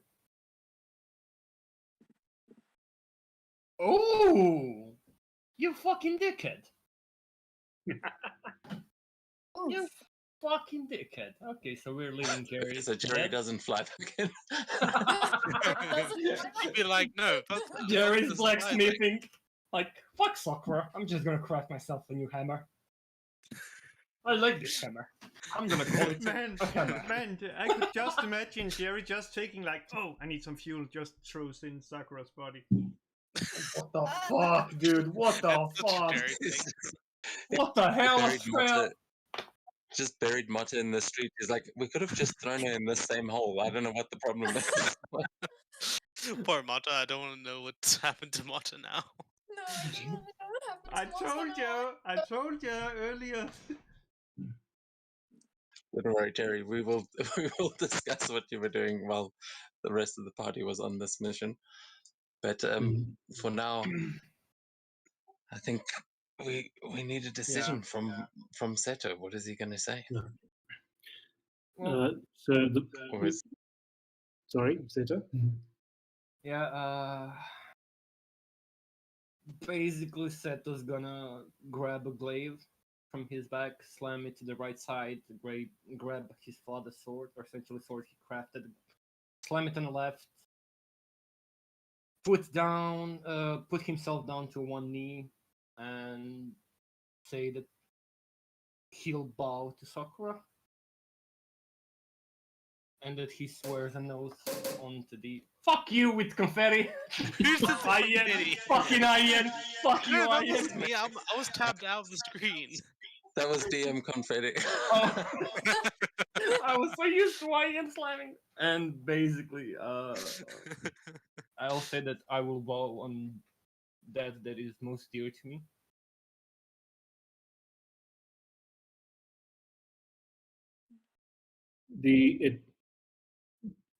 As you say that, it is as if you feel a breeze go through the forest, as if the forest has been holding its breath and it's breathing out. And suddenly you become aware of the sounds of birds and coming back into the clearing. And as if there's a coldness in the forest that lifts off. And the Lord will say, I believe that is the right decision. Fear not for violating your honor, because honor is linked not to the rules you follow, but to the deeds you do. Tomu, come here. Prepare a pyre. So Tomu would get up, walk to where you are, and use his sort of druidcraft magic to prepare a pyre. I'm kind of going to fast forward a little bit through the logistics of the ceremony. Yeah, look, I mean, you guys are with all the druid powers. It's pretty easy to create that. You could literally do that in seconds. Yeah, so he's going to prepare the pyre, put Sakura's body on it. Look at Kaya. Sort of just give her a hug. Turn to Seto. Ask him to put the body on the pyre, and then say, "Are you ready?" I will go back into human form and say to Seto, please tell the kitsune from earlier that I'm sorry I could not get to know her better. But I feel like I made the right decision here. And I wish her the best. And then turns and nods. Okay, roll the perception check. Perception.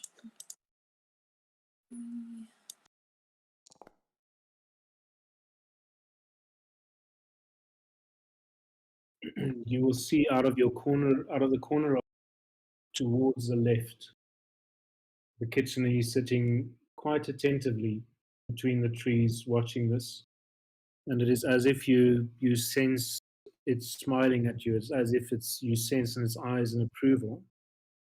And you know that she will be there to help Sakura deal with adjusting to the body of the kitsune that she will be inheriting.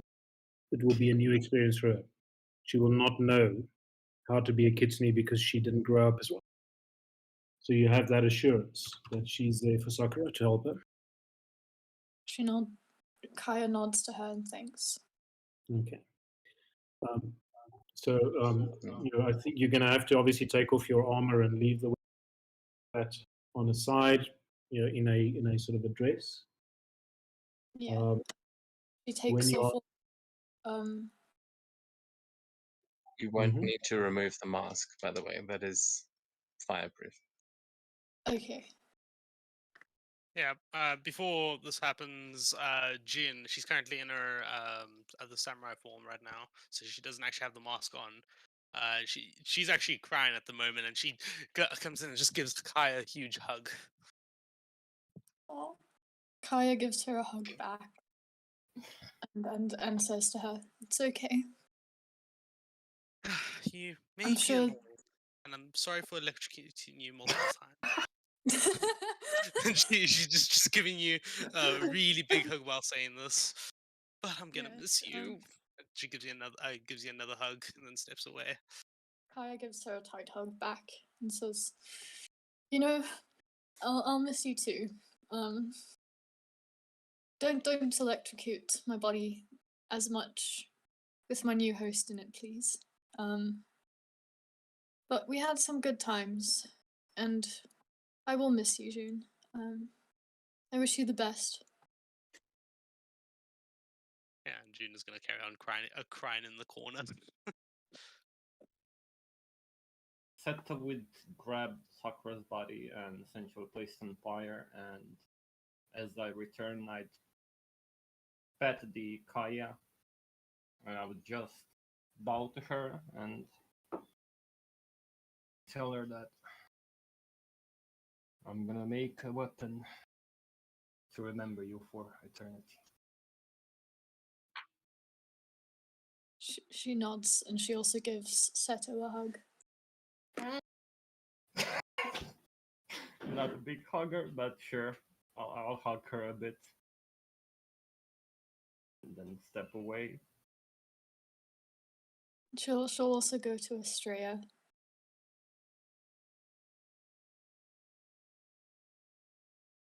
Here's Joe.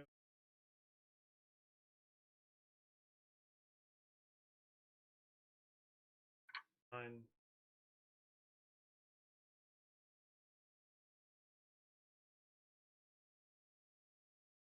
Kaya gives her a hug and thanks her. I think she will keep her mask on though.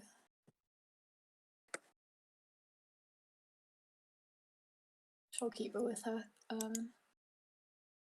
And say that it now belongs to the new host of the body.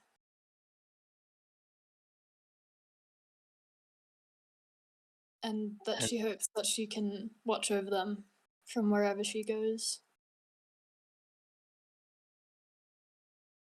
Okay. And Seto, did you place Sakura's body on the pyre? Yes, I have. All right. Okay. So when everybody is ready, Lord Shinran will. It's not quite like chanting, but you almost, it's like a deep humming. It's almost, there's sort of a, it's like wood vibrating, living wood, not dry dead wood. It sort of starts vibrating. The forest, the leaves, you can clearly feel the buildup of magical energy as he starts preparing this ritual casting of the spell. You can feel your neck hairs raising, and tiny little sparks maybe just flickering off your armor.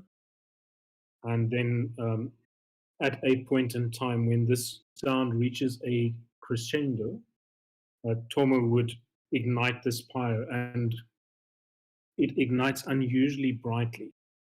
And he nods at Kaya and he says, "Now, kind lady, travel in peace." She nods. And with that, the fire kicks up, and you see the petals all around this pyre start to ignite as the wind kicks up and twirls around into this massive sort of tornado of leaves and fire all around this pyre, consuming Sakura's body. And Kaya, you are at this point you are able to step forward into the flames and sacrifice your body to bring back the one who you had led through the Feywild not so long ago. She gives everyone one last nod and walks in. Okay, and as you walk in, you are consumed by the flames yourself, and you see that all of this magic just swirls around them, and you have to look away. It becomes far too bright as these pink petals just turn to flame all around you, and you start to see this strange magic happening in the middle as Sakura's body lifts off of the pyre, and you can see the two shadowy figures, these silhouettes, rising into the air and burning away as they both become one. As the flames get brighter and brighter and brighter, eventually they clear to reveal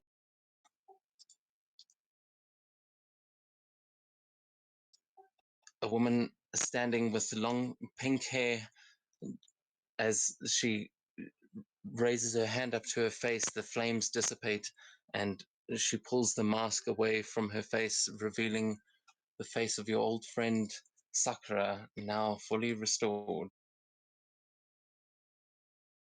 Wow.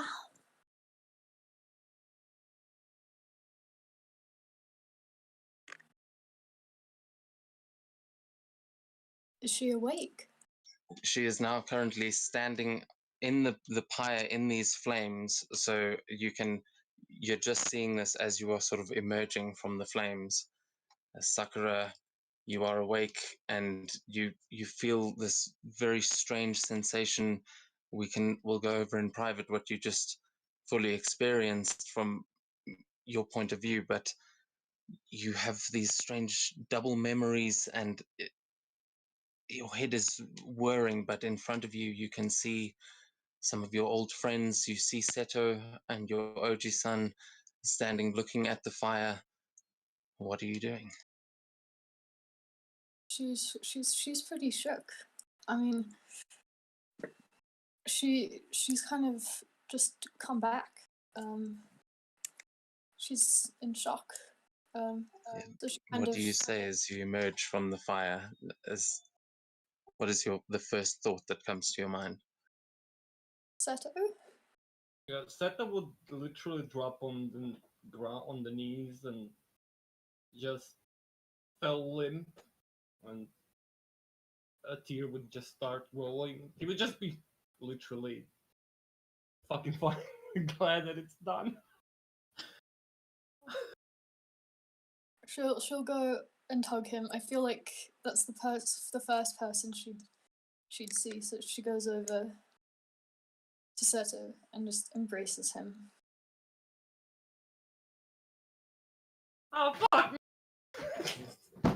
So as she embraces him, the tree, so Sakura would not have seen the tree. The tree would reach out a tendril, sort of take a lock of hair from Sakura and a lock of hair from Seto, and twirl it into a sword knot, which it then stains pink, and it will give it to Seto. This sword knot of the cherry blossom reflects your oath of service. Wear it with pride on your weapons. So Devin will tell you what it does. Yeah, you can actually add it on D&D Beyond and see what it does. It is what is it called? The sword knot of the cherry blossom. Cherry blossom, yes. Wait, you've created it already? Yeah. Man, you've got too much time in your hands. You have no No, idea how stressed I was trying to create that in time. But yes, it is on D&D Beyond, not on Foundry though. Okay, awesome. So, out of character, this is the point where I am going to give the game back to Devon. Holy shit. Thank you so much for having me as a cameo character play those two parts. I really enjoyed it. It was great, yeah. This was fucking mental, not gonna lie. Thank you so much, Krista. I think that was the most insane session I think we've had of the camp. I can't imagine. I can't think of any sessions we've had that have had that level of narrative epicness. So thank you so much for joining us, and you are more than welcome to join us anytime. It was Why an did the absolute betrayer pleasure. just Thank you. die? Hey, yeah, that's what I was about to say. Like, I don't know why, but suddenly it took damage that brought me down. The technical difficulties continue to plague us. Oh, maybe that's the fate.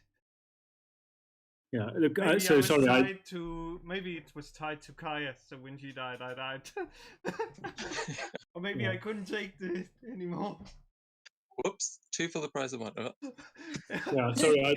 I should have left more time actually for Sakura. So continue with Sakura talking to her companions and turning around and discovering that her father is the entire Sakura forest and is actually a tree. I mean, Yes. that's pretty unexpected, I gotta say. Look, when Anaki told you that he probably grew roots in that precious forest of his, you all assumed that meant he was a hippie, and I was like, well. Well, she meant that literally.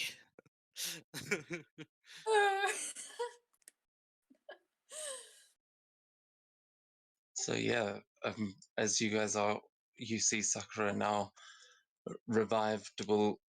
We'll keep it going for a little bit as you all have a chance to react to this. And yes, Sakura, you yourself now awakened to learn all of this crazy new information. But you do have Kaya's memories. You are essentially, both souls have intertwined, but she has moved on. Like you have her mind, but not her soul. Her soul has moved on. She's sort of in shock. She's just embracing Seto right now. She doesn't really know what else to do. I mean, it's not every day you kind of wake up, hear about an oath of service, find out your dad's a tree, find out that someone sacrificed their soul so you could come back. You know, it's a bit much. So she's sort of just embracing Seto, while he cries. It's very touching. And also you are missing a patch of memory. The last, it's kind of like you just woke up from a dream and immediately forgot what the dream was about. It may come back to you later, but what you just experienced since the attack of the Mind Flayers, when you think back, it's all Kaya's memories. You don't have any from Sakura or your time on the other side. Interesting. Just in this moment with all the overwhelming things, they may come back, but at the moment it's just like you've lost them like a dream. Okay, so yeah, you'll just have to let me know if and when they come back. Well, they are there. You do have the memories. It's just right now they're kind of hard to grasp. So you can recall whatever you like, but I'm just saying role play into that as you will. That it does just, this is a lot to take in at once, and that is part of the confusion of like, wait, what was just happening before this? And then it's very confusing because you've got two minds happening at once and the memories don't match. I can imagine. So she's in shock. She's holding on to Seto. She's also crying. but she doesn't really notice that she's crying. So when she does, she sort of like wipes her face, confused, because she didn't think she was crying.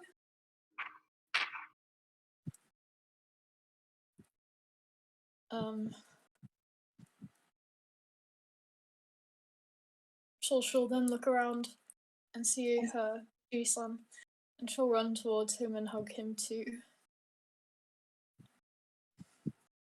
Because I imagine that he was also pretty up, like shocked. And as a point of order, you are also you have 5 tails, which because you are in it is Kaya's body. Your face and hair have returned to that of Sakura's. You're easily recognizable. But to be fair, they both had like typical anime girl faces. It wasn't. They look pretty similar to begin with. But at the moment, you are. Yeah, it's definitely Sakura's face, and the hair has gone pink, but it is Kaya's body, and that is another strange sensation for you to be feeling. Okay, and also because in the art Kaya was ripped, so she's suddenly really muscled and she's a bit confused.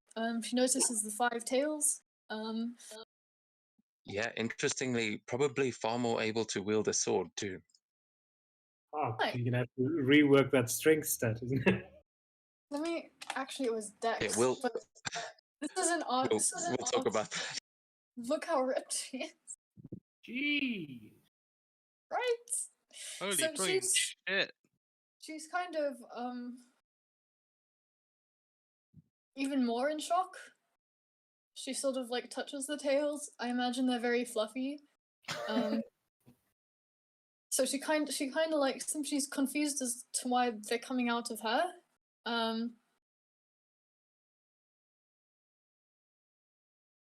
Yeah, she's quite confused indeed.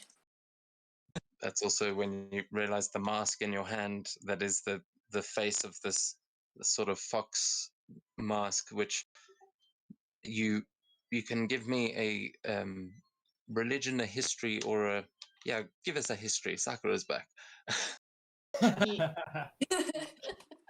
Oh, it's a 2. But Back got confused. Sakura's got a plus 12, so yes, she recognizes it as a kitsune mask. Okay, and she would be smart enough to realize that a kitsune gave her body for her, and well, you recognize it as the mask of you recognize the symbol, especially on the mask, as that of the fox that you followed through the Feywild. You recognize that, and it's with her memories in your head, you are able to put 2 and 2 together about what is sort of happening in terms of whose body you're in and what's going on. Well, mentally, you may, just as a sort of an idea, you may think you recognize it as your, and at the same time, you recognize it as her mask. So in your mind, there's this my mask, her mask thing that pops up at roughly the same moment. It's part of the confusion you're feeling. Yeah. So I suppose she sort of has that. She feels a bit confused, but she also feels kind of honored. That kitsune gave her life for her. So she sort of holds onto the mask, whispers a thank you that no one else can hear, hoping that wherever the kitsune is, she heard Sakura's thank you.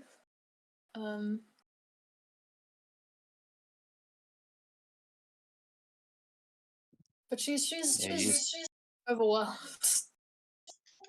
As you say that, you see the pyre that you just walked out of, that you turn around to see, it is all pretty much burnt away completely, and there are just the last of the roots retracting back into the ground. And as you say, breathe that last thank you, you see the a couple of cherry blossom petals just wisp up in a little spiral in front of you, and they just drift off over the side of the cliff and off into the clouds.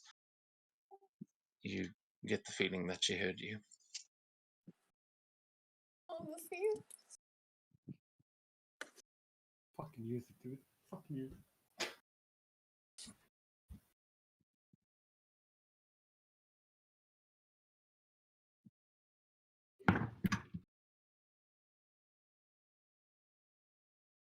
So, is anyone going to introduce Sakura to her father?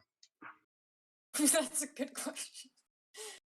Yeah. I suppose. I Shura also. guess at some point June would intervene in this touching moment and just come in and pretty much just about tackle her to the ground with a huge hug and say, "Sakura, you're back! I can't believe it. You're actually back. It's your actual face that she's putting on your cheeks. It's like it's actually you, but you're ripped, but you're hot now. What the hell? I don't understand. Your dad's a she. Your mom's somewhere else." Ah! June has a complete meltdown. Sakura kind of. She didn't know that June didn't care this much. She starts crying again. Hugs June back, but also reminds June that she's not even 16 yet. And I'm pretty sure June's over 18, and that's a bit creepy. But it's fine because I feel like you're saying it as a friend, and I really missed you too. And I didn't know you cared this much, but you know, it's good to be back. I feel kind of different though, if I'm being honest. I feel very different. I mean, I didn't have tails before. You're fucking ripped, man.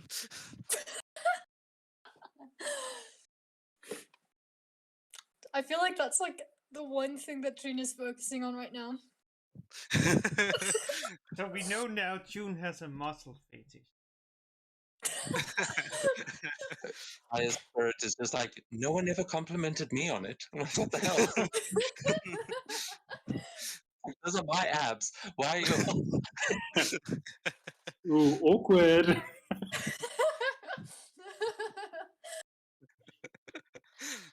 But damn, I really didn't think June cared that much. You'd be surprised by how much she hides it all behind teasing.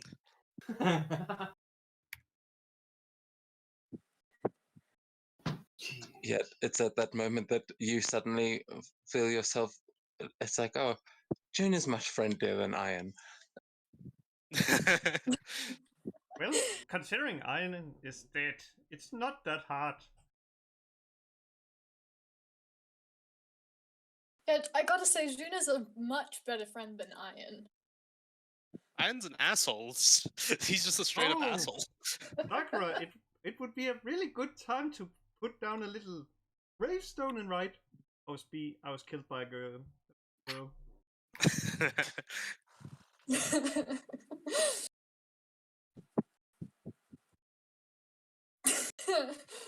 And she'll look to Seto, sort of now also remembering him mention an oath of service. And ask what was meant by an oath of service. Seto will finally stand up and just, with a big fucking smile, and just pat you on the head and say, "Don't worry about it. Not really important right now." She grins at him and nods. And then she suddenly remembers, "Oh, I met your father. He told me to say hi to you." And You did? Well, maybe you can also meet yours as well. And Seto's gonna look at the fucking tree. By the way, your dad's is a goddamn tree. It doesn't make Fucking sense. and being the intellect, she's trying to figure out how a tree and a person made her. She's a bit confused, but you know, she's and really this, trying to figure it out. But at the same time, she's also happy that she's sort of met her father, even though he's a tree. It's a confusing time. He's not technically a tree. He's a fae that is currently in tree form. Who knows what sort of wild shape or polymorph or other abilities he may have, and how that may have changed over the last 15 years, 15 and a half years. Well, almost 16. If I'm not mistaken, it's like a week until her birthday. If it's still the 24th. Yeah, which doesn't invalidate the point of you don't know how he's changed in terms of his body and own growth, as it were, no pun intended, over the last 16 years. Well, June, technically it's her father, but not. Body is no longer, well, hers. She's sort of just staring at him. I kind of don't really know how one would react to, well, firstly, meeting her father. Secondly, finding out that her father is currently a tree. So she's sort of just staring at him, sort of trying to keep her mouth not wide open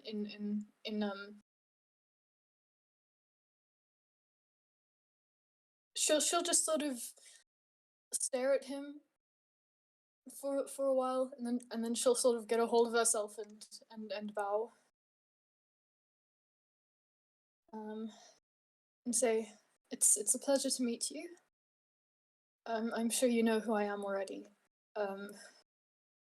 But if I'm correct, that means that you are my father, I presume?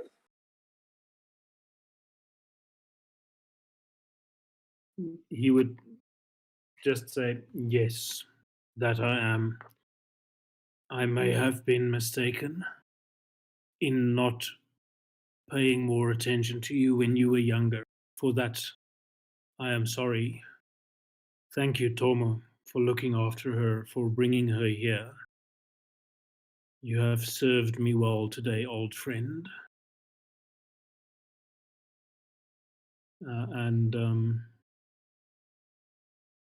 Yeah, if you wanted to go up and hug him, that you could do that, but you. Yeah, she'll sort of go up and timidly give a bit of an awkward hug. She's contrary to Kaya, she's not much of a hugger, but she does hug those that cares about very deeply, you know. Like her mother? Nope, not her mother. Especially her mother. Yeah.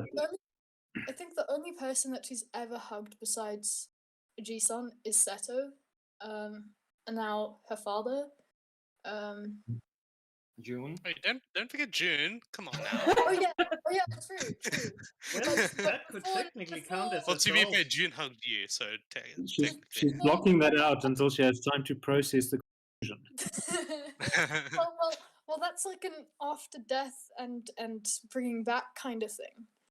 Like before she had,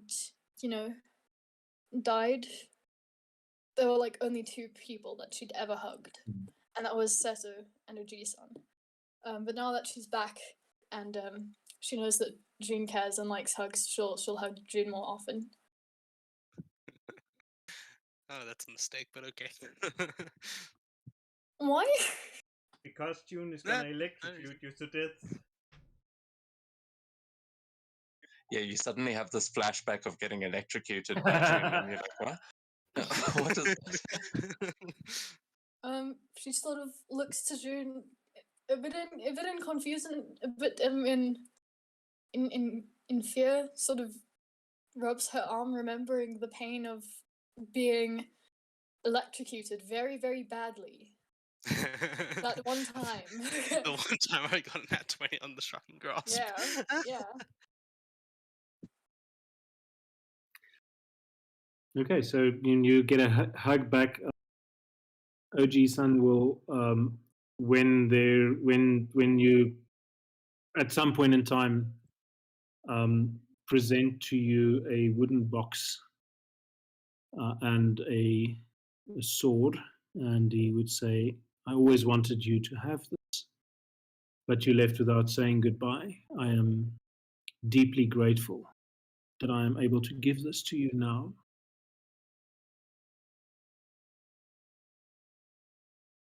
I believe that you have a great task to fulfill, and I do hope that you will come and visit more often.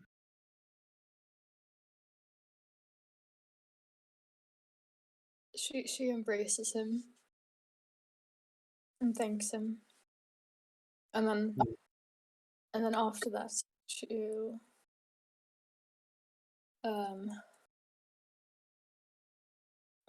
she'll look at the items he gave her. Okay, so again, I'm going to bat that one over to Dev. What specifically it is?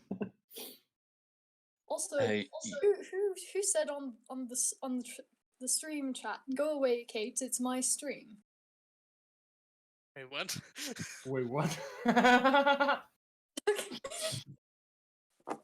Oh, Jerry.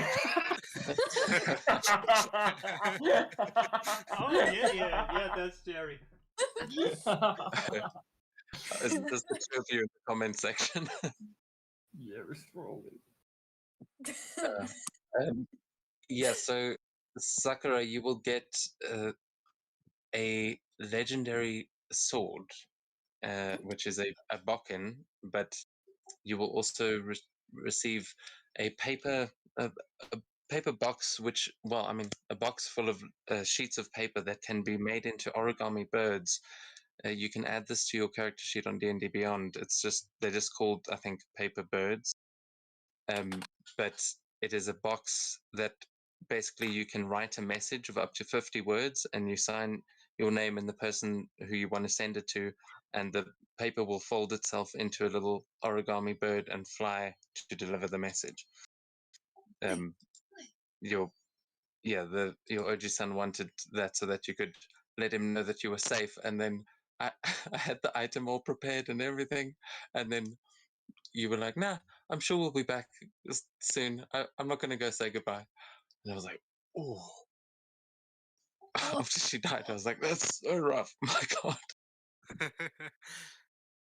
And Well, you she got will, birds now, at least. yes, but when you, my point is just that when you open it, you will see that there is a letter inside on the first page, which I will send to you in the DM. Thank you. Yeah, I think that is where we're going to be wrapping things up. Anything else you guys want to do in these last moments? I think it's good time to end. Oh, fuck me, that this was mental. Legendary session. Oh my god. Jesus Christ. This could go on to D&D green text. Yeah, that's Is mental. that the part about the dragon?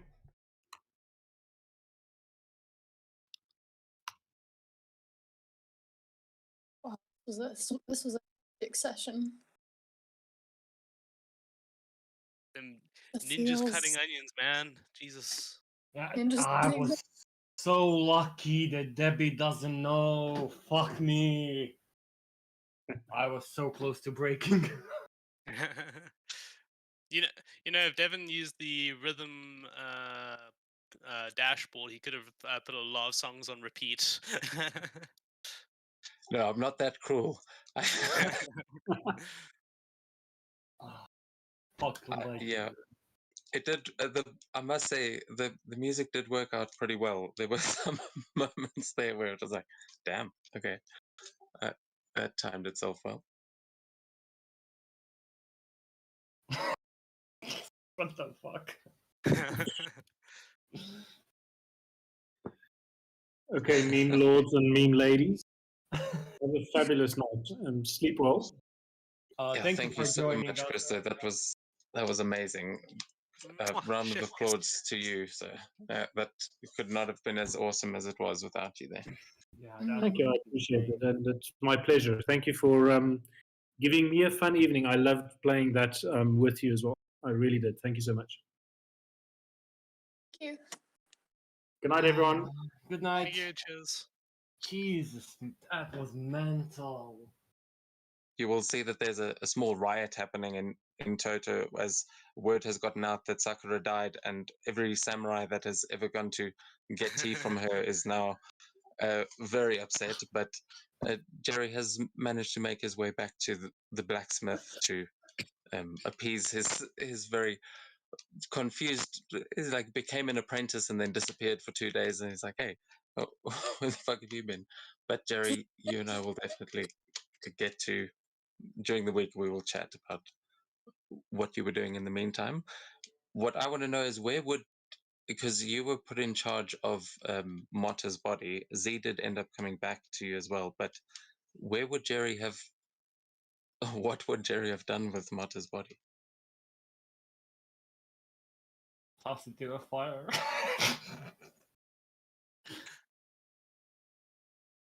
Well, I mean, he had a very touching moment when Kit died and like went and had a prayer, but that was all sort of on his own. None of the rest of the party saw that. Very different funerals, those two, I've got to say.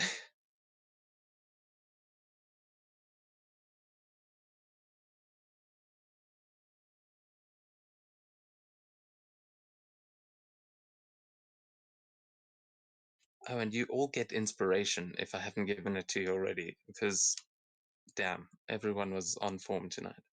Oh, Thank you. fucking Jesus Christ! This session. I'm so glad I'm drinking tomorrow because fuck me. Oh, I'm just thinking about tomorrow now because